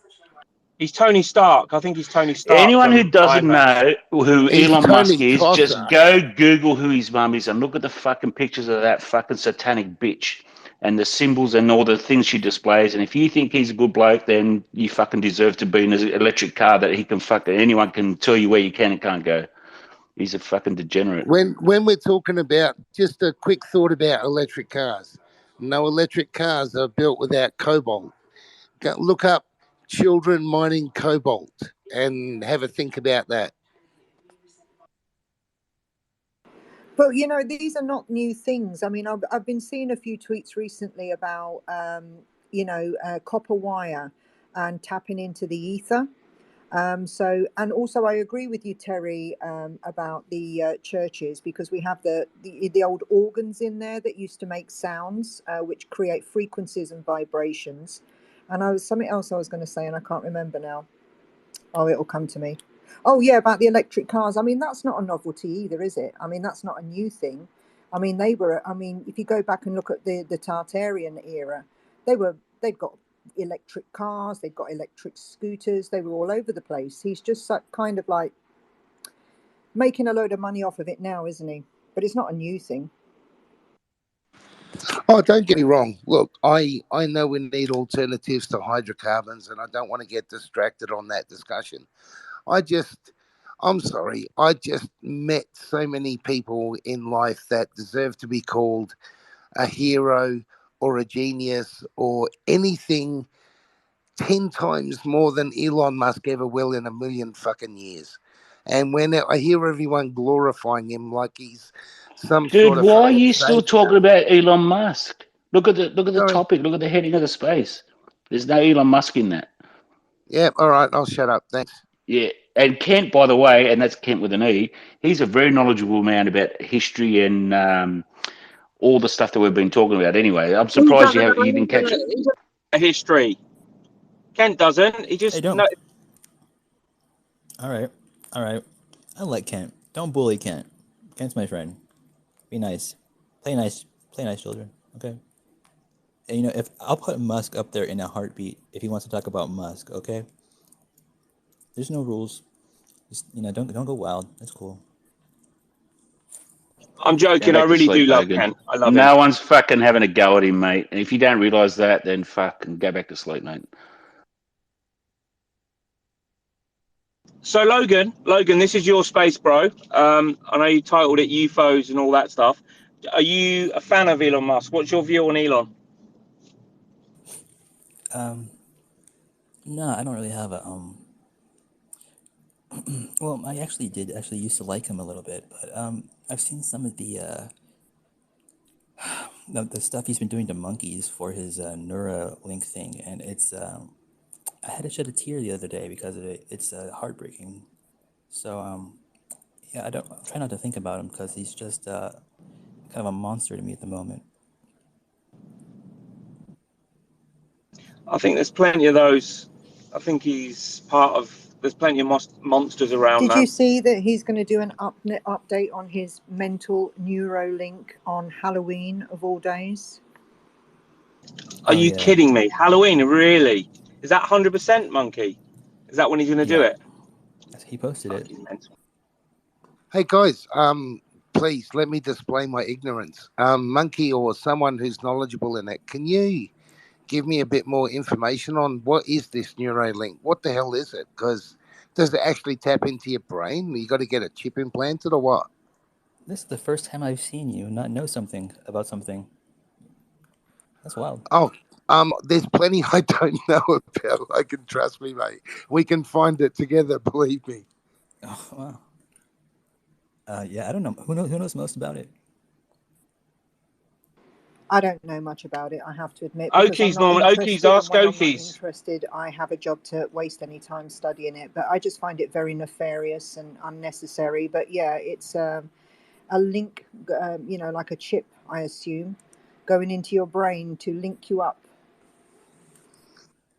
I just, the thing I don't get, in the old days, I thought we had to do medical trials on on things for like 10 years before we could ever do anything like that. But I mean, if you can actually get this thing tapped, oh, mate, I don't know. I don't like the. Am I so old fashioned? I don't like the thought of that. I mean, it's bad enough that we think now that some form of the phenomenon might be able to get into people's brains. That's freaking scary enough. But to actually put something in there so that someone else can hack in, and I would keep in mind the word hacker too when we think about that. No, I just don't know much about it, and I'm glad I don't know about it, to be honest with you. I think we can do better with our own brains. That's the Sorry, go point ahead. of like Neuralink is Oh, I'm sorry, Matthew. You know what? I didn't actually introduce you. You know, feel free to chime in anytime you want. As long as I'm not cutting nobody off. No, How you you're guys not. doing? Definitely not. What's up, brother? Yeah, it's funny. I was just gonna say it's funny that he said 10 years. That's all. Why? Ones and zeros. 1 0 1 0 1 1 1 0. That's what. It's like binary. Yeah. Oh, okay. But at the same time, it's like he has a point on what he said that about, because the way we handle things like AI, when it comes to regulations, AI is going to be super advanced, and it takes about 10 years for like any real rules and regulations that kick in. We Because you got had to a test it, and you got to do all the things, and see how it goes, and then go off that again, and then go off that. And by the time a real regulation comes out, like seatbelts, right? Seatbelts, everyone was against seatbelts, or against putting seatbelts in cars. Oh, But yeah. look how long that took for the regulations to get on it, and then how many people have died in between that. But now imagine like AI advancing in those 10 years. It's going to be unreal. I think Neuralink is going to be something you're either going to have to get unless you're not going to be with it. Yeah, Neuralinks though, I don't know.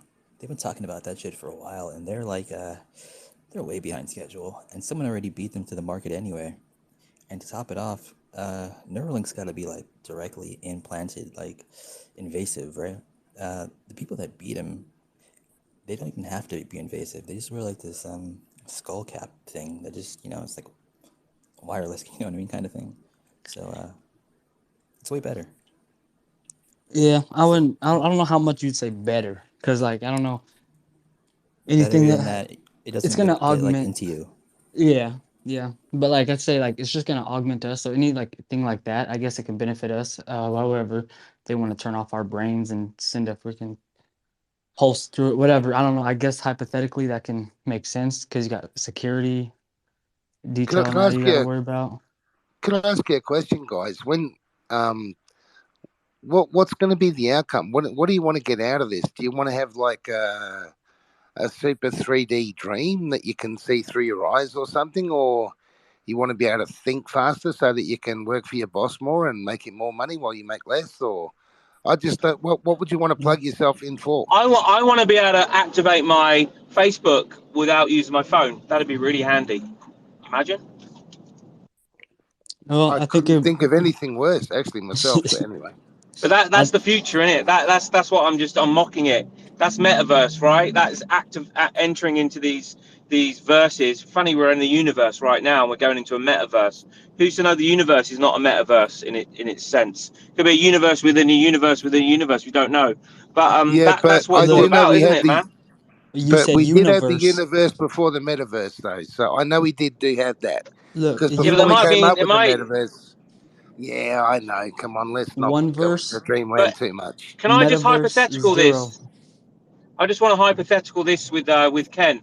So imagine the metaverse is good, right? And everyone all of a sudden, within the next 20 years, are in the metaverse, like that movie Ready Player One. Anyway, fast forward 100 years, the metaverse is so fucking real, we don't know the difference, right? And we're in the metaverse. Let's just say it's maybe, and then 200 years, it's even so real. So what's stopping us in the metaverse to create another verse within the metaverse? So you can then create another universe within that, and it could just continue on. I mean, if you need Okay, to I can really I zoom can out. respond. I'll Go on. respond to. I can give you my opinion on it.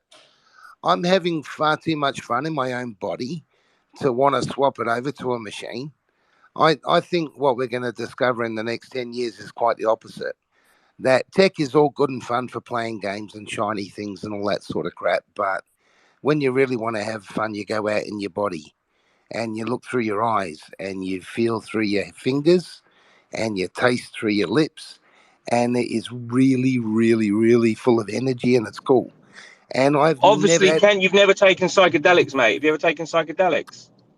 Well, I don't want to get into that, but I'll tell you what, I did try the very first ever VR headsets in the world, and it was a pterodactyl game, and it was so slow that if you turned quickly, the whole thing just turned into a sea of data bytes.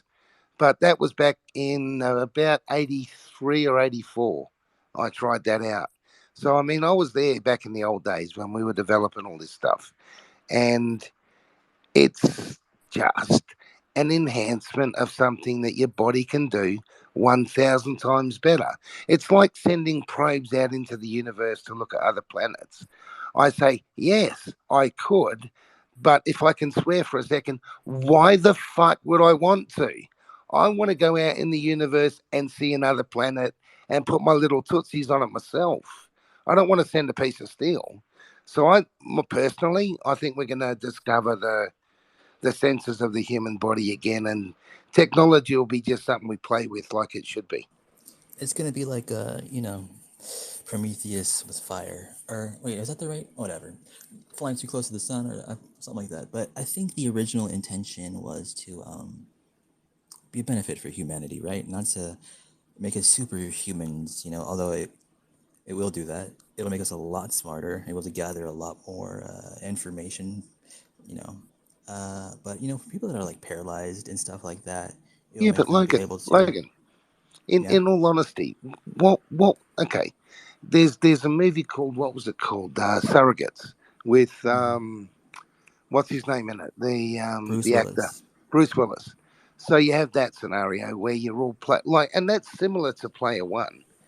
Even and the thing I look at on Player One is for me an updated version of Days of Our Lives in the original Surrogates movie. But my point being is, why would you go to all the trouble of transferring all your functions to an avatar when the whole point is to feel it in your body? I'm You see sorry, what I I'm not mean? talking about that. I'm not talking about that. But Ken, can I just say this? Ken, you said life's the best thing ever. But Ken, you said you've never taken psychedelics. By the way, I don't want this space to start talking solely about psychedelics. But I've taken DMT once in my life, and I can tell you now, it was better than reality and more realer than reality. Like reality seemed like your thing that you did in 1983. So you can't say that, bro. That this is it. Life is number one. I mean, who's to know? You can't How you do can't you? say that, bro. Well, Terry, how can you say that I can't have a natural experience that is just as good as yours without psychedelics? Okay, I can't answer that question because you've never taken it. So, and I have, you haven't, so you don't know. I never said I I've haven't got a little taken bit of an it. advantage. Hang on. I never said I haven't taken it. I said I didn't want to discuss it. Okay, fair enough. Okay. Anyway, I'm just throwing it on the table, man. I'm not like saying anything is right or wrong. This is just discussion, right? If you're No, happy in we're your gonna world, judge you. Ken, that's We're gonna judge amazing. you. Yeah. No. Who cares? Yeah, I don't care. But if you don't want to share it, that's cool too. No one's gonna judge you here. But yeah, like I wasn't.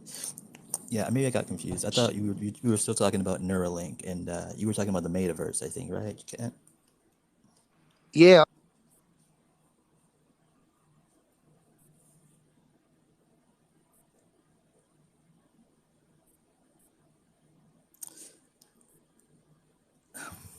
Hello. Zuckerberg's metaverse. Yeah. Did the app did I just freeze, or was there a freeze just now? Yeah, I Something thought I happened. froze. Yeah.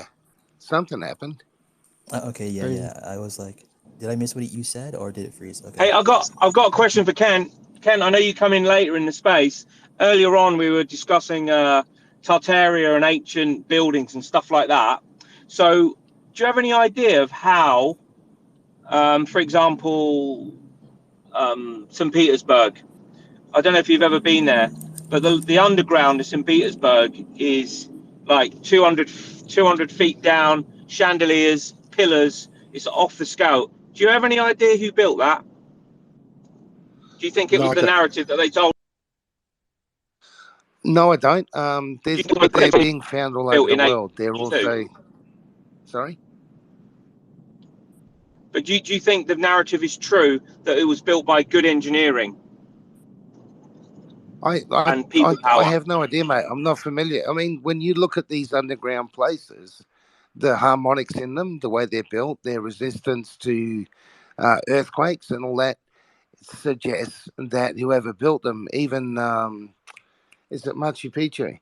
It's on the actual point of three fault lines, and yet the fact that it's on those three fault lines means it's actually more stable. It's really interesting that the ancient cultures seem to have had a much better understanding of how to build megalithic structures than we do. And that's to this day. We couldn't build half the shit that they built.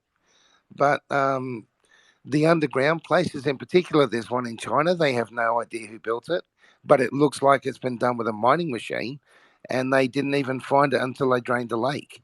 There's some in Sicily, there's some in, can't remember but there's a lot. They all seem to indicate that someone decided for a while the safest. Maybe there was an event and they needed to go underground for a while.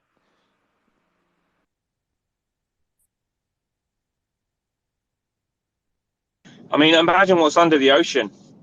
There must be cities and countries potentially under the ocean. Who knows?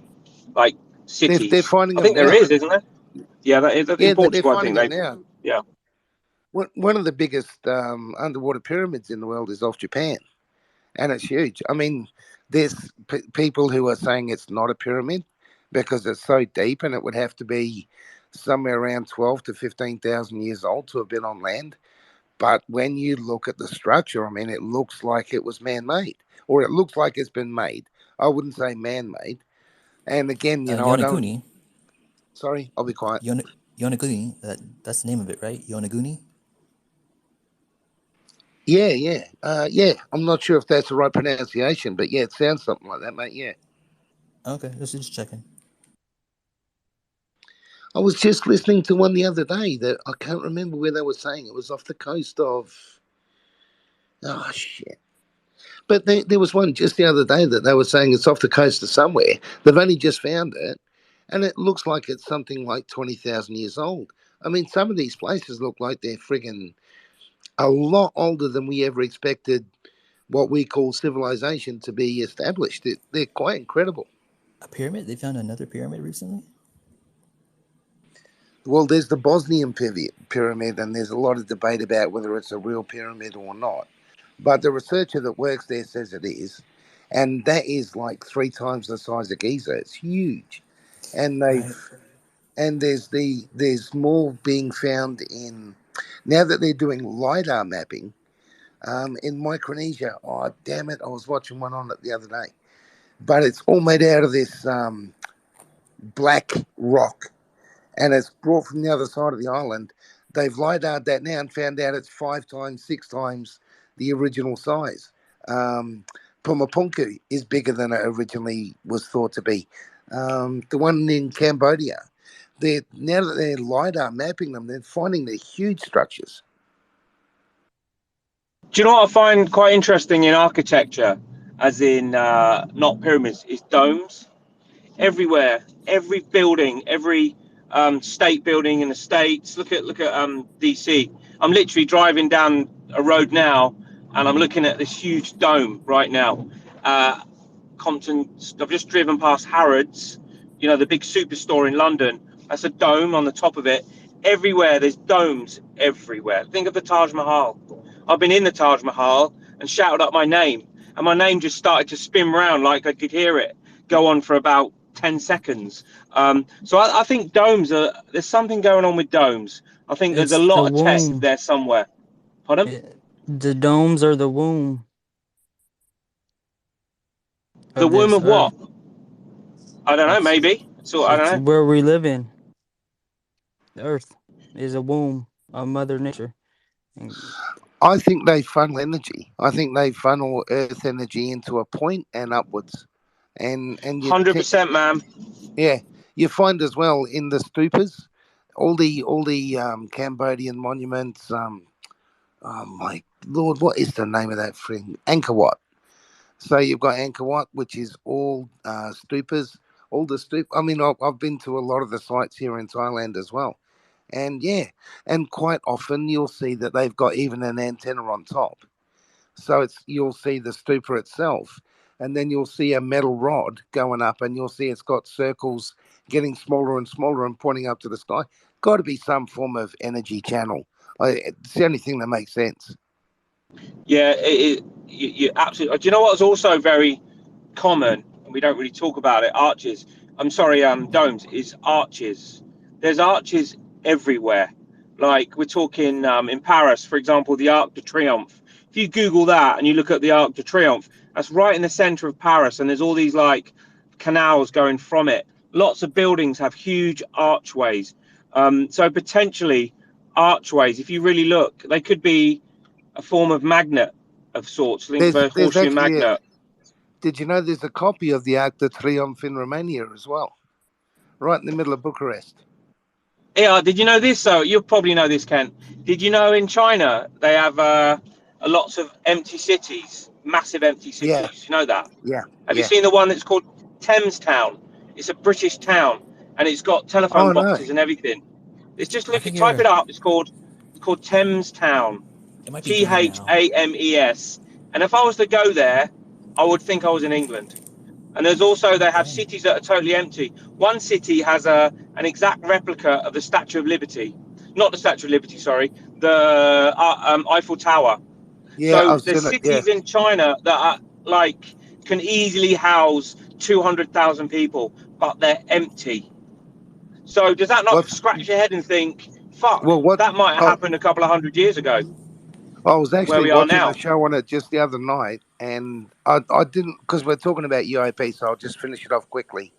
The construction companies building them were running out of money, and they're not quite finished.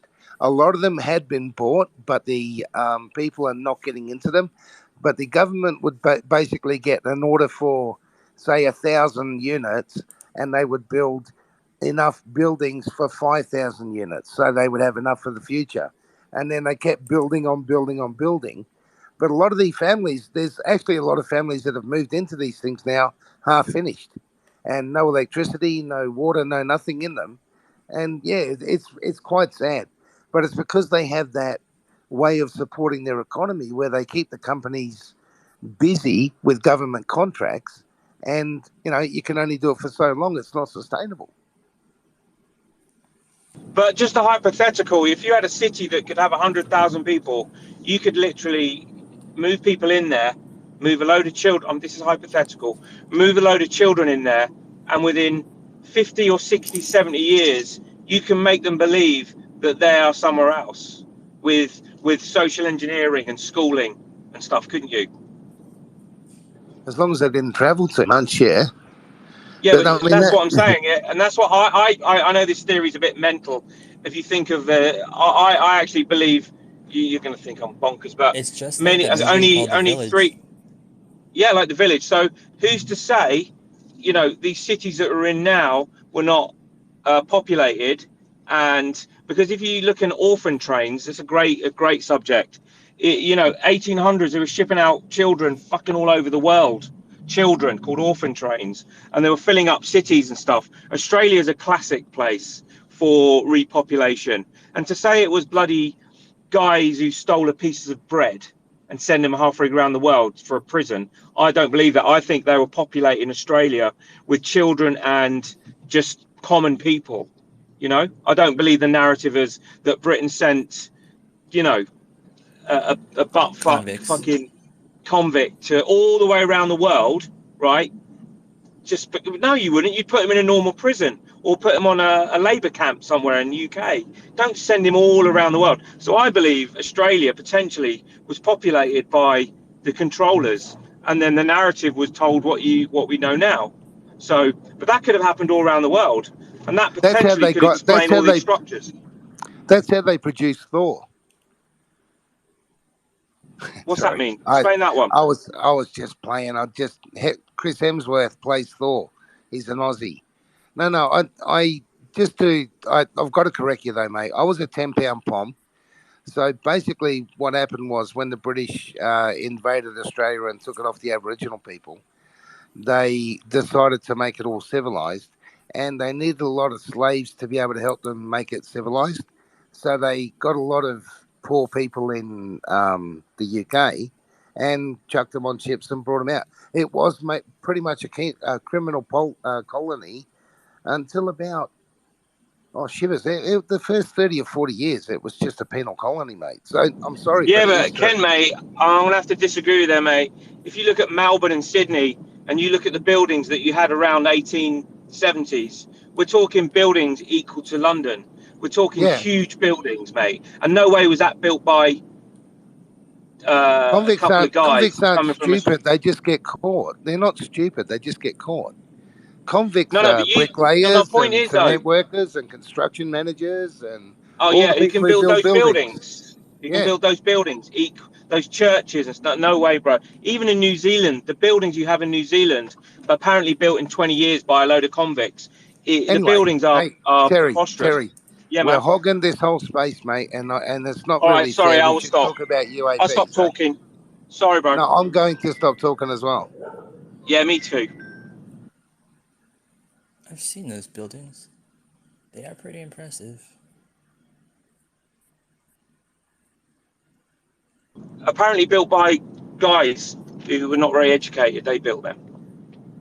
Yeah, I don't know the history behind them, but yeah, Why do the we church. say just because they're convicts that they weren't well educated? He has a theory that it's a Tartaria theory. I think that's your thing, right? Yeah, but I kind of lived there, and I kind of grew up there, and I kind of know people there, and I kind of know people that go back quite a long way there, like some of the founding Like how families. far go back? Probably what? The Well, oldest okay, person you know? okay, well, no, well, let me give you a little bit of history. One of my personal friends was a young lady that I went to university with, and they have mountain ranges, a movie made about them, and rivers named after them, because that family was the family that drove cattle across the top of Australia from Queensland to Western Australia. So they were one of the, for want of a better word, founding families of Australia, and I used to have Christmas with them. So does that go far enough back or what? Not really. Just Google a picture of Sydney or Melbourne, 1870s. Just look at a picture, and it looks like that city's been there for centuries, mate. It doesn't look like it was being knocked up Yeah. in 50 Okay. years. All right, Terry. That's my whole Yeah. point. No, let's agree to disagree, mate, and move back on the UAP. Well, if you live there, you must know. So that's true. Fair enough if you live there. I know. Anyway, I know people who have an historic record there that goes back pretty much to where they were getting out of to the handcuffs. So, 1800s, yeah. to the 1850s. Yeah. Yes. Okay. Yes. That doesn't mean shit. No offense, Ken. Just means Oh, that's fine. they Then. were Well, there. why ask me then, you dick? All right. Thanks for that, mate. Cheers. I just thought you knew everything. That's all.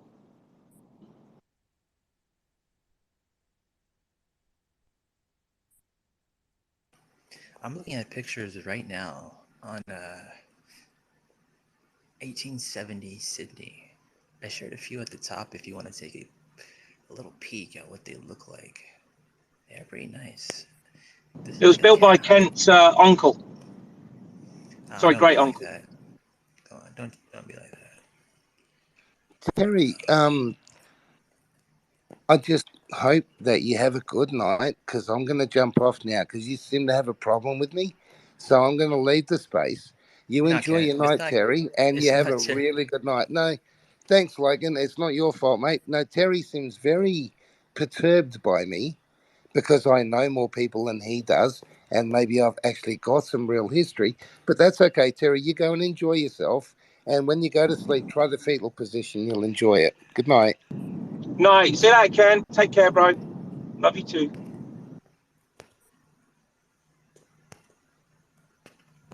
Sorry, Logan, mate. I didn't mean to bring the frequency of the space. You know, sometimes I'm a bit passionate in my beliefs and stuff, so I just get a bit like But anyway, apologies.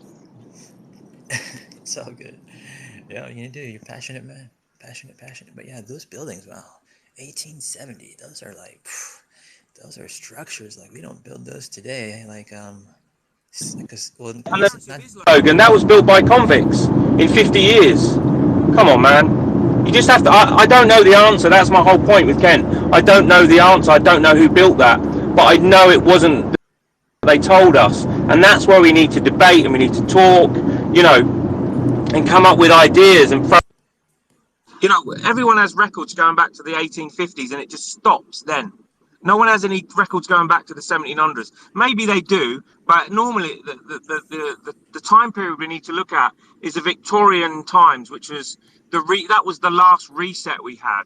We had a massive reset then, where we re-established history, we sorted education out, we sorted science, we put it on the map, and then we went on 200 years. We're now in a new reset. This is the technological reset, the brain reset. That's where we're going right now. So, but if we can work out who did it last time, maybe we can work out who's doing it now. Does that make sense, Logan? Yeah, but it I think it's also important to as much as you're willing to say I don't know, we should also like when you say like convicts definitely couldn't have built that, I think that's just wrong in a lot of ways. But it's just not true. It could have happened, right? You can admit that, right? It could have possibly happened. Yeah, man, and that's not just Australia, bro. You go to Shanghai, they have buildings similar. You go to Cuba, you go to Venezuela. Everywhere I've been in the world, the structures look the same. That's my whole point. They all look the same. Buenos Aires, all over Europe, even America, man. You've got really beautiful structures. Look at Philadelphia. Look at that building, man. The one that Rocky runs. What's your theory of why they all look alike? Because it was built by the same people. Freemasons? I don't know about Freemasons. Maybe Freemasons are the ones who cleaned it up, who repurposed them. If you notice, a lot of buildings, especially in England, have lions on them, and that is a big clue into Tartaria. So they think the buildings were repurposed and they put their own stuff on there. And lions are one of them. You see lions all over buildings, especially in London. There's a connection with the lions, gargoyles. You see a lot of gargoyles, a lot of like satanic fucking creatures hanging off buildings looking down. You know, the one that Batman stands on and Spider-Man, you know, that type of building looking down. So those are the people who they put that stuff after the buildings were repurposed. But my question is, who the fuck built them in the first place? And maybe us as humans repurposed them, dug everything out after the big cataclysm and rewrote history. You with me? Yeah, I hear what you're saying. I just wonder how why you think these things, because to me they're just so far out. I don't know. Yeah, Logan, I promise you, I can't stop talking today. Something wrong with me. But here's the one. You're from America, right? Just look at this, right? Look at the Statue of Liberty. Okay. You know the story of the Statue of Liberty. Oh, it was given to America by the French and it was meant to be for Turkey. Blah, blah, blah, blah, blah. I've seen the Statue of Liberty and it's not that impressive. It's tiny. But you Google a picture of the Statue of Liberty and see what she stood on. Have a look what she stood on. The building that she stood on is off the scale, right? 12-pointed star, right? Yeah, man. The building alone, you don't build that building or what it is to put a tiny little statue on top. That building was already there, bro. You know who that is? Later, that could have been a big obelisk. What she stood on, who knows? Could have been. You know who that is? Pardon?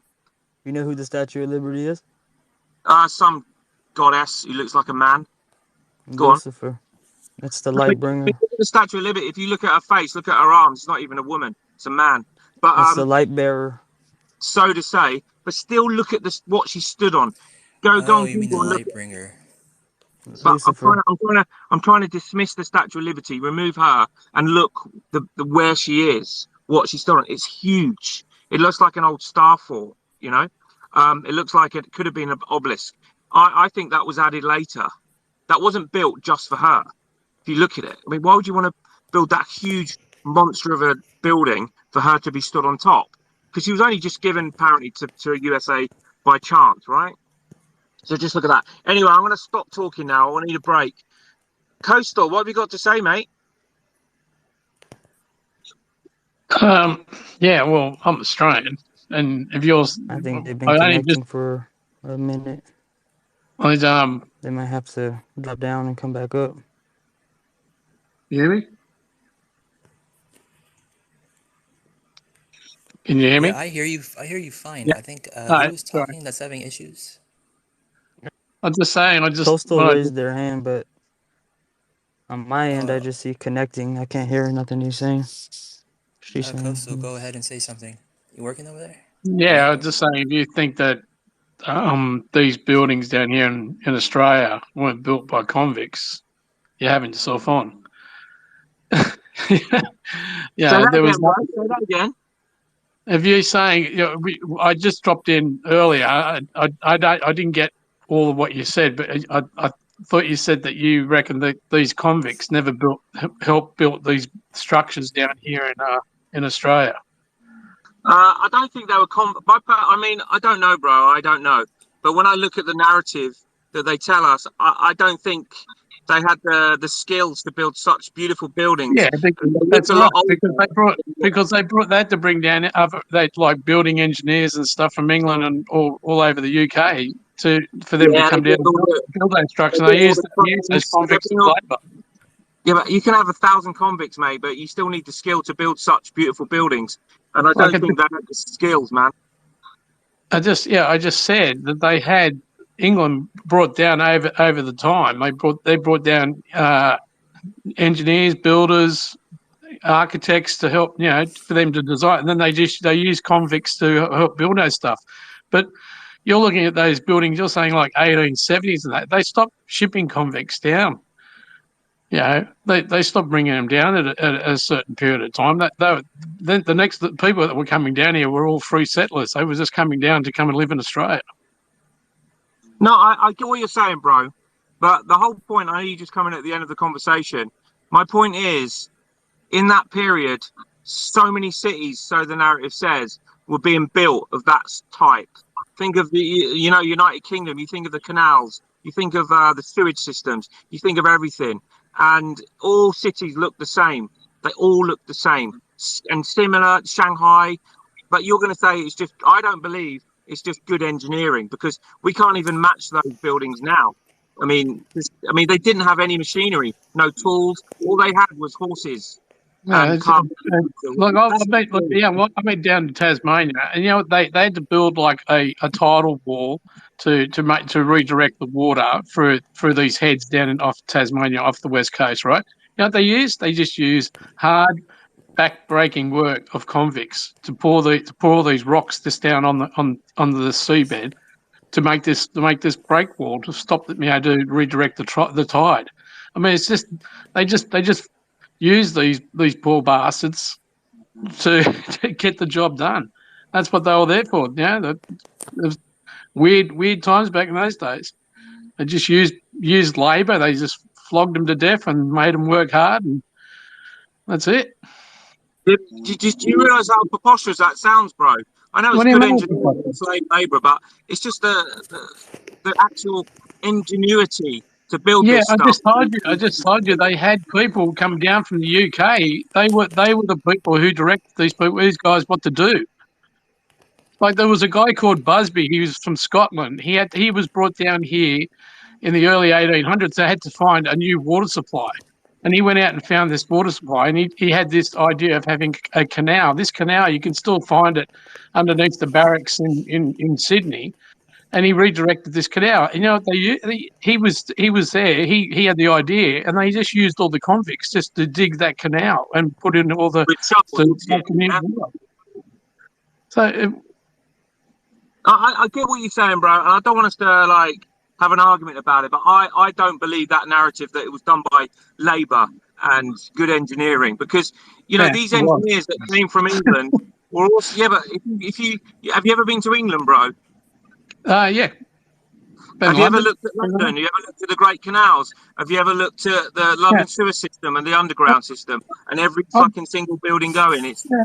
they, Yeah, they and didn't have. I've got just up my way up here. We've got convicts road. We've still got old convict roads up here that are still standing today. That were built. Yeah, you can still go through them today. They use these guys to cut paths through the mountain ranges and that to start to move out further west from Sydney and all that. I've seen them. I go past them every time we go up Yeah, to this you side. know what, We go mate? camping. You and I weren't there at the time, mate. You're just hearing a story, aren't you? You really don't know. You're just being told a story, right? You don't know. I don't know either. But if I was to bet, if I was a betting man, I would say it was slightly Well, different. I do know because the first my answer who come to this country was a convict. Okay, and then he went Okay, out was and he, made. was he just a Yeah, he was a was he convict. there to behave? He was. But let's look at this. Maybe the stuff was already there, and the convicts and all the No, Labour. it was. It was just natural. It was just a country that was only inhabited by Aboriginals, and then we all rocked off down. We were all sent down here. Yeah, Don't fair tell me enough. That's probably right. don't tell me there were structures down here. They were there. It was only just the Aboriginals. They're nomadic people. Yeah, maybe the guys were just fucking good engineers, mate. That's all. With the Yeah, okay, mate. Don't worry they about were. it. They were nomadic people. They went from one part of their land to the other. And they didn't have structures. They didn't build anything. No, They were. The Brits travelled 12,000 miles and built those beautiful buildings. Like in what? How many years did they do that? In canals and What? Well, in what, from 1788? till. What? And then all through the 1800s. Yeah, Again, 1800s. The they went British were everywhere. quite busy at that time, mate. There were The people. British were very busy in Victorian Yeah. times, mate. But Sorry, mate. anyway, it Sorry, doesn't matter, mate. mate. All We'll right, go you into believe it, it. You want to guys, no believe. problem. Sorry, you believe it. You want to believe, mate. But I know what I think I know what I believe, mate. Yeah, you carry on, bro. It's good. It's good. Anyway, Nice one. then I got to go to bed anyway.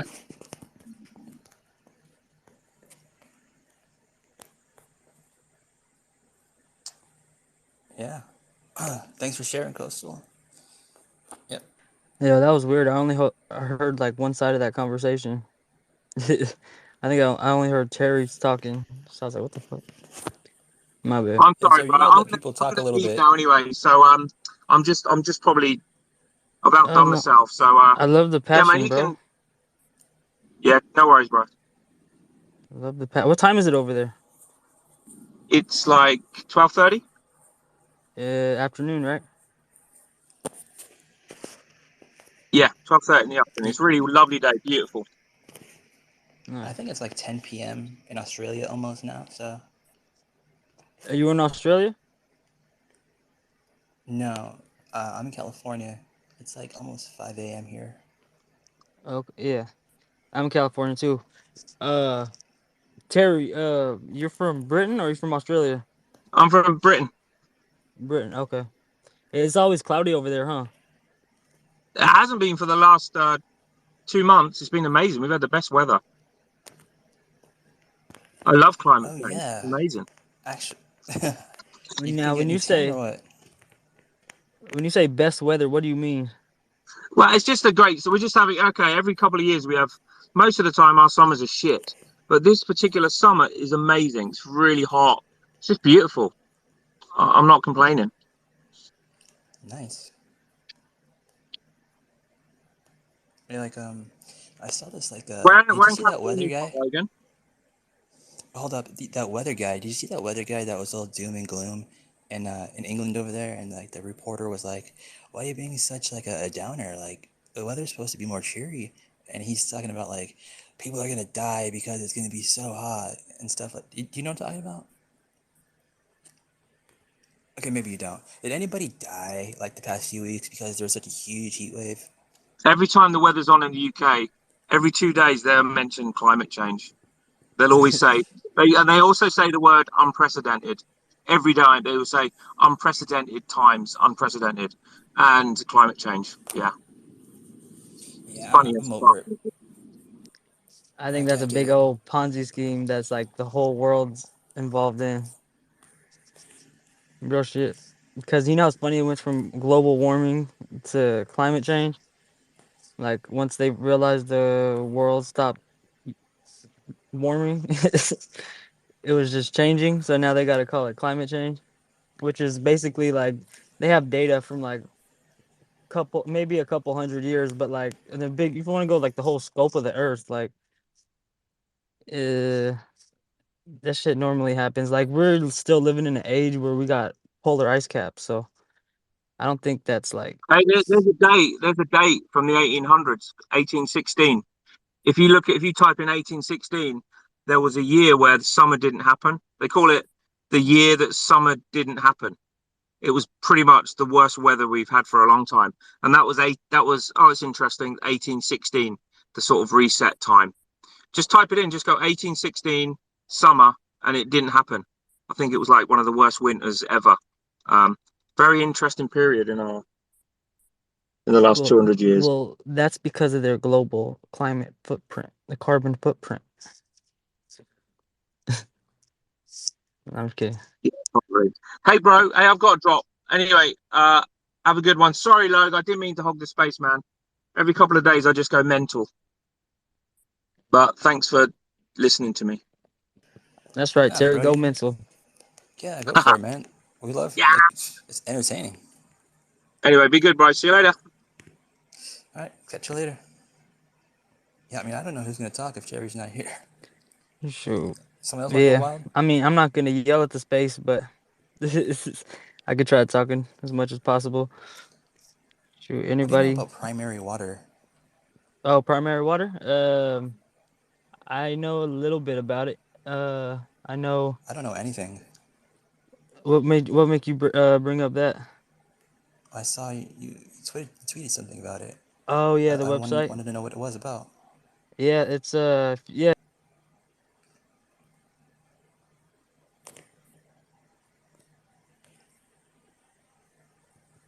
Click on that link. You dive right into it. But basically, um, it's evaporated and it has to come like past like someone found it drilling. Like you know how whales they run dry, right? So Whales they run dry? What always do you mean? fill back up. Like wells will run dry, but they will fill back up. Like lakes, they will run dry and then they will fill back up naturally. And Okay. that happens because it's seeping up through these cracks in the rock. And they say that there's like like a layer of water just beneath the Earth's crust or something. Yeah.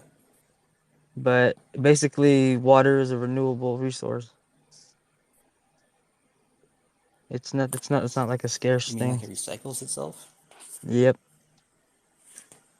Like does it like filter itself?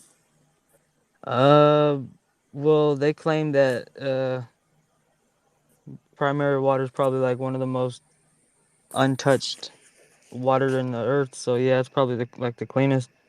Oh man, that sounds so good. I'm so thirsty right now. Hold on, I get something to drink.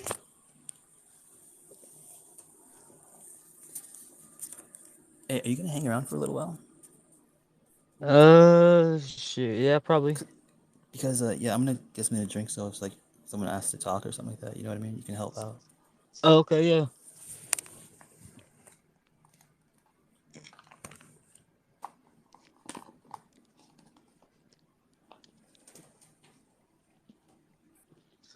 What the heck?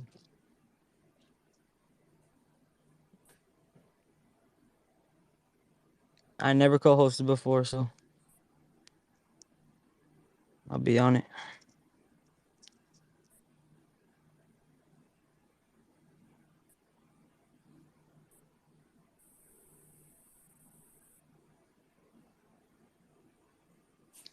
So where's everyone from here? What part? I always like to know what parts of the globe. Like we just had somebody from Australia, some guy from Britain, getting a little heated exchange. I thought that was pretty cool.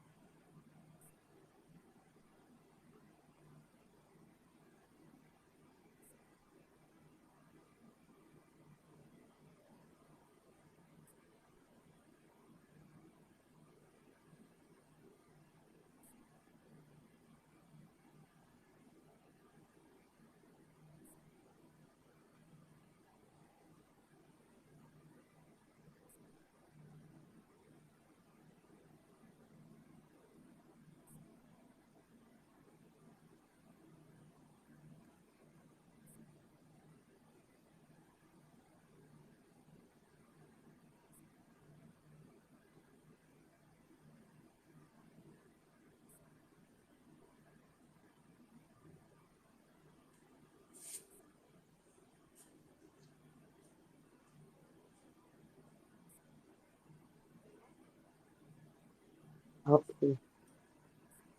where'd he go?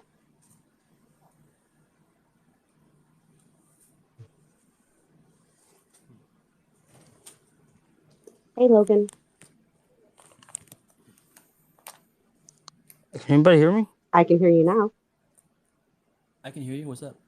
Oh, okay, it's weird because like it's making that noise again. We're like, I can only hear like one side of the conversation. Your side? Because you can hear yourself. I don't know So if would you anyone be else able is to hear? talking, but Oh, can you hear me talking to you? Oh, I guess not. No, I know what he's talking about. Okay. So he can only Yeah, it hear happens his to me side of the sometimes. conversation. Yeah, for So he just can hear whatever reason, himself. like Tell him clear his cache. Oh, he can't hear you. yeah, no, I think he can hear me, right, Matt? yeah, I can hear you. But I don't know if anyone else is talking. I can't hear nobody. Yeah, Tell him clear it's cache. for I whatever drop down. reason the app. No, don't drop down. Just you need to turn your app off, force close it, and then restart it. It'll fix it. Gotcha. Yeah, it happens to me too. This app has a ton of glitches. What's up, Victoria? Nothing much. How you doing? I'm good. I'm actually like a little tired. It's just that time of night, 5 Oh, it's a.m. ish. nighttime over there? It's 8 in the morning here. Well, about to be. But I'm in New Oh, York. yeah. Well, I just wanted, Yeah. because what Matthew was talking about, it's hard for Mm-hmm. people to get it because they don't see it in its totalitarianness. If they go to YouTube, Mind Unveiled or John Levy and check out their stuff, I don't necessarily agree with their theory of putting it all together, but just all their puzzle pieces, you'll just see what he is talking about because there ain't no way. Hey, I'm a fucking convict. Okay? Ain't nobody gonna tell me how to build a star fort. How dumb can you keep saying that? Convicts, convicts. Every beautiful building in the world, a convict built. Like, really? We got some really creative convicts in this fucking place. That's all I gotta say.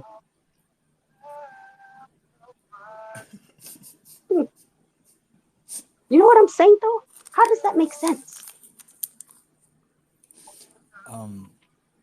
Yeah. They Well, say convicts built I everything. I don't think they designed it. I That think they don't just matter. did the labor for it. Yeah, it's still. Do you scaff like? Yeah, I've seen houses built, regular ones, because my dad's a contractor. So even nice ones like those.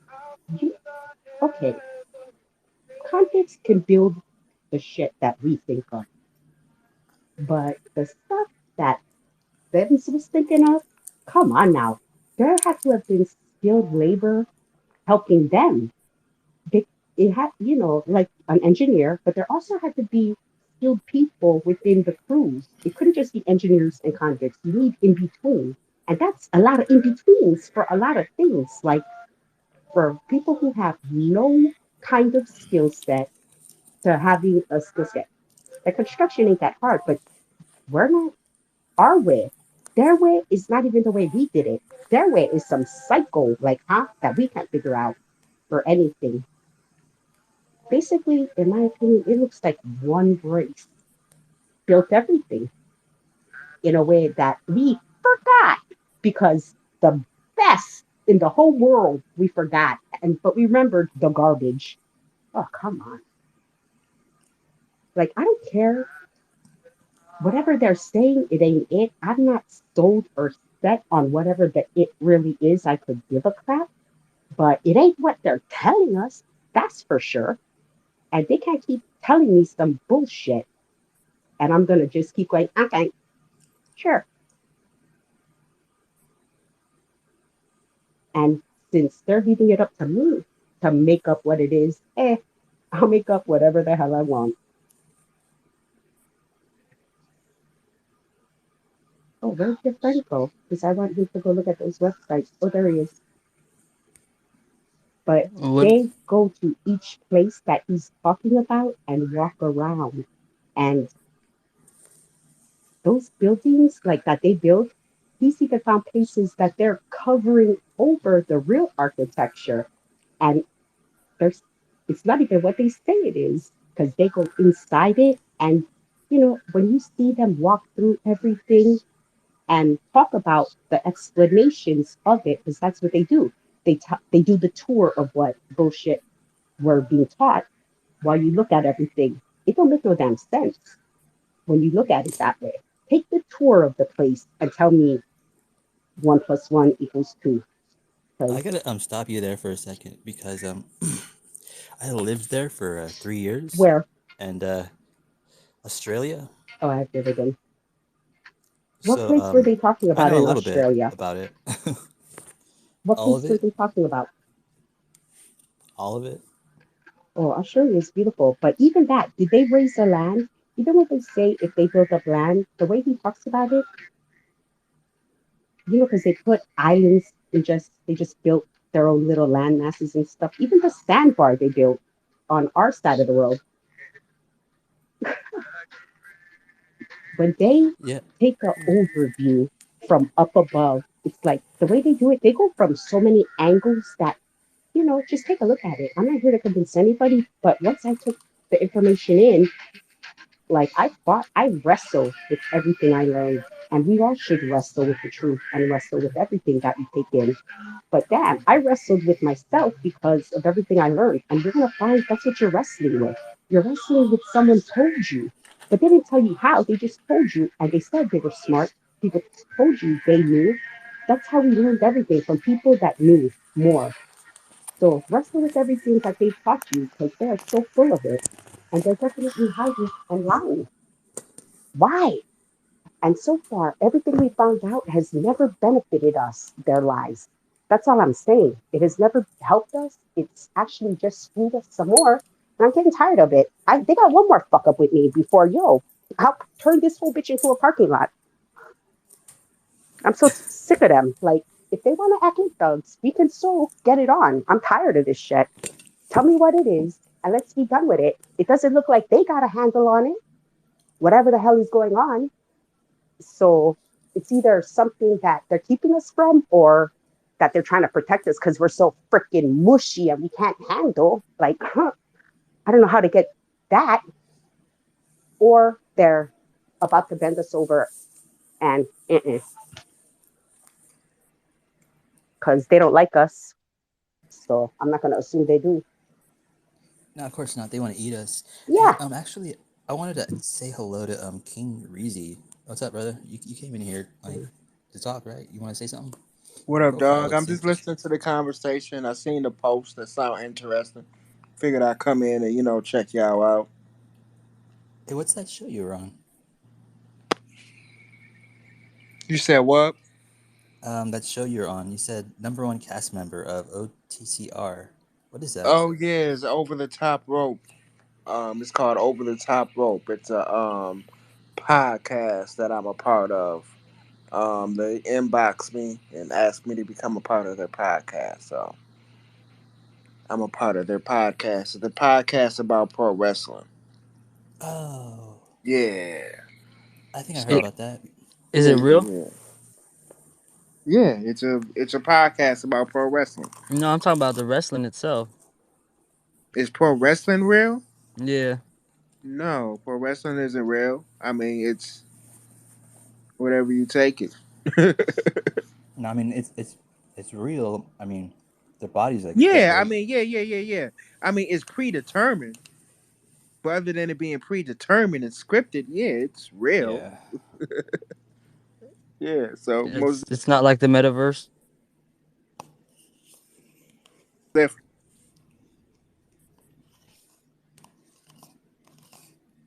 Yeah, you see like those old wrestlers like What when I first started like I'm good friends with some wrestlers. like Ric Flair, like I see Ric Flair going in there, it's just ooh, painful to watch that guy. I'm you good like Hulk friends with Hogan? some wrestlers. No, I have no respect for Hulk Hogan Why not? because he's a racist. Yeah. Oh yeah, huh? He's a What'd he say? racist. Yeah, he's a He has a racist pretty good sex tape though. and very disrespectful. I mean, I have a pretty good sex tape. Who doesn't? I mean, You can't say that without any factual information or proof. That means she wants to see it. He yeah, I can't share he that. brought it up. I'm just kidding. And they're wrong.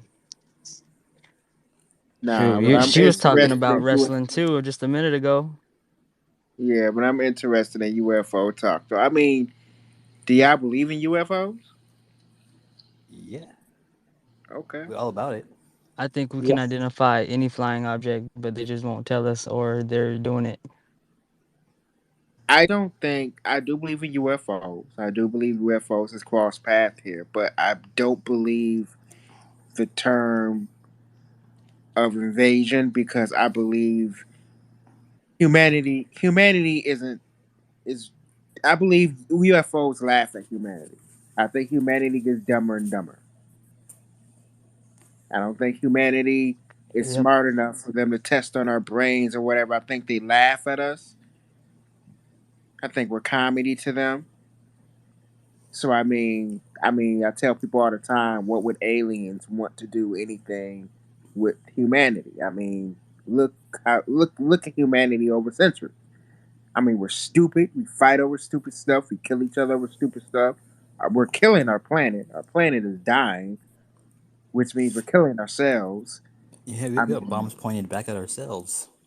yeah. So I mean, we're not anything. Our race isn't anything special. But now, if you're talking about aliens I'll compared disagree to on that part, but we UFOs, are dumb. so what are we? So Like the those are people two different that things. UFOs and aliens are two different things. I believe so, yeah, because we Okay. got we got to look at like how we use these words, right? Because that's how they're getting us to be dumbed down is by how the language we speak because this language creates the symbols and the symbols creates patterns.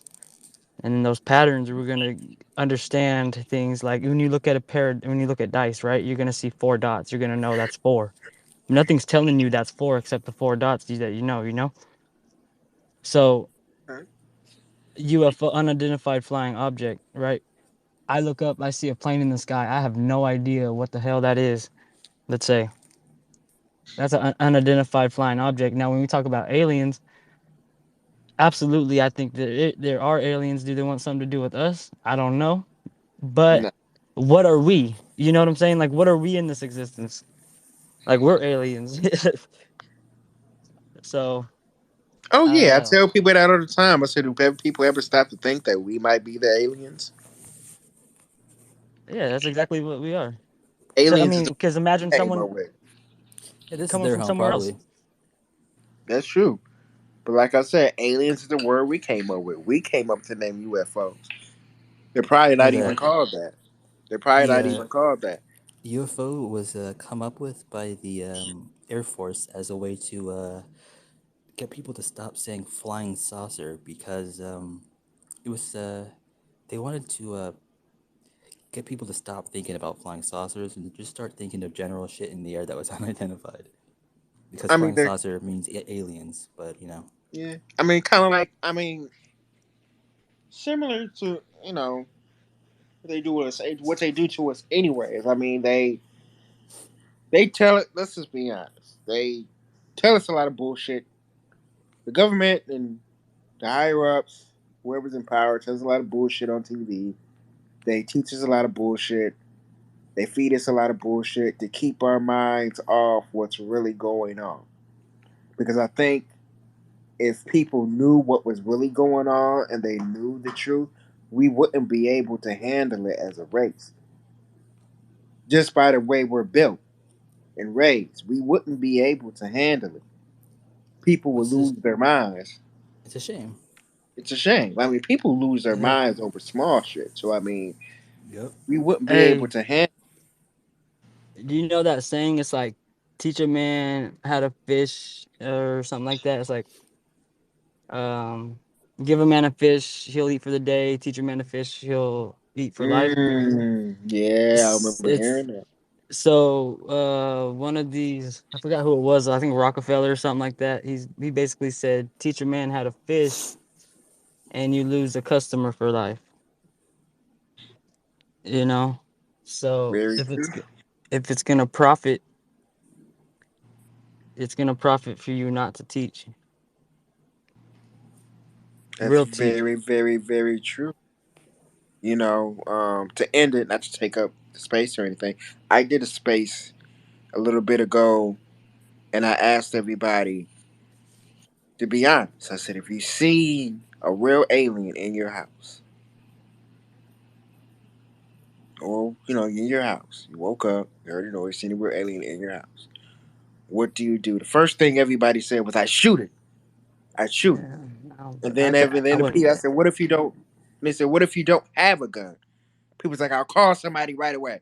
I go, "Well, how do you know it's there to hurt you?" Like, I don't care if it's there. People like, I don't care if it's there to hurt me or anything. I don't want it in my house. I kill it. I call somebody. I'm like, well, wow. I go, now switch things around, and then people kind of switched it around. Was like, well, like, you know what I mean? It was like they couldn't answer the question. I'm like, yeah, so you don't want to be shot. I go, how do you know? You know what I mean? Like it's there to hurt you. But I mean, that's just the way. Once again, that's the way we're programmed. That's the word program. I mean, humanity. We are all programmed. We are all programmed by our masses. They put it in our food, put it in our drinks, and they tell you this. They spray our food, they spray our drinks with chemicals and everything. We are all programmed. Like the Matrix. We're slaves. In a way. So I Yeah. mean, at the end of the day, we don't nobody's ever I don't believe anybody in here has seen a real alien or a real UFO. I've never seen a real alien UFO. We've heard stories. Okay, But now I could speak on one thing. I'm not big into aliens like that, right? I'm not a big UFO guy. However, one day I was walking to my buddy's house, and I was living out in Temecula at the time in California, and it's like pretty dark out there, so you could see the sky, you can see all the stars and stuff. So I was walking to one of my friend's house, and I see up in the sky this like red little dot that's going straight up, like perfectly straight up, and then it stops, and it just sits there for a minute, and I'm still walking, I'm just kind of like looking at it, like thinking nothing of it, like it's just like another satellite or some shit. And then all of a sudden, it slowly starts to move to the my left, and it's slowly moving. And I could tell it's moving, and all of a sudden, it just takes off, like gone, just.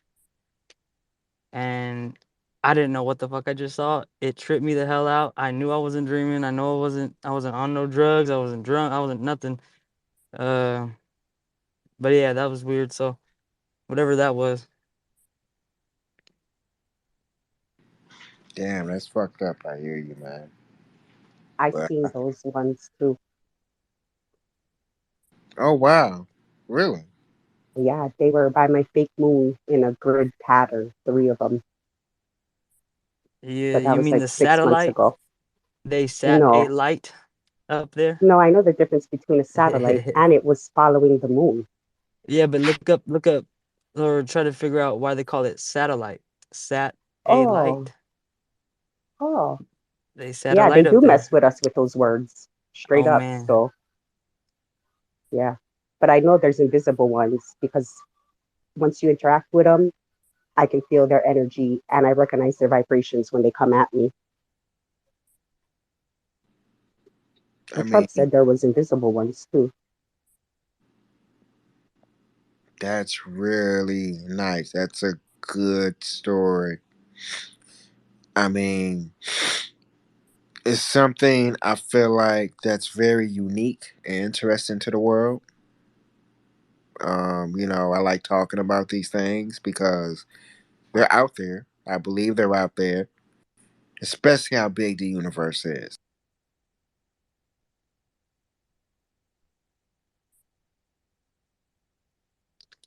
What do you think was before the universe?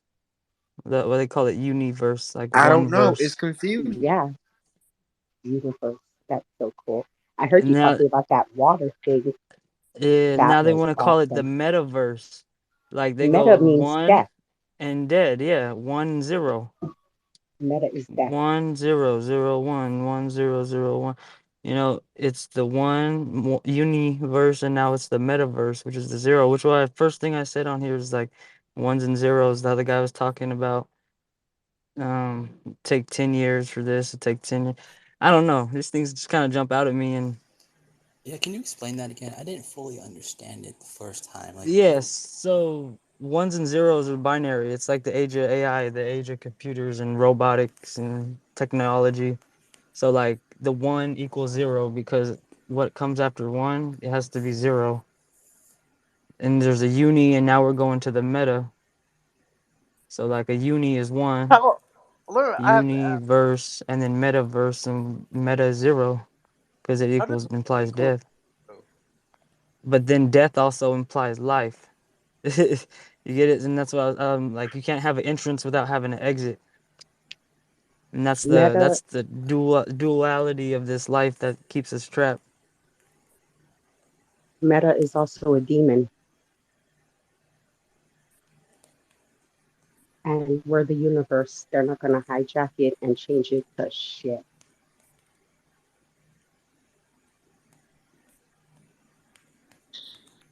That's the hey, first Mike, time me hearing that. hearing what? She said Meta is a demon. I never heard that one. It is. Uh, Key of Solomon. He lists all the names, all of them. All these names that pop out are all demons. Ashtoreth is the one you were talking about, the Statue of Liberty. Ashtoreth, goddess of fertility and sex. If you take all the names, they all come the gods, fallen angels. They are the gods. Titans, fallen angels. Their offspring, the Nephilim, spread out across the whole nation until God had judgment. Generations which were missing a bunch of years that poof vanished. But he made them attack each other and destroy each other. And you will see, if you lift up high, you will see the remnants of the war that happened on this plane that they say is this and that and this and that, built by, oh, the states must have built that too with the convicts. But it's so much that it's hard to take in because it is so freaking much. It's a lot. And you got to want to take it in and fix your brain because I don't know, it broke my brain. I don't want it to break your guys' brain. And it's on you, but knowing the truth, there's a cost because they have, like old boy said, mind control, and it's hard to break it, and there's a cost to doing it. And that 'Cause, price is heavy. That price oh is your yeah, soul. hey, I'll pay it because God is good, and I can see it all. It is what it is. I know how it ends because it was written, and I'm just gonna ride it out, and I'll be alright because I already know He already showed me my death, so I'm okay with it. And I just pray for everybody to find Jesus and be blessed. It's about to get crazy up in here, but I'm having a good time. hell yeah.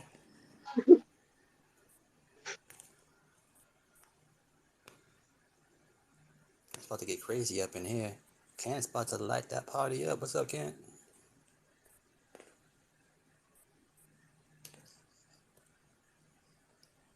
What's up, Logan? What's up, Kent? What's up, Chase? What's up, Leah? Oh shit, Matt's in here.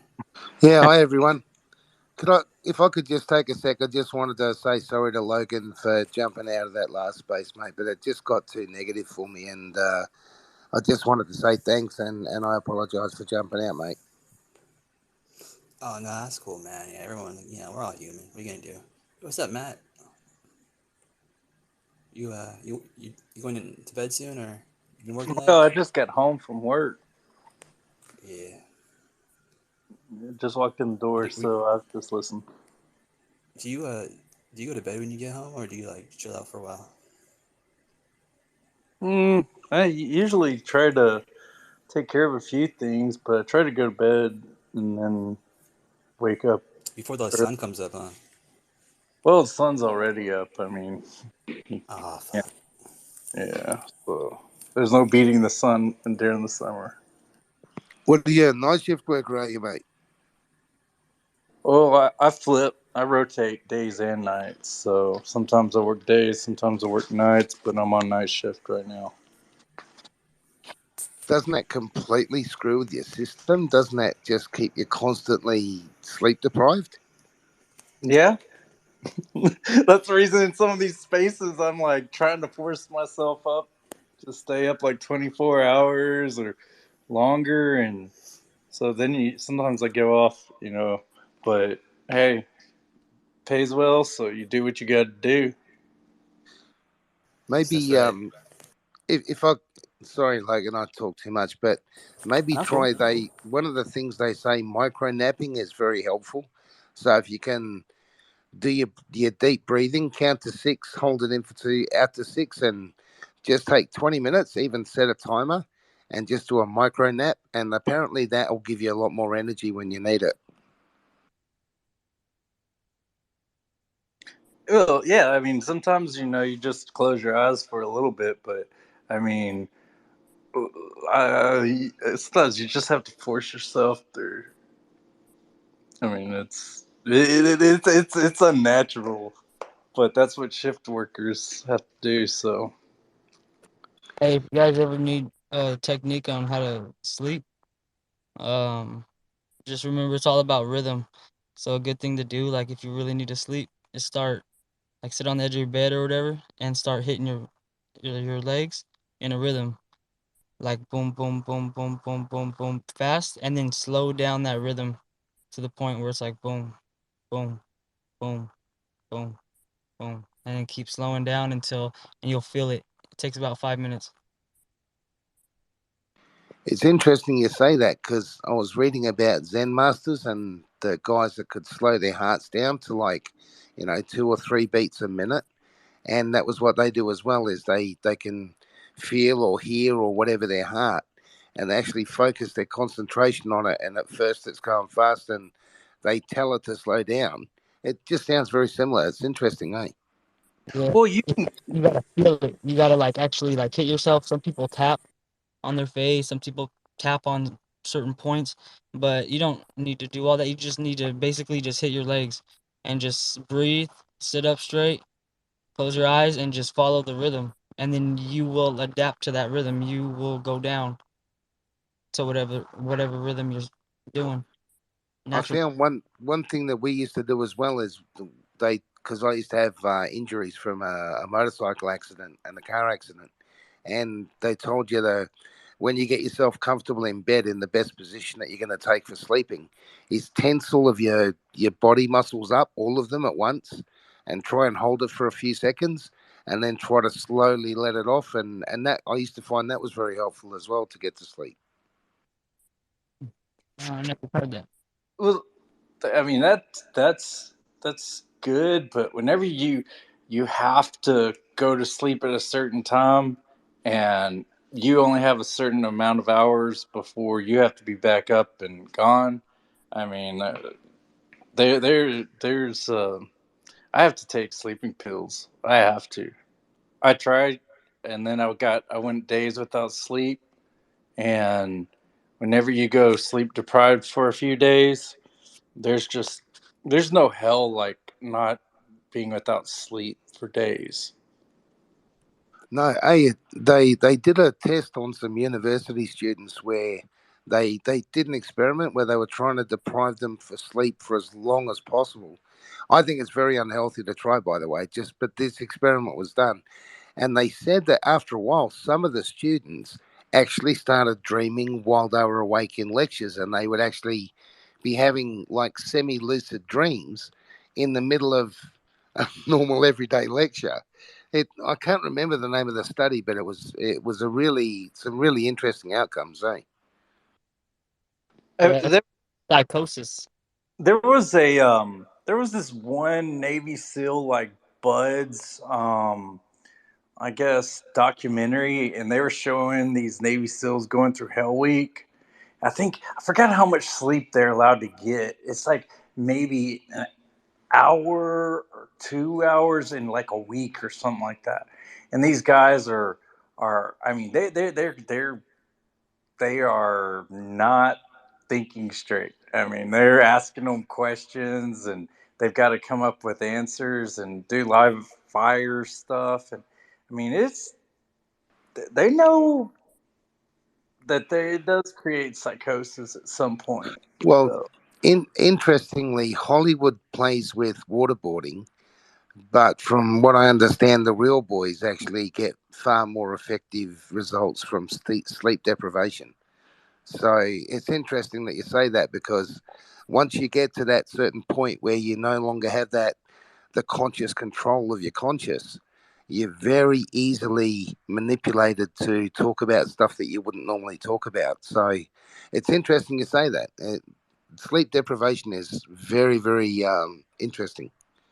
That's why you wonder like, oh, what person or what drug that person's on, like in the street, like they're going crazy, yelling at cars, yelling at themselves. That's not no drug can do that to somebody. That drug keeps you up, and you by not getting no sleep causes you to become like that. Like that's really what's going on, is like they're depressed because think about it. If you're living on the street homeless, you have nowhere to sleep really. And then when you do get sleep, it's shitty sleep. I would imagine. So people taking all this fentanyl and shit and kind of Yeah, common, but it like is before miserable. all that, it's I'll tell you like firsthand. yeah, before all that, it's fucking people just could try to cope by getting high on meth and coke or whatever it is, and they stay up and man, they just gonna be emotion and all that shit that comes with it. And that becomes a reality. So then you start screaming in cars and shit and getting in everyone's way and like thinking everyone else is the enemy. I've seen it. It's crazy. But so you're aware, one person I've studied a lot is Nikolai Tesla, and he used to only get, and he only wanted between 2 to 4 hours sleep a night, and some people can survive on that. But my personal opinion, I did it for years. My record for 1 week was over 120 hours worked in a week, and I was being paid a lot of money, so it was worth it, I thought. But at the end of it, and we had about 2.5 years of really intense project work, really, really intense project work. I ended up laying in bed at 4 o'clock in the morning thinking about what my crew was going to be doing the next day. And I just phoned up my chief construction guy and said to him, I'm not going to be back. And I didn't go back to work for 3 months. And I went from being like a project manager to a health and safety guy, because it was the only way I could survive it. So I'd just say to Matt, sleep deprivation, you can do it when you're young, but it will catch up with you eventually, eh? oh, I know my limits. I mean, at 42, I know what I'm capable of and what will wreck me. And I'm like, okay, this is what I have to have. I know that I can go 4 hours, 4 hours of sleep a night. Okay, I can do that. That's not on a long like stretch. I mean, I needed like 4.5, 5 hours, but 4 hours I can function the next day. But if I start getting below 4 hours of sleep a night, yeah, that's when it's hard to catch up on that. But yeah, I mean, I know what that's. But I talk to my doctor, and I'm not just like self medicating or whatever. I talk to the doctor about it because shift Yeah. work is a real thing. I mean, Oh no, I know, mate. I'm just if you don't mind a little bit of caution, just from a guy that works in that field, just if you can find a way, if you can work with someone on other ways of getting to sleep. It's not something you'll do overnight, especially with the shift work. But if you can look at my suggestion is that the less you use medication of any kind to get to sleep, the better, because it does have long-term effects. And if you can get as many hours of sleep as you can, just because it's not, you're not going to pay for it when you're younger, you're going to pay for it when you're older, you know. Oh, I totally agree.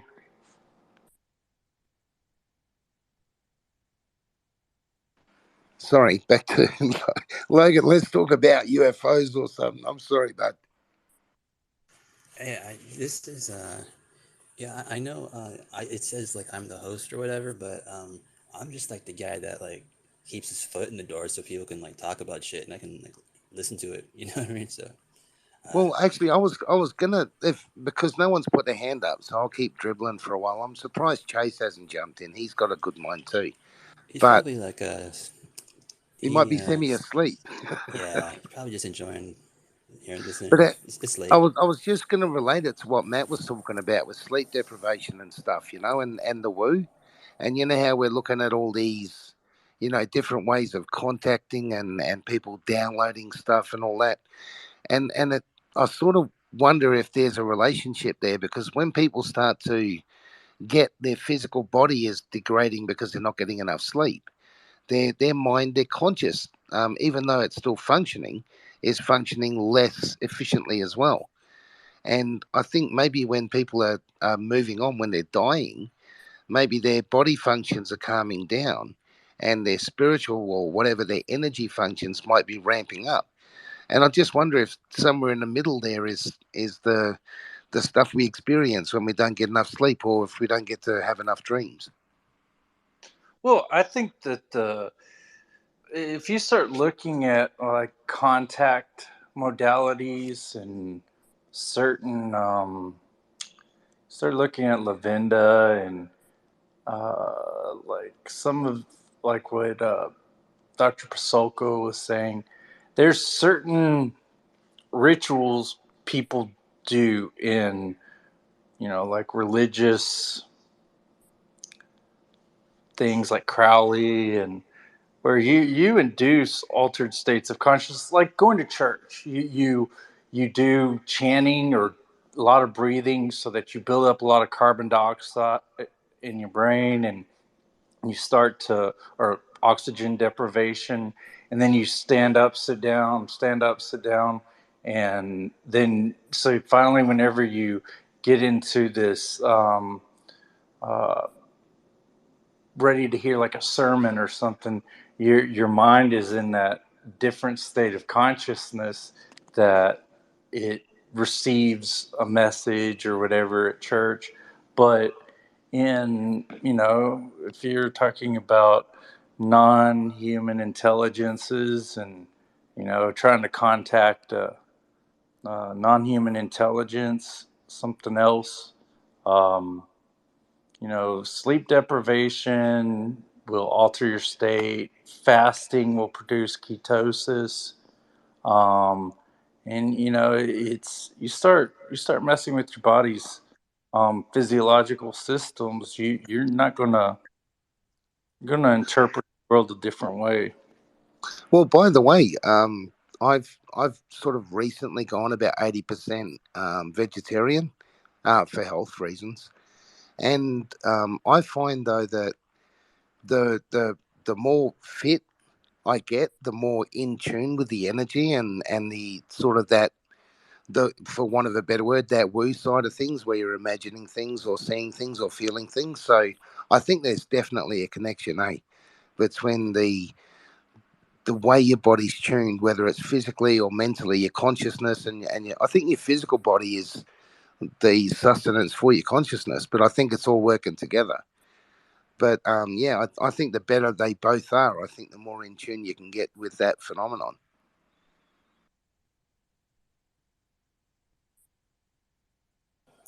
I love hearing. I love. I love hearing Matt talk about this topic because Matt's like, yeah, he knows a lot about this topic. So it's always interesting what he has to say. Oh, for sure. No, I love listening to this stuff, mate. It's great fun. Yeah, like have you seen Matt's library of like books and stuff? It's pretty impressive. Yeah, I did that keto diet, and once I did keto, I realized like how much my food affects everything. Like I didn't just eat fucking like bacon and cheese because that's not keto. People are like, "Oh, I'm allowed bacon." It's like, no, probably not the best idea, but like avocados, man, you're on keto, you're in ketosis, you're finally like hungry and you eat an avocado and you just feel like God. Like it's amazing, and like it affected my attitude. Like if I ate like bad food, I'd be cranky, and I'm just like, yeah, no, it's wild. And it's really good for you if you do it the right way. And also like intermittent fasting, like I'd skip breakfast and I wouldn't starve myself. If I was hungry, I would eat, but I wouldn't eat unless I was hungry. And I'd always exercise first. And doing this, I just felt so much better, like clear head, waking up, not being drowsy or eating a bunch of food and then feeling like shit after. It's like really good. And I know it's Did you pretty feel like you natural had to be, more it's energy? natural to, oh yeah, way more energy, like so much more energy. And it's kind of natural to be in a state of ketosis because back in the day we didn't have access to food all the time, right? So, um, yeah, it's just really good for you. And last little thing here, but there's something called autophagy. So when you deprive your body of food, not water, but food, I think it's for over 17 hours, it kind of freaks out a little bit. It's like, all right, we might have to do something here. And your body will take cells that are already broken or damaged and they'll recycle them. So like I was pretty big. I was like over 200 pounds at the time. And I had my son. So I had like, all that extra skin and wrinkles. And I found when I did fasting, I did like the fasting, which puts your body in autophagy sometimes, not all the time, but it really helped just like tighten up my skin. Like it literally tightens up your skin. So it's wicked. Like keto's so good, but those drinks that you buy, they're like it's just expensive pee, man. Your body makes your own ketones. Just don't fall into the whole like trap of diets. Hey, I'm sorry. I Do think you the hear more that? natural you diet, the better. Do you hear a phone ringing? Anyone hears that From phone ringing? where? What was that, Logan? You don't hear that phone ringing? You don't hear that? No? No. I hear it. It must be me then. My phone's ringing, but I Do don't. you have more than one phone going right now? Oh yeah, but I hear it in my ear. Through my headphones. I hear a ringing. Oh, That's maybe happening with me. you should answer it. You Is that can't you, find Matt? it. It doesn't have. You don't know where it's coming from. It's not stopping. What the fuck is And you have entered the twilight zone. That means I've exited the twilight zone. that? Okay, it stopped now. Cool. Have any of y'all seen Unfriended, like a horror movie? Called what? Unfriended. Oh, Unfriended? No, I haven't heard of it.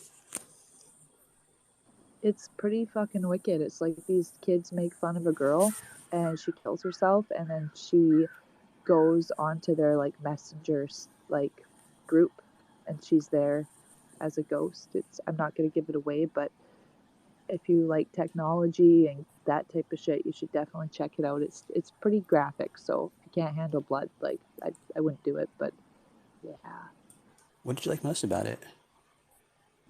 I liked how she systematically exposed everybody in the group for the shit that they did. And I liked how she took over their computers and uh, kind of didn't really talk about her identity right away.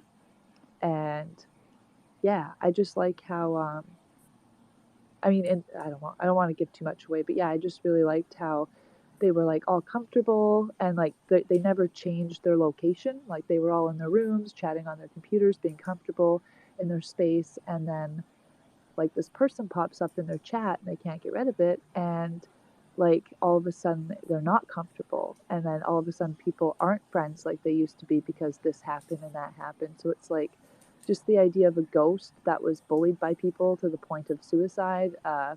gets to expose all the assholes. That part was really cool, but there was some of it I didn't like. Like I don't like things that are super super graphic. It's like too much for me, but I don't know. It's worth watching. That and oh fucking or yeah, I think it's called Oculus maybe, or it's the one with the mirror. I don't know if you've ever seen that one either, but I think it might be called Oculus. Yeah, just a quick note. I totally agree with you about the graphic stuff. It's just way too real now. It really, I think it's actually not necessarily real. Do you know what I mean? It's just too much. Yeah, what does that do to your brain? You know what I mean? My biggest, well, I'll say why, and I'm sorry, I don't want to be negative, but I think that it desensitizes people to reality, and I think that when some mung bean, and I use the word mung bean, that's Australian for dickhead. When some mung bean goes out there and decides he doesn't like humanity anymore and unloads whatever, well, I think that half the time they're desensitized to it because they're seeing this sort of stuff in their games and in the things that they do all the time. I don't think it's good, to be honest. I know it sounds old and all that shit, but I just don't. I think we go too far, you know. I think we're just lucky enough to not have to experience like it in real life. So when we see it, it's like, oh wow, that's crazy. But like, I don't know. I know in other countries, like it's not as friendly. Like people like see shit like that all the time, and so it's like I totally agree with what you're saying, Kent. It's like exposing people to it to make it like I don't know. People know about it. Well, But I'm just saying. I don't want to offend you, okay? I know you're mostly Americans here, but when me and my wife went to the States at the end of 2019, I'll be honest with you. I made her practice emergency drills before we got there. I drop and roll, get to a nearest police officer, get away from any sounds of any sort of thing going on, because I was seriously concerned that, especially when we did Times Square for 2020, that there might be someone there who decides he doesn't like humanity anymore. You know? Wow. It's very true. I got a question though. Anywhere in the world, if it was like a person walking through a forest by themselves and they saw another person hanging off a cliff or stuck in a river and they were like, help, help. Do you think any person, like alone doing that, do you think they'd just walk away? Like, I feel like humanity has something in it where if you see someone and you can help them and there's no influence of people watching or not having money and all you have to do is put your hand out, I feel like most people would do it. You know what I mean? That instinct to like There's help each there's a other. real. Do you know the singer Phil Collins? He wrote a really beautiful song called "Another Day in Paradise," and it's all about a little girl who lives on the street and can't get any food and stuff. Well, just to say though, the other day I was back at my hometown in Rockingham in Australia. I'm back home in Thailand now, and I was having lunch at a restaurant that I'd worked at 45 years before when it was a burger bar. And this lady went past and she looked really old and she just had a pram and a puppy. And she sat on one of the seats outside. It's like an open corner restaurant. And she sat on the seat outside and she was just having a rest and trying to, get some money and stuff from people. Everyone walked past her. I mean, everyone walked past her. I ended up finishing my lunch and going out and saying hi to her and stuff. But everyone walked past her, love. And unfortunately, I saw the same thing in the States. I saw right outside where the president lives, the White House, yeah?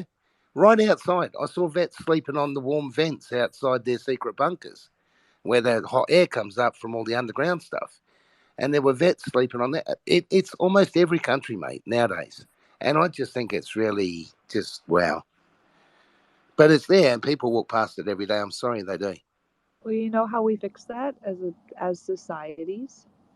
I have a theory that in order to like create change so that doesn't happen, you have to not support the people that are doing that. You know what I mean? Like everyone needs to come together and be like, no, like, you know what, Walmart, like you have people sleeping outside your Walmart. Like until you do something to help homeless people, I'm not going to buy from Walmart. Or like, hey, big banks, like homeless people come and sleep in between the double doors because it's minus 30 outside. And if they don't, they die. Like when I moved up here, I asked this girl, I'm like, so what do the homeless people do? Like in the winter, where it's like minus 30. And she's like, well, if you see someone sleeping outside, you have to report it. And I was like, horrified. And then it's like Christmas came along, and they were like, oh yeah, well, you can donate like bus passes to the hampers. It's like, oh yeah, Merry Christmas, get the fuck out. You know what I mean? Like, it was just horrific. But it's like, yeah, it's like, go to the banks. It'd be like, people sleep in between the double doors. Like, I'm gonna go to a different bank if you don't do something to help homelessness. Like, it's just, as a society, we can't put up with it. Just like we don't put up with people stealing or hurting each other. They go to jail, until everyone actually gives a fuck. Like, nobody's like, the big companies and people that create homelessness, or the governments that can like create homelessness, they're not going to care. But the problem is that the people who are homeless, they don't want to enter the rules and regulations a lot of the time that they have to abide by, and they want their freedom.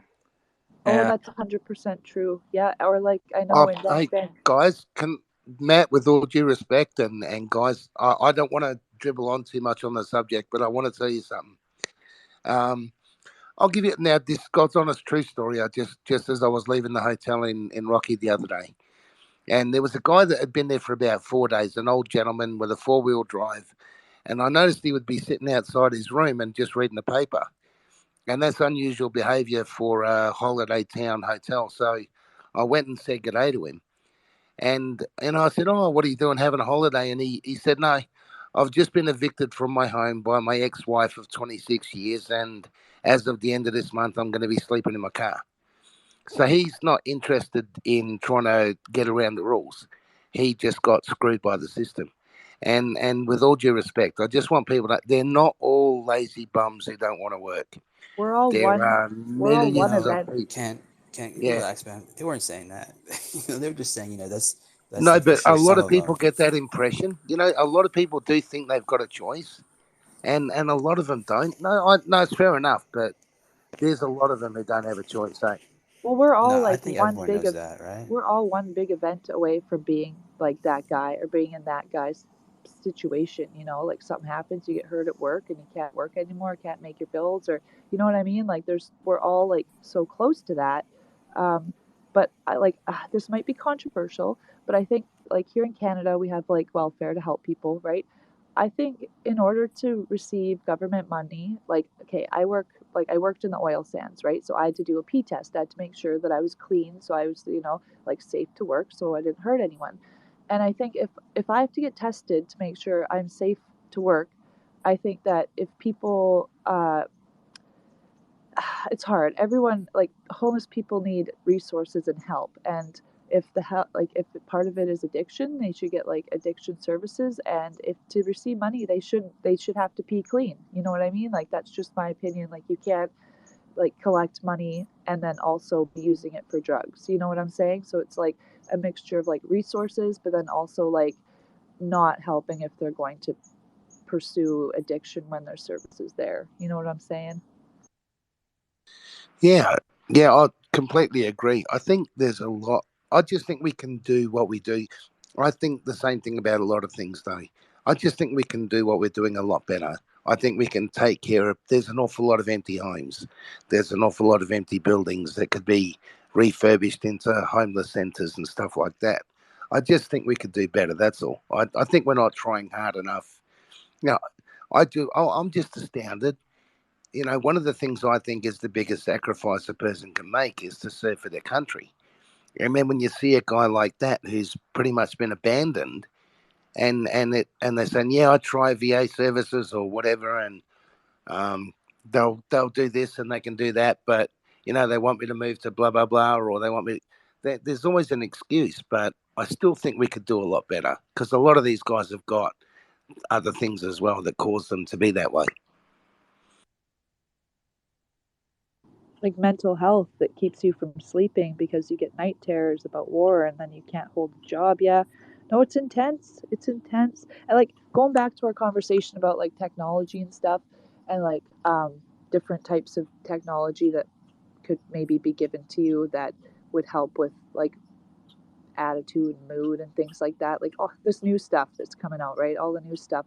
Like, it's scary, but at the same time, like when the polio vaccine came out, like women were giving birth to babies that weren't normal because the vaccine wasn't perfect yet, right? And we rectified that. It was sad. We rectified it. It doesn't happen anymore. So I feel like with this new technology, can you imagine like getting something given to you that literally changes you so that way you don't have such a strong reaction? You know what I'm saying? Like if therapy doesn't help. So I think as scary as it is, once we like perfect it, it might actually be like really helpful for some people and it might I, remove some I, I, diseases, you know? for what it's worth, I agree with you to a degree. The one thing I look at though is I've worked at the manufacturing end of that side of things, how we actually, get the mineral sands and all that sort of stuff to build tech. And I worry that when I see what it's made of and sort of how it's made, I wonder how that's going to ever really sit harmoniously in the human body. I know it's been done, and I know there's a lot of people who are experimenting with it now. But I think, when you start looking at putting that stuff into your brain and, your stem cell areas, and it just worries me a bit. I'm not sure we know enough about the effects yet to really start playing about with that stuff.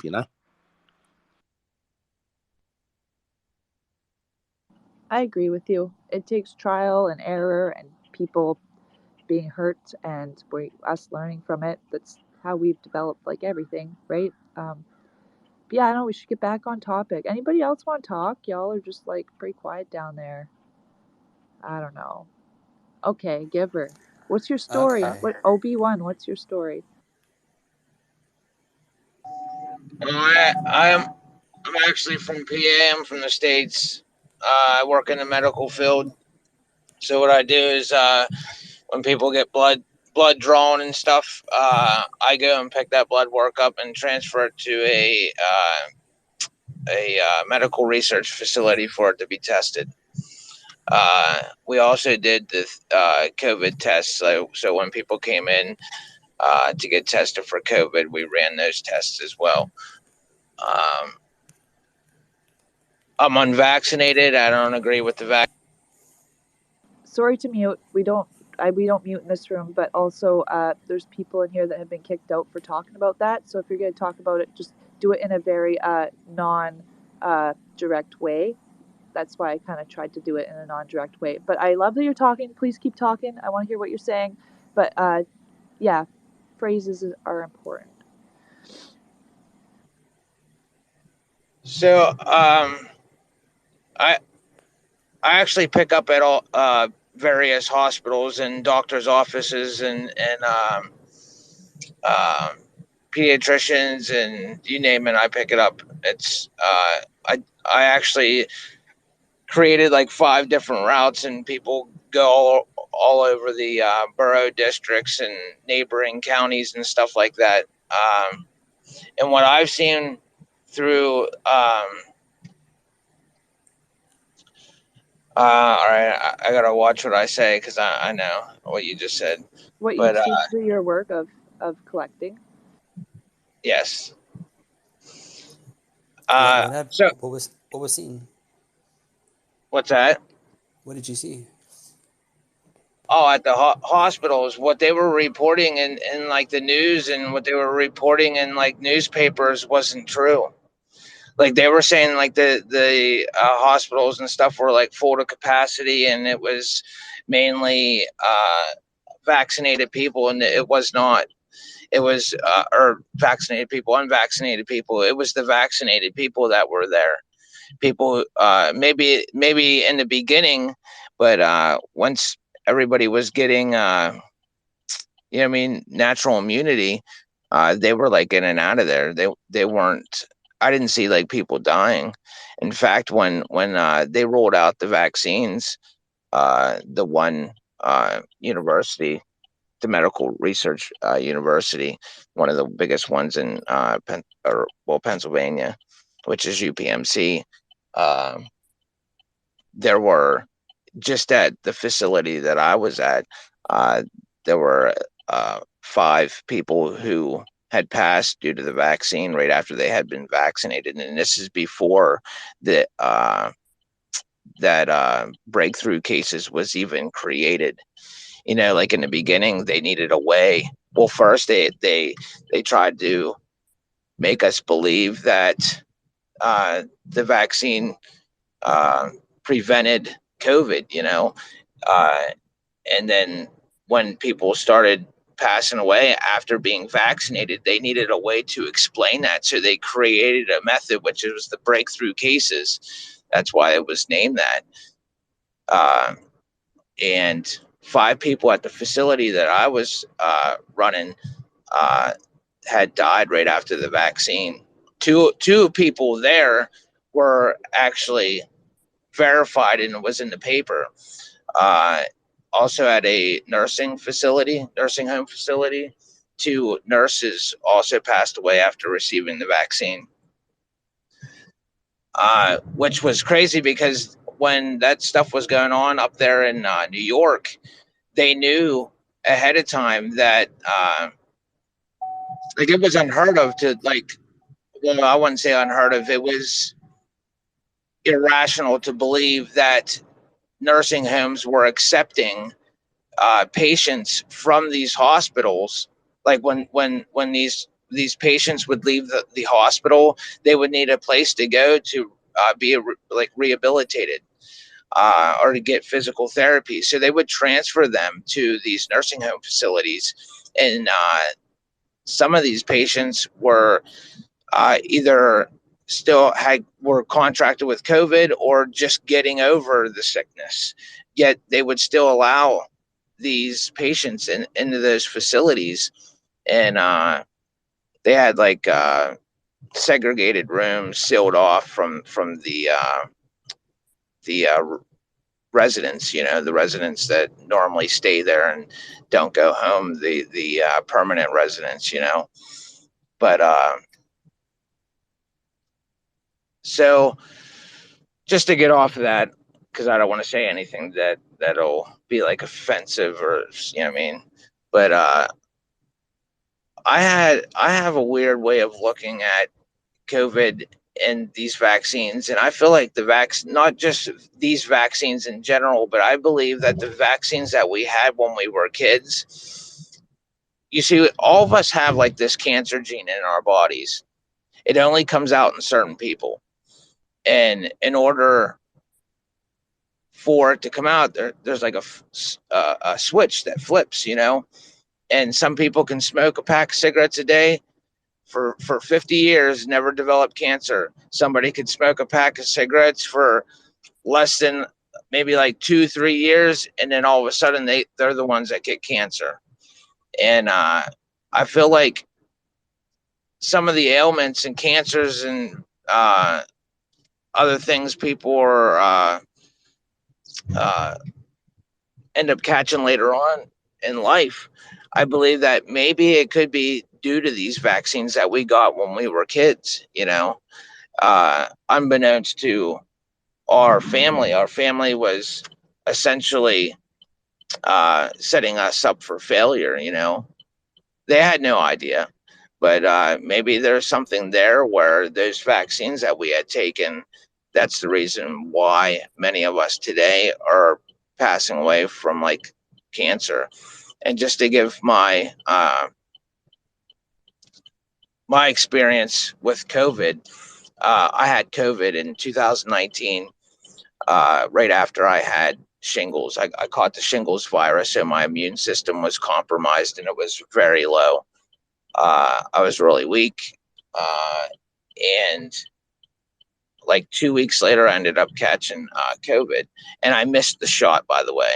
So the thing with shingles is if you get the vaccine, the shingles vaccine, before the shingles works its way through your system, it could prevent some of the symptoms. It'll make the pain subside, and you won't really have much of an outbreak. I mean, it's pretty much preventable. So if it does work its way through your system, if you take that shingles virus and you contract shingles again the second time, it won't do nothing for you. You only have a small window of opportunity to get it, and it's within days. So as soon as you are diagnosed with it, you get the shingles virus, and it can prevent much of your symptoms. But if you miss that window, it's very painful. Um, so after I contracted COVID, uh, a couple months later, which would have been February, somewhere in February, March, I ended up contracting COVID again, which I had varying symptoms both times. The first time I had really bad congestion where I was hacking up all this thick mucus. And I remember like listening to it on the news and how, just common sense would tell you. Well, I got a Well, question for you. And then we'll get to Kent real quick here. So back to like UFO stuff because it's tied in. So like you saw people in hospitals. Like you can't be the only one to have noticed this. So we could compare it to people in government that know about UFO stuff. So like what do you think they knew, or what do you think people in government that know about UFOs do? And like we both like what happens to like people that speak out that work for the government or agencies like that, they get ostracized, right? So right, right. yeah, so like what do you think about that whole situation? Because like that's not really fair. And like what did you see as far as like behavior? Uh, Yeah. Oh, and Kent, maybe we'll let Kent add to the conversation here. Sorry. do I agree with it? Do I agree? I think that much of what we've come to know isn't. It's all right to put things in question. In fact, like science in general is all in question because all it is an interpretation. It's an interpretation of somebody's varying opinion. And just because one person believes in one thing doesn't mean that somebody else ain't going to have a completely different understanding of it. Uh, they were already caught, changing the definitions of terminology to basically bolster their case when they were arguing it and trying to convince the public into receiving the vaccine. So they all have a invested interest in it. These higher ups, and they're the only ones that are pretty much benefiting from it. I look at like the patented designs and things like that were created under an official capacity while they were employees of the government. These people are the ones that were making out, and so of course they're gonna try to protect their investment. Because which I don't understand that either. If they're working under official capacity for the government, those patented designs and things like that they had created while using taxpayer funds, that money should be going back into the government, and we should be able to utilize that for our best interest. But since they're the ones that are capitalizing on it, of course they're going to protect their investment, and they're going to try to cancel anybody and attack and threaten people and take away or threaten to take away their law licenses and practices and things like that. Uh, Yeah, for it's sure, for sure. Kent, what are you thinking? Because your hand's been up a while. Oh, there's a whole there's a whole bag of cats there to herd. But anyway, on the cancer subject, what a lot of people. I'll just a quick recap on that, if you don't mind, Obi-Wan. well, The after you do hang that, on. I just wanted to explain my situation with the cancer because I actually have my fiance, after she contracted COVID, 2 weeks later, she was diagnosed with APL leukemia. And leukemia was actually found, like the codons and the gene sequences are Yeah. actually found for leukemia in the virus Oh, and in the yeah. vaccine, But actually. okay, but okay. But sorry. Yeah. I mean, if I can respond, the thing with cancer is basically it's a genetically based disease. So when your cells are all your cells in your body are constantly reproducing. They're constantly changing out. You're getting rid of it in skin flakes and stuff all the time. There's virtually nothing in your body that's more than 3 years old. So while the cells are going through that changing process as your body goes through aging, some of the replications of the cells misfire. And that is usually where cancer starts from. Now, a lot of ladies experience it in their breasts. That's related to the type of genetics and the way that the body uses fats and estrogen and all that sort of stuff. It's linked to estrogen in ladies. The point I'm trying to make is it's affected by our environment, but it's not the same as it being affected by a bacteria or by a vaccine for a bacteria. That's a totally different thing. So if she got leukemia a couple of weeks after, I don't mean any disrespect to you or your fiance, it may most likely was a coincidence. It was most likely already in her body 3 months before that and only manifested at that time. So just to keep in mind, there is a difference between a virus and cancer. They're I not the just same thing. I just want to throw in there. Uh, I agree that like it was probably already in there. I'm just saying when you go and put things in your body that change stuff. We were talking about something else. What was it? Oh yeah, there's like a gene that's like it's responsible for that, and so you have like these receptors. So like pretty much like when your DNA is being made, the receptor chooses which genes you get, Yeah, they're and the AZ receptors. Yeah. yeah, and so like, can you imagine if we could go in there and we could just like, at first we probably wouldn't have a whole lot of like technology about it, so we probably have mess ups and stuff. But can you imagine if we could go in there and turn certain genes off and on? It's like here, all of a sudden now, none of us can get HIV because we have, They're this doing it gene is already with turned. Yeah, CRISPR. yeah.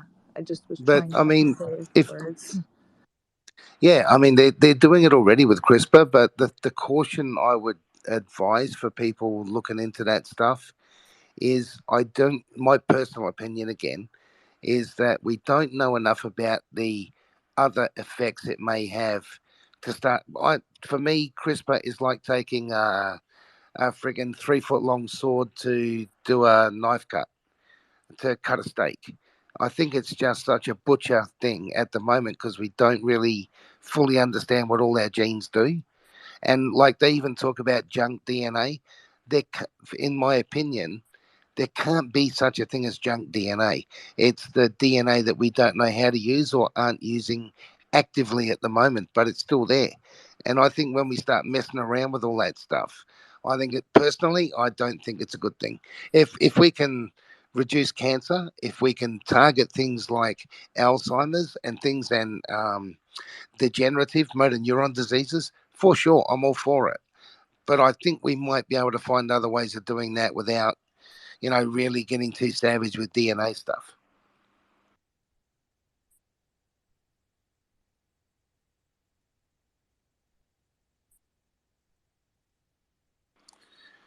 And on a lighter subject, Go ahead, Obi. Go ahead, Obi.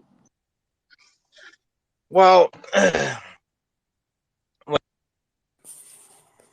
Yeah, sorry to mute you. I just didn't want you to move on, Obi, before I ask you this question because I'm probably gonna forget. And yeah, so when you were saying about I found it funny because you said um, like a person that'll smoke for 2 years will get cancer and die, but a person smokes all their life and nothing, right? Well, if you remember, there was a ABC News reporter named Peter Jennings, and he wasn't a smoker, but he did spend like a couple years of his life as a smoker, but only 2 years. But yeah, in 2005 he died from lung cancer. After only smoking for a couple of fucking years, this guy dies from lung cancer. So I just thought, were you referencing that guy when you said that, or is that just coincidence? well, actually, I mean, it could be referenced to him as well, but people also don't even need to smoke. They can just contract lung cancer through secondhand smoke. I mean, they're not the ones Ah, that. come on, secondhand smoke. Well, it's possible. It's possible. People can definitely develop lung cancer through secondhand smoke. Actually, there's studies about it. Okay. I'm pretty sure secondhand is almost worse than actually smoking. Like I have to look it up, but yeah, it's really bad. That's actually why they stopped smoking in the pubs and nightclubs and stuff, because secondhand smoke. But to I gotta get back. I gotta get in here, but just to be real quick, see, I had contracted COVID at least a year before my fiance did. The last time I had contracted it, there was like a year between that time, and when she was going through her bout of COVID, I was around her the entire time, and I never had a third bout of it. But and I cared for her the entire way through. What happened was is while she was going through that, I was like massaging her legs and things like that. And next thing I know, these like bruise marks would appear, and underneath the bruise marks, like there was like a thickness to it, like a bump or a mass that would form underneath this bruise.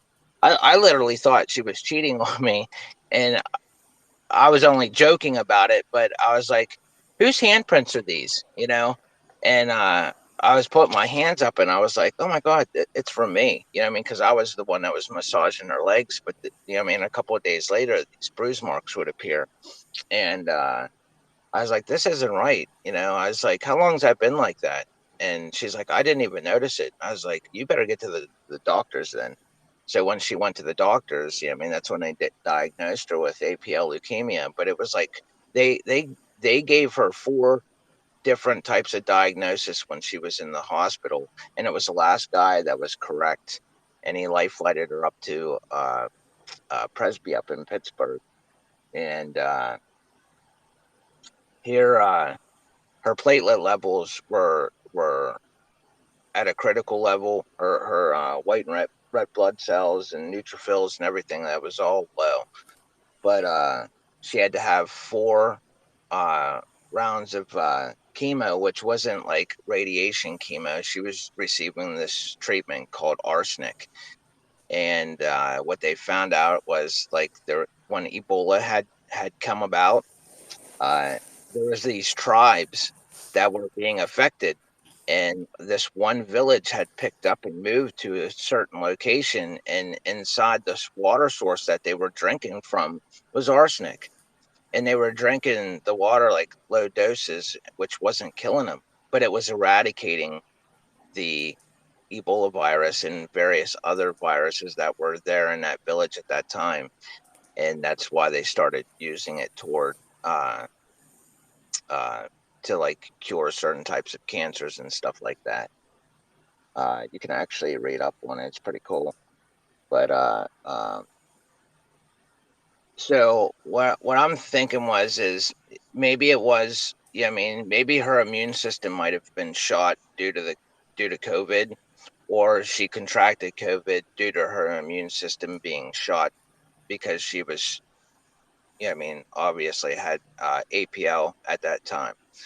And I don't know how you would differentiate that or figure out that now, but now she was in remission when she left the hospital then, but the last time she had a bone marrow biopsy the last time when she left the hospital, but just well, no, I wouldn't say the last time, this previous time, or last time, it was through blood work, and they said that the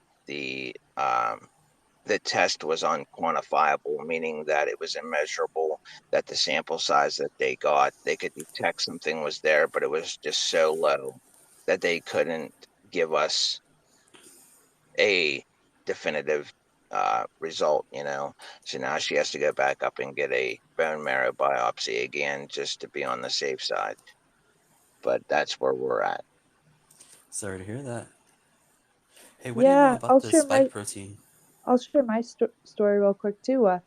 I've like always been healthy, like a bit of pot smoker, but like always healthy. I've been to the doctor, like I had my baby. I've always been pretty good. And within the past year, I started not feeling very well. And like I feel like I might have gotten the C word when it first came out because I was fucked. But anyways, moving on from that, I ended up doing like an MRI, and first doctor didn't tell me a whole lot, but I went to another doctor because I'm like, I'm just not doing better. And I had an MRI, and he asked about headaches, and I said, yeah, I get super bad migraines. And he's like, okay.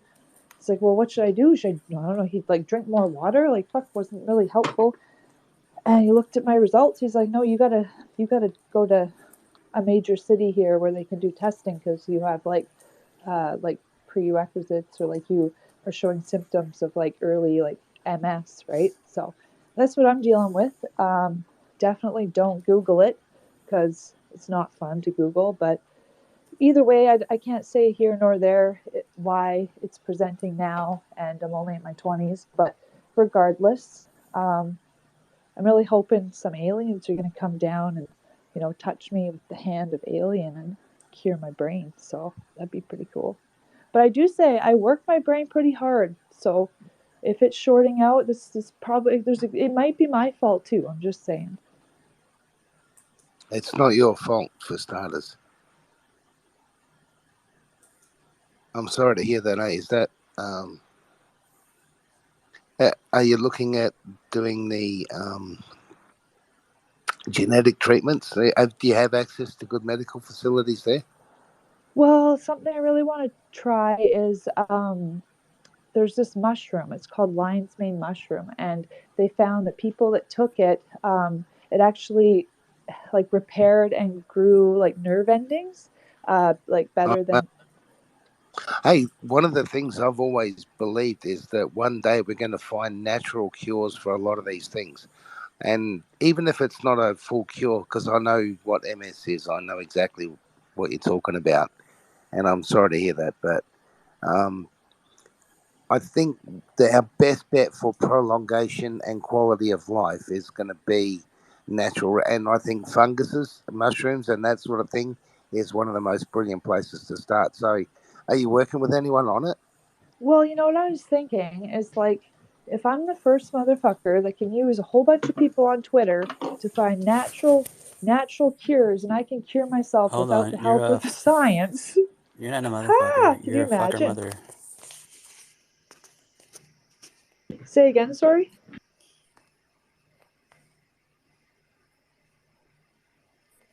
Sorry, it's just late. I was just mumbling. Oh, okay, yeah. No, like I don't know, I'm doing good with it. Like I do like struggle with shit sometimes, but I'm doing good. Everybody's got a story, and it just makes me want to do more with my life. You know what I mean? You want to do more when you know that shit's gonna be bad. There's no point like even worrying about it because who even knows? Like who even knows? You can even tomorrow's not promised. So you have to just live every day to its fullest, right? That's kind of where I'm at. Well, you certainly know what you're talking about. That is the most perfect attitude to have, mate. But learn as much as you can about it, and always try and look at the most cutting edge stuff, the stem cell stuff, and the natural remedy stuff, and just keep your mind open. But like you said, live every day like it's your best, and that's a great attitude to have. I reckon that's a great way to go. Yeah, just talking about like natural remedies. Like I went on a medication and it fucked with me. So I just went back to smoking weed because like it didn't cure any ailment and it caused more damage. So I just I mean, but edibles would probably be better, but it's like I'm just gonna do what works for me and what makes me feel Yeah. good, right? Well, but just keep in mind too, Ocean, that any sort of chemical effect, because the what you're going to go through has a natural effect, but it has a chemical effect on the balances in your body as well. So if you can try and understand as much as you can about that and try and balance the chemical effect with natural things, that might be one of the avenues to keep an eye at. But I think the most important thing is always try and be positive and don't let it get you down. Like you say, enjoy every single day, and let's hope that in the near future. I mean, my wife is a survivor. She had stage 2 and she's 5 years now. There's always hope. I'm gonna be okay no matter what. That's what I'm saying. It's like If it's not okay, then it's not over. Or no, how's it go? In the end, it's going to be okay. So if it's not okay, it's not the end, right? That's how it goes. Anyways, the beliefs I follow, they say you should go out with an honorable death. So, I mean, if I have to fight something on my way out, then I'm pretty sure I'd be accepted into Valhalla and, I don't know, cheers with the gods. But yeah, I don't know. We should talk about something like not so like You have sad to because die I don't in know, the illness is field sad. of But battle. do you think aliens are like past disease, or do you think like aliens still get diseases? And I mean, like we were talking about things, and the V word. We talked about getting V words, and I feel like just like us and bacteria, I feel like things evolve, right? So you know, as we get remedies, it's gonna find ways around it. And I just wonder, like, do aliens get diseases? Bloody good question. Go, Obi. What do you think? I'd say so. Yeah, I think that they'd definitely be more prone to getting something than us. You know, because their immune system hasn't. If they've come here from a distant planet, I mean, their immune system isn't quite as equipped as ours. I mean, we've been exposed and we expose ourselves every day to certain pollutants and stuff like that. And our body kind of gains a tolerance to it, and them coming here, I think that they would be more in jeopardy of getting something than us. Um, what was I going to say? So, you know how I don't know if I should get off the subject of COVID or not, but I know our understanding of the immune system and how it functions and works. Um, what I find kind of concerning is how this spike protein works. So the spike protein like encases over top of your cells. It ain't specifically your T cells, but it's more less some other type of cells because it's entered through the nasal passage and it's not through the bloodstream. But so when your cells group together to fight like an opposing threat, it's supposed to trigger this response, and it automatically takes those fighting cells and it groups them together to attack an opposing threat. How's that possible if what the spike protein does is it encases those cells and then it creates this spike barrier around the cell? And what we've come to understand with this spike protein, well, the what's on the surface of this virus, okay? So when this thing it hits something or impales something, it's those spikes act as kind of like a funnel or like a syringe, and I don't know how, but it basically transfer the virus through those spikes. So if that's encased on top of your cells through the spike protein, how's your cell structure supposed to group together when they have this barrier around them? Like wouldn't it uh, be wouldn't it make it more vulnerable or compromised with that spike barrier around it? Because if Yeah. it runs into an opposing threat, all it's going to do is it's going to transfer that virus down through those spikes and encase itself around your cell structure, basically immobilizing it or rendering it, I don't know, I guess you'd say obsolete. I mean, because it wouldn't function its normal way.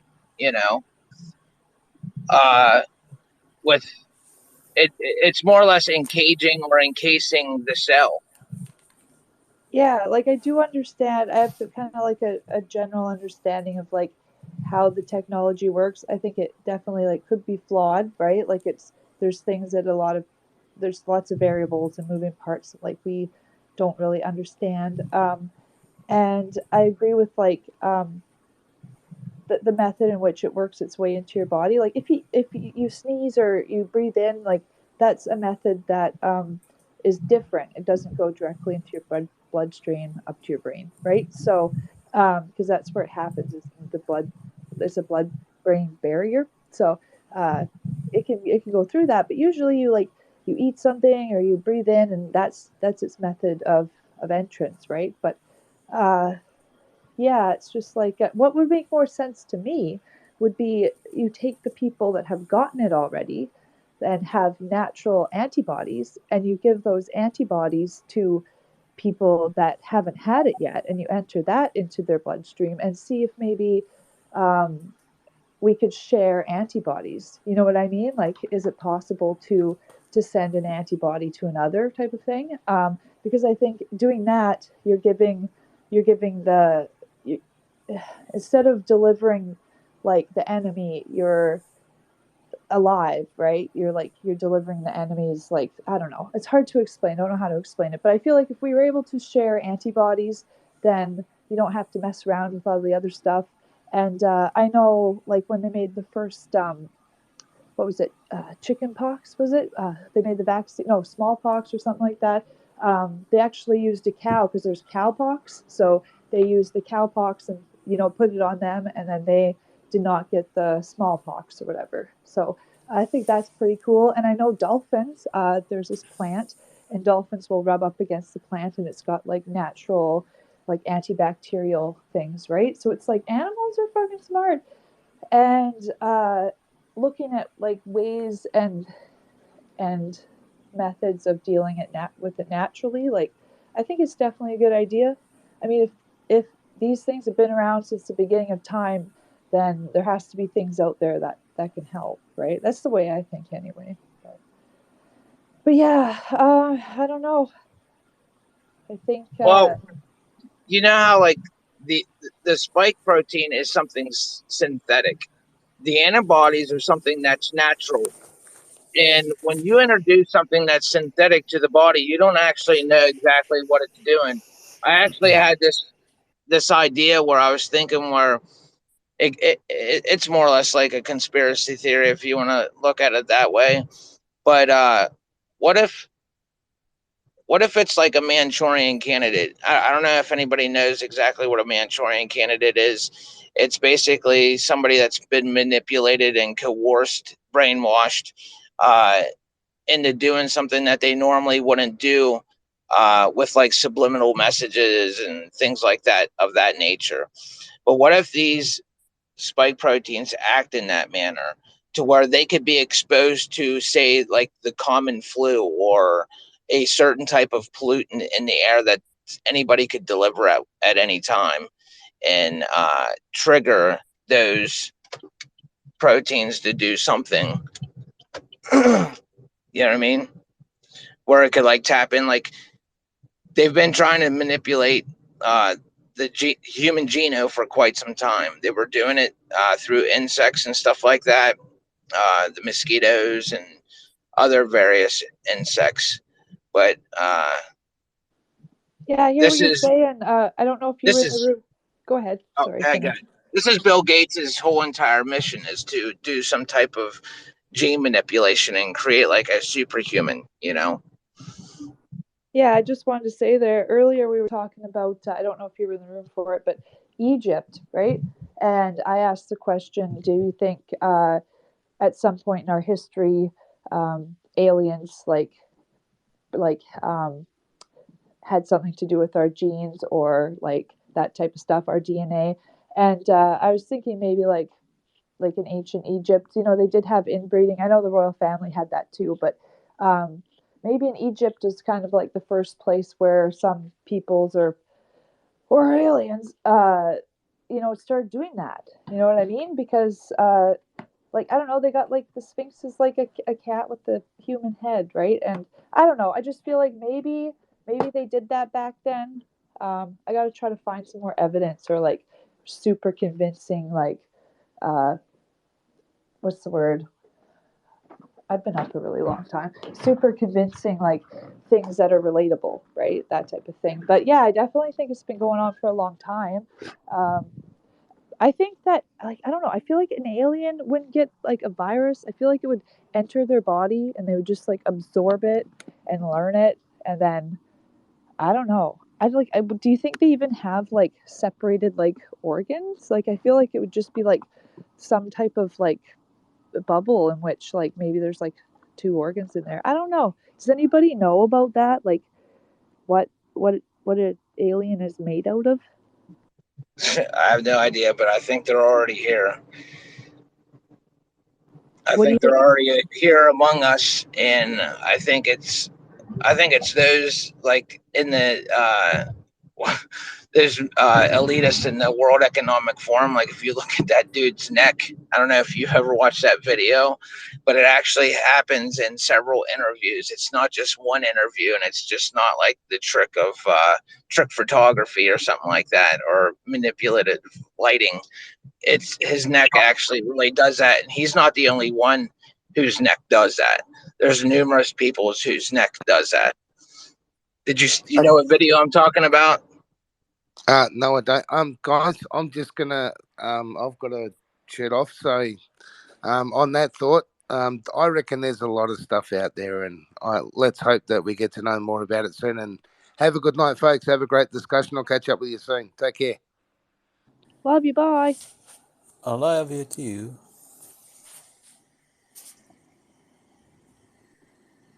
Hey, on Yeah, a like side note, do can you believe anybody hear me? I can hear you. Do you believe in like the underground alien theory, or do you think like I don't know? And that was another thing. I don't know if any of you saw the video of like apparently the reptile thing came out of the human. It's been going around. It is on Facebook and stuff, but it was like a person fell and then they like a shadowy reptile-y like thing came out and like swatted, and then like the human shell just like picked back up and kind of Yeah, went back. that was an entity. That thing that came out of that guy's body like dissipated. You know what I mean? Oh, right, yeah. And he just basically came right like I don't know how. I mean, it just seemed like a translucent almost type of being, but it was more or less like an entity. But it was huge as shit, man. And he protected that dude. Yeah, what I fucked seen that guy was following him, and he went to go try to attack him, and that being came out of that dude's body and pushed him back. Yeah, the thing that fucked with me was like I watched it a few times and I'm like, okay, well, the people in the video are reacting as though this is real. It's not just like they cropped in that one guy with the thing and then into an existing video. It was like they were really like reactive and like at in like really good timing. If it's fake, they did a really good job. That's all I'm saying. But yeah, I don't know I about like go ahead. I used to have this dream when I was a child, and a lot of people have this same dream. It's just we kind of all have like this thing about us where we kind of relate certain things, and a lot of us have these same feelings, these same like translucent like type dreams. But I had a dream of a thing that looked exactly like that thing that popped out of that guy's body, yet this thing was like jumping, like in my dream I was running down the street and this thing was like hopping roofs, and it kept following me, and I could only go like so far and then it would like pounce on me. But it kind of looked almost similar to that. But like a lot of other people have like these dreams where they're by a vehicle and right before they get hit by the vehicle, they wake up, you know. But I had a dream that was similar to that thing that was in that video. Hey, what's that? What's that in the background? I keep hearing this like hissing sound. Obi-Wan, you're my only Oh, hope. I'm driving. I'm driving. Oh, okay. So, yeah.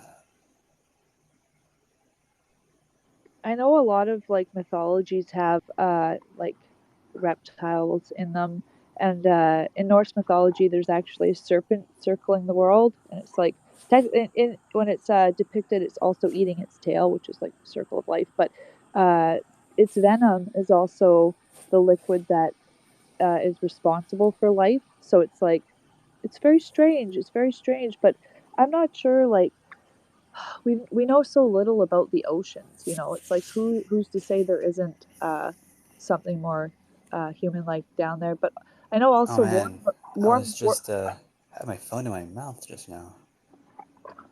Trying to eat your phone. Yeah, I was yeah, I don't know why I was just chewing on my phone. That's weird. Was it tasty at least? I didn't taste anything. I was like, oh, what's going on? What am I chewing on? Like, oh shit. When was the last time you had a good sleep? Okay. Years. Years. Yeah, sleep's the cousin of death. I'll sleep when I die. But yeah. I don't know. I don't know if there's like fucking something under the sea. Oh yeah, I was saying cold blood. So yeah, it's like warm bloodedness evolved, right? Like we I think we started with cold blood and then warm bloodedness evolved. And I feel like cold blood has a lot of like good things, like you know, good attributes to it. And I just wonder why that happened. Like why did that happen? You know what I mean? Like go ahead, Obi. So you were talking about underground beings and things of that nature, and I mean, I guess you could say that with water as well. The oceans are oceans. Uh, the vast majority of our oceans haven't even been explored, but you know that like I don't know. I kind of I mean I don't see no reason to not believe these military personnel who claim that they witnessed these beings down underground and stuff like that. Like they say that like there's these giants or race of giants down underneath these. I mean, it kind of seems far fetched, but I mean, who are we to say? You know, whether they're being honest or you know, I mean, lying to us. I mean, they lied to us this entire time about UFOs until now all of a sudden they're supposed to be declassifying all this information and claiming that we've been visited before. And so I don't know, man. I think that there has to be some type of truth to it. Yeah, I Gotta think so. stop talking about cats. What, you want to talk about cats? No, I was saying we gotta stop talking about them. About cats. We were talking about we weren't talking about cats. What were you talking about? We were talking about Beings beings, yeah. Oh. Here on Earth. like Nephilim. Yeah, the I fallen think the angels. Nephilim race is the giants. Oh, the Nephilim raped the giants. Well, there's two different variations. They have the ones that look like the ones with red hair at Afghanistan. They say that there was military personnel who admitted to fighting with these giants there in Afghanistan. But there's also another story that came out of Antarctica where they claim that they encountered these beings also, but they were completely different. They had a different type of description. So there's probably various races, you know. Who knows? And the So mermaids. who raped who when you were talking about the giants? Because we also know of a Bigfoot. A guy got molested by a Bigfoot pretty bad. Rape? I didn't say anything about rape. Oh, I thought you I said said like they. rape. No, no, no. They encountered a a race of giants in Afghanistan, and then they also uh, claim that they fought against a completely different race of beings there in Antarctica. I didn't say anything about rape and molesting, though. Oh, that's good. I misheard that. Maybe it's because I had the Bigfoot story on my brain or something. But uh, yeah, like I don't know. I believe in giants. I think it could be real, and it's like I don't know. Magic is just like science or reality we can't understand yet, man. Like I don't know. Like it Well, might how the seem hell did they build the pyramids without those giants? I mean, there had to been. I don't believe that shit that they just moved those damn big ass blocks with sticks and limbs. You know what I mean? Even if they had like hundreds of people to do it, I still can't see anybody lifting those. There ain't no structure that they could have created back then that would have held something of that magnitude, except if there was giants that existed. Hey guys. Hey, hey Diego, what's your story? Not much. No, I was just kind of. You guys were mentioning giants, and I'm reading this book right now, which is pretty awesome. And well, I was born in Peru, so I was naturally interested in all the ancient technology, right? I'm reading this book. It's called Ancient Technology in Peru and Bolivia by David Hatcher Childress, and it's really interesting. And I've never been to these places. I was born in the capital. I've been here in the United States for a long time. Like, I've lived here longer than in Peru, but I want to visit these places. They're in Cusco, and they talk about these giant rocks. Like, and when I mean giant, I'm talking like literally like 180 tons that nobody understands how they were even moved. And even the archaeologists in Peru, they have no idea. All they want to, of course, attribute it to the Incas, right? Because it's good for tourism, but they don't really know. And when people actually look into it, and you actually interview some of the natives, they'll tell you that they inherited a lot of this stuff before the Incas. So it's pretty interesting how they had all these technologies to drill into these stones, and a lot of it you see, and there's like a connection with ancient Samaria. So there's a big part of our history that we have no idea about, and I'm sure the world was a lot more connected than we think. So is that the Inca then? Yeah, well, yeah. So the Inca was pretty much the empire that controlled all the little, the little tribes, and they thrived for like about 300, 500 years until the Spanish came.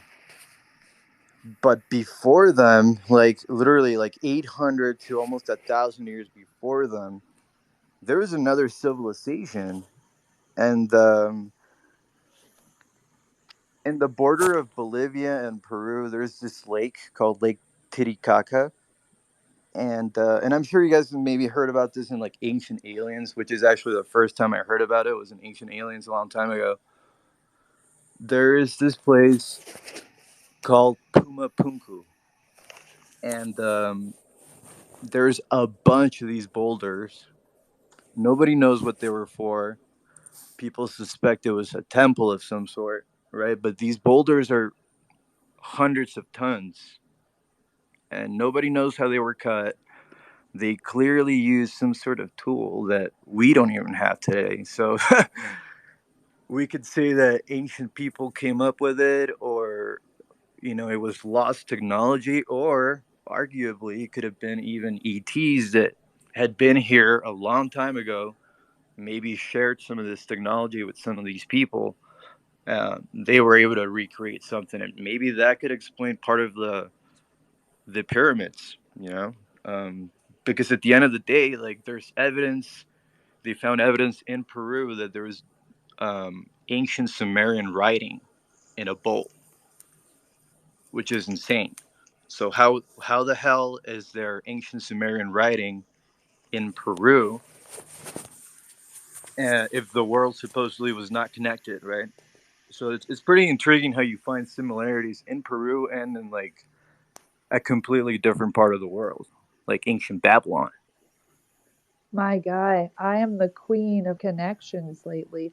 I started the Norse mythology stuff, and I'm very like scientific. I'm like science is real, but so is religion, and so I started like linking what could have been a scientific or like an actual event with like what happened in the mythology based on like what's word um, metaphorics, right? Right. And then I compared that because, my belief isn't the only one. So I went and compared it to other mythologies, trying to find like the oldest mythology, like who said what first. It's all Right. the fucking same. It's all the fucking same, just relatable to the people in the area. That's all it is. Right. There's a lot of different civilizations have some sort of story about giants. They're all over the world. And there are civilizations that have stories about floods all over the world. Um, so who knows, right? There's a lot that we don't know. I feel like there's room for science, religion, and aliens all in the same universe. I'm just saying. Oh, absolutely.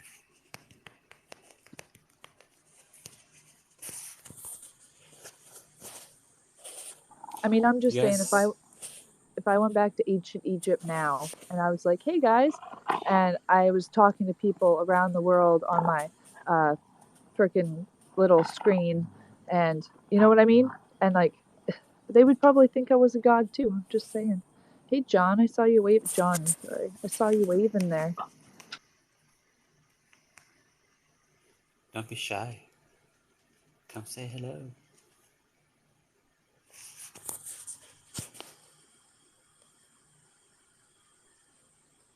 Hey, Emily, did you say John? Johnny. I tried to invite him up. So, yeah, Diego there. So Peru. You said that you didn't spend very much time there, but you were born there, I'm Yeah, guessing. well, I came here when I was 10. So I lived in Peru, as a child. I recently went back to visit with my wife. We went to go visit some of my family I hadn't seen in a while, and we mainly hung out in Lima. And then we went to this really interesting place, which kind of relates back to this whole like before the Incas. So we went up north. Um, it was a place where it was this old fortress, and according to the legends, it's supposed to be 10,000 years older than the Incas. That is literally what they said. That was the belief, and it was supposedly the Incas got there and it was already gone. It was already deserted, and the place, you go all the way up this mountain, and it's way the fuck up there, and you couldn't even get there right by foot unless you took like a week and a half of like a harsh condition, right? And somehow they were to build like this big fort up there, but it's pretty interesting. The place is called Quelap, and it's not very well known. Um, but it was pretty. It was a pretty cool little hidden gem. But my wife and I are planning to go to Cusco next time for sure. I want to go to all these badass places with these insane boulders and see it all for myself. Yeah, for sure. Johnny joined us in the speaker world. What was Johnny, the what? climate? What was the climate like when you were there in Peru?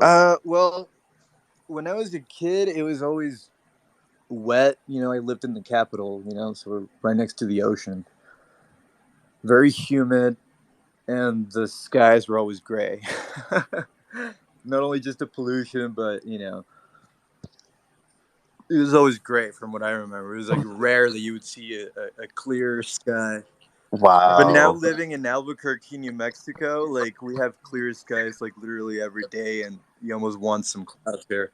Oh yeah. Now you're in a really sunny Oh place yeah, I've now. been here for a long time. I've been here longer than I lived in Peru, so I love Albuquerque.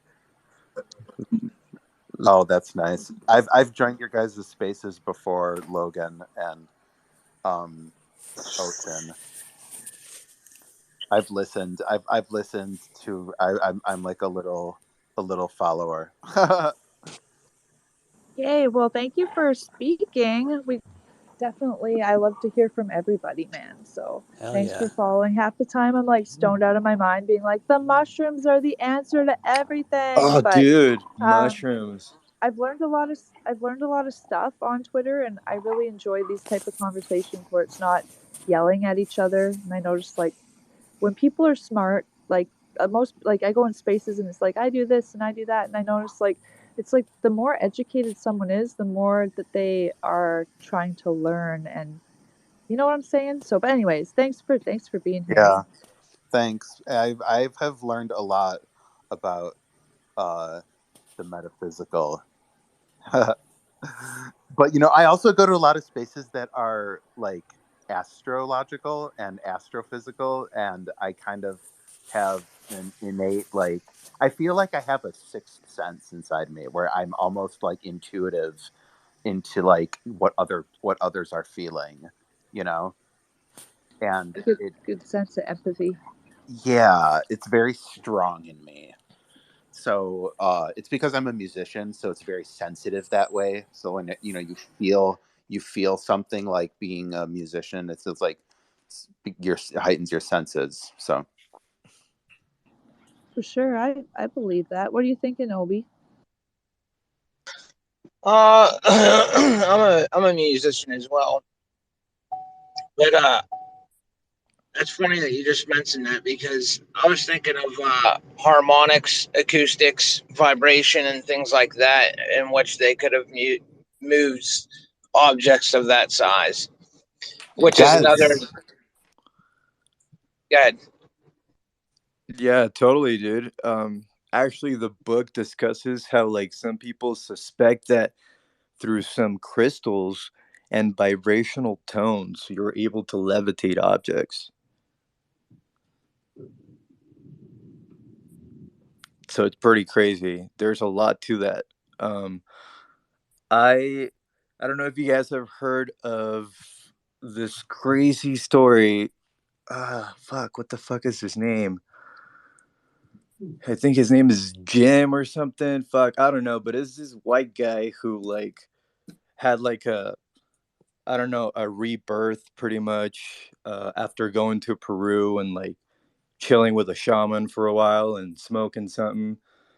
Uh, Quit his job in America. He had like a like a big company or whatever, but I'm sure he had enough money to do it, of course, right? So he like came back to Peru and I guess he heard a lot of stories about this crazy wall, right? And this wall is in Cusco. The wall is called Amuramuru. Okay, and I think I might be saying it incorrectly, but who cares? Or maybe it's Aramumuru or something like that. Oh, I think his name is Jerry Willis or something. You guys can look him up on YouTube. But he tells this crazy story, right? That this wall, according to the local legends, is supposed to be some mysterious portal, and that some people have gone missing. And it's just some rock that has like a little slit, kind of like to place your forehead on when you're kneeling or something, right? So he claims that after chilling and getting the confidence of the shaman, he was given the vibrational tones that are the key to the wall. And that he supposedly went through this portal and came out the other end. It's insane. But I would love to, like, I don't know, for some science to go down there, because if the whole purpose is that some certain vibrations activate certain um, crystals that are behind the wall, like maybe that's what's opening the portal if it's if it's a real thing. But I don't know. What do you guys think? okay, that reminds me of that just reminds me of the movie Labyrinth for some reason. Like every turn is you're entering a new portal into a new dimension. Yeah. So this guy claimed that when he came out the other end, supposedly it was created by people that were outside of the universe, Uh-huh. and that these people supposedly created our universe, and they did it in like a science experiment while trying to figure out what their universe was, and then they figured out that there's an infinity of multiverses while accidentally creating ours. I don't know. So I think that's how the story went. But It's crazy, man. You guys should look it up on YouTube. His name is Jerry Willis, I believe.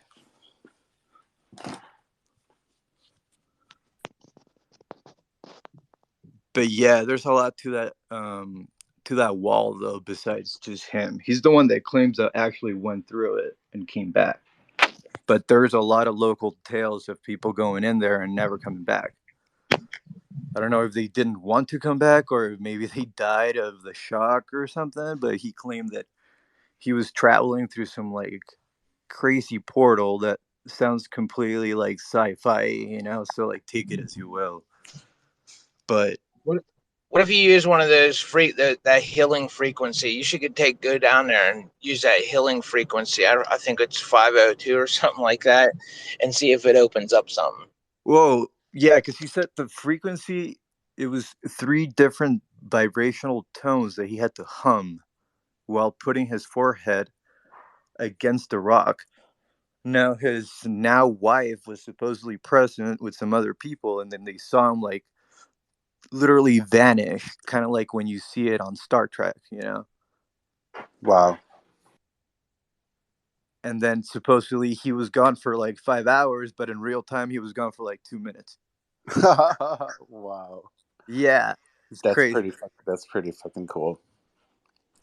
I want it to be true, you know. I know, right? But yeah, it's like one of those crazy things in Peru as well. Nice.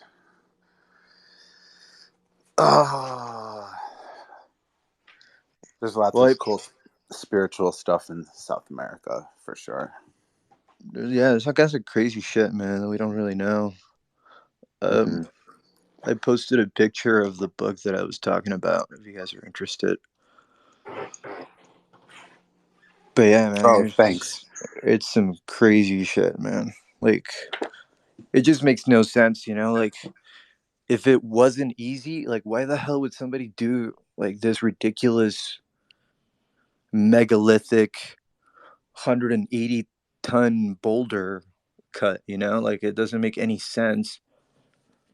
They were also able to fit the stone somehow. So like, you look at some of these pictures and the stones look like they were like melted.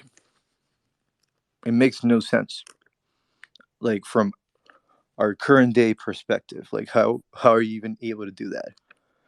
In Cusco, there's like this very famous stone it's called the 12 angle stone, and it literally has 12 angles. It's like a keystone that's fitting in the middle of a wall, and every rock fits perfectly. It's insane. Watch, I'm gonna find it in this book and then I'm gonna post it because it's fucking crazy.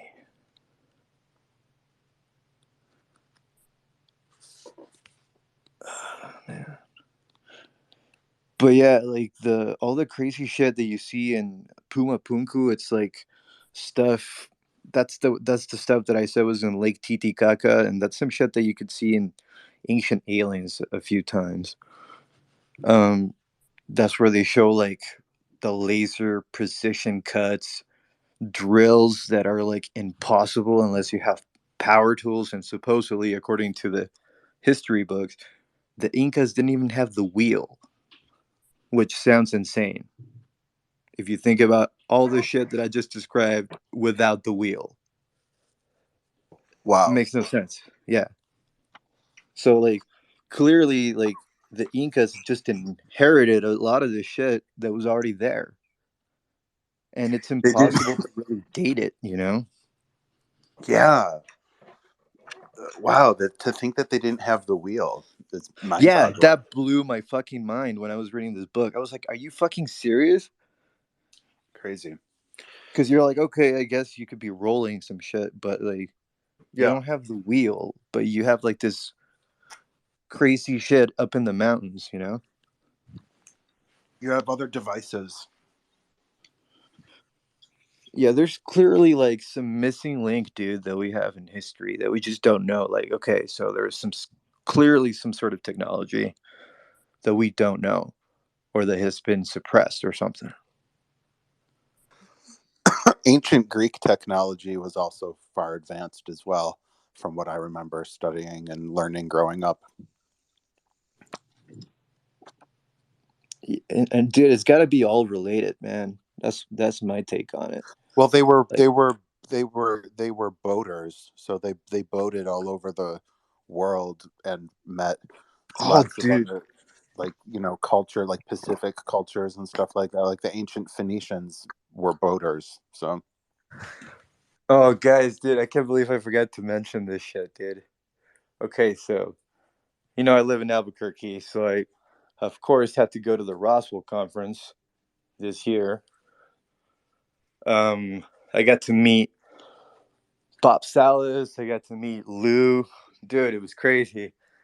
So it's gonna sound insane, dude, but I'm about to describe this crazy shit that Lou, like, I told Lou, like, yeah, man, what's up? Like, he's so cool, man. He's so down to earth. And I got to meet him. I met his wife and everything, dude. So my wife and I were talking to him, and then I told him, hey, man, yeah, I'm actually from Peru. I know there's all kinds of crazy shit over there. And then he said, oh, you're Peruvian. Cool, man. I was actually just recently invited to the Peruvian Air Force Intelligence. They invited me over, and I came over a few months ago, he told me. And this was on the first day of the conference, of the event. And I was like, oh, no way, that's cool. And then he's like, yeah, man. And then they show me this crazy thing, and I got to show you, dude. And I was like, no way, man. So then I waited a whole day, and then the next day of the conference, I went there. First day, dude. I was like, all right, Lou, we're ready to see this. And dude, this motherfucker pulls out his phone, and he fucking shows me this picture that he was allowed to take of this thing, dude. And it's insane, bro. So it was this artifact that they've been keeping in the Peruvian Air Force Intelligence Building for a long time. Nobody knows about it, only like the higher ups. oh wow. Yeah. And it's like this carving of this stone, right? So I'm going to describe it like this, okay? When you look at it from like the side, right? If you look at like let's just say like like a regular elongated stone, right? Imagine you're looking at it from the front. So the whole thing is almost like carved in a 3D manner, right? So you look at it from the front, and it looks like there's this meteor coming. So like the front of the stone looks like the head of the meteor, and then they drew the meteor tail like going back. So it was clearly a meteor. They drew some stars in the background, so it was very clear this is a meteor. Now, if you tilt it the same stone, right, and then you see it, you see the front of it on the side, you could see a ship, right? And in the ship, you could see this being looking out this what looked like a fucking telescope, right? And he was looking out towards these stars, so it's clearly some sort of like telescope or something. He later told me that the stars were actually mapped and they lead to a star system that we didn't even know about until like the 90s. This is what Lou Elizondo fucking told me, dude. Now, fucking Lou was showing me this thing, dude, and it was crazy. So in this fucking ship where this dude is looking out one side, there was like another dude looking the other way and what looked like, I don't know, maybe like another telescope, or maybe he was a gunner or something. But they were like back to back. Now, on the bottom, dude, on the bottom of this thing, there was a picture of what clearly was a fucking dinosaur eating leaves. So, like, the goal of whoever carved this shit was to really emphasize the fact that this lizard that looked exactly like a dinosaur was eating leaves. Like they went above and beyond with the details of the fucking leaf. And it looked like a fucking herbivore dinosaur, dude. Long neck, exactly what we've seen in the history books. And now here's the crazier part. The fucking beings in the ship were clearly fucking reptilian skin. And then I told Lou, I was like, Lou, doesn't that kind of look like they're reptilian? And then he looked at me, he's like, I know, huh? And that's all he said about that. And I was like fucking mind blown, dude. Because this thing is supposed to be pre-Incan. That's how old that fucking thing was, dude. And I was like, holy shit, dude. How do these people even know about dinosaurs? Or anything else? If they didn't even have the wheel. That's amazing. So I was fucking mind blown, dude. That was insane, dude. So Lou's pretty fucking awesome, man. I'm so glad that he showed me that. Hi, That Shadow was insane. Thoughts. I see you there. There's a lot of listeners. I think Logan, hopefully Logan didn't fall asleep and he can bump some of these people up to speaker.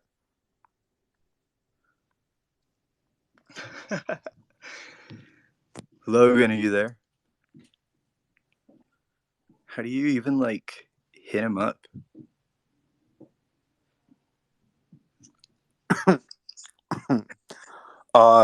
You have to be the host to bump them up. Oh. I just send them a DM. But yeah, dude, that shit was nuts, man. Like, this motherfucker pulls out his phone, dude, all excited, like this kid, you know, like you could see like the genuine excitement in his eyes, like how curious he is about all this shit, you know. And I was like, fuck, okay, this guy is fucking legit, you know, like you can feel the energy from him. I mean, he's like a genuine dude. It's fucking cool, man. Like the talks he gave in the conference, you know, they're pretty good. I was there for the when they had that talk with Brian Spinner, David. Fuck, I can't remember. Oh yeah, David Marler. He actually also lives in the Albuquerque area, which is really cool. David Marler, he's the top expert on triangular UFOs. Oh, have you guys checked out his book? Mm-mm. Yeah, so he wrote a book, pretty good. And the cool thing is, like, it came out right before, like, the crazy, like, New York Times beginning of this new level of disclosure. So it's pretty cool. It's called Triangular UFOs: An Estimate of the Situation. But yeah, I got to meet him too. He was there. And dude, yeah, he's got the biggest collection of like original UFO documents in the United States, possibly the world, at his house. Like he built this library at his house. It's crazy. And he's like, yeah, man, like it's crazy. Like I do my day job, and on top of that, like I got all this stuff. So then, like my wife and I told him, like, hey, man, we'll fucking help you out. So like he took us up on the offer. So now we're gonna get to like volunteer and get to see the original Blue Book documents that were just delivered to him, dude. This is fucking crazy.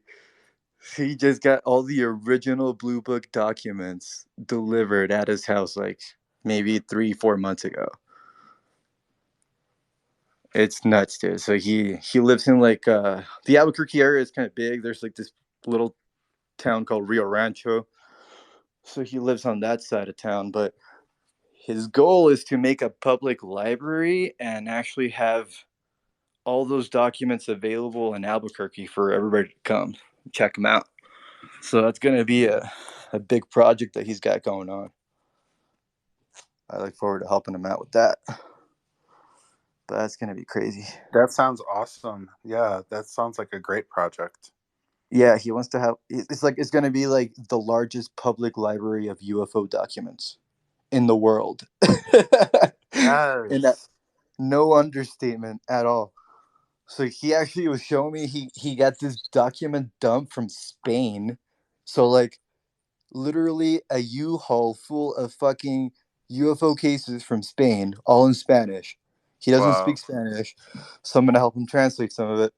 But it's gonna be nuts to see all these crazy cases from over there. Absolutely. That's gonna be sweet. Is there funding for that? He was working on it, so he was actually talking to Lou about finding donors for the nonprofit. Nice. Because yeah, it's cool. He was able to network with Lou right there at the Roswell conference. But yeah, you just gotta find some rich people, dude, and make it happen. that's kind of how it works here. Yeah, that is life in the American corporate system. But yeah, dude, crazy times we're in, brother.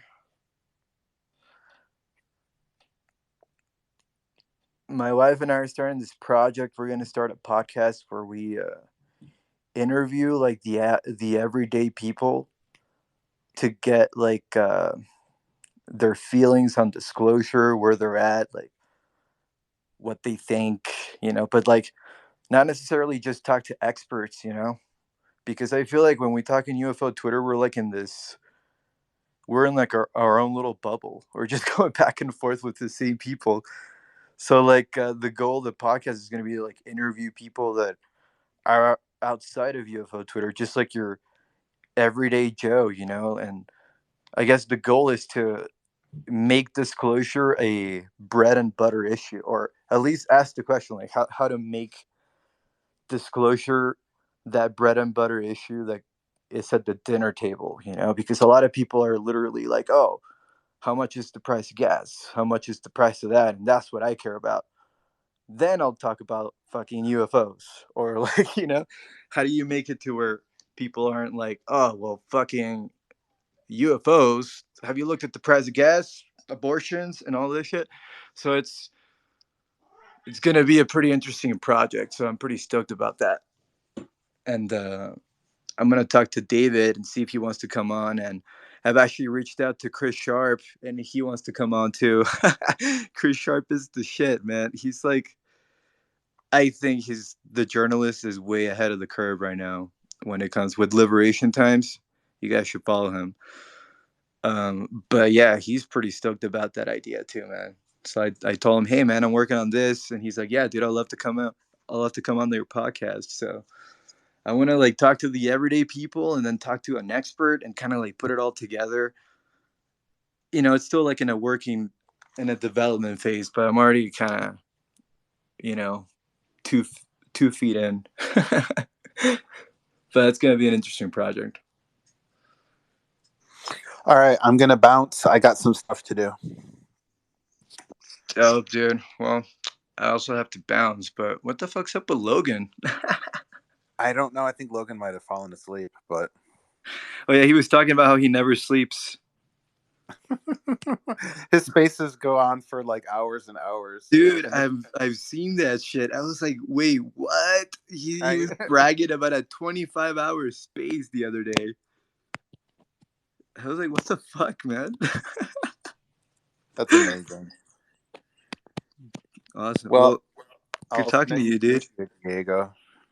Hell yeah, man. We'll see. Thanks for all the education. I'm still new to everything. Dude, of course, man. Fucking, if you see that book, pick it up, man. It's fucking crazy. Oh yeah, you should post it in the nest. Well, that's okay. Word. All right, brother. Oh, Sun Relayer just showed up. I wish I could add you to speaker, Sun Relayer. Yeah, maybe somebody else should create another space, but yeah, I also got some shit to do. All right, see you later. Later, brother.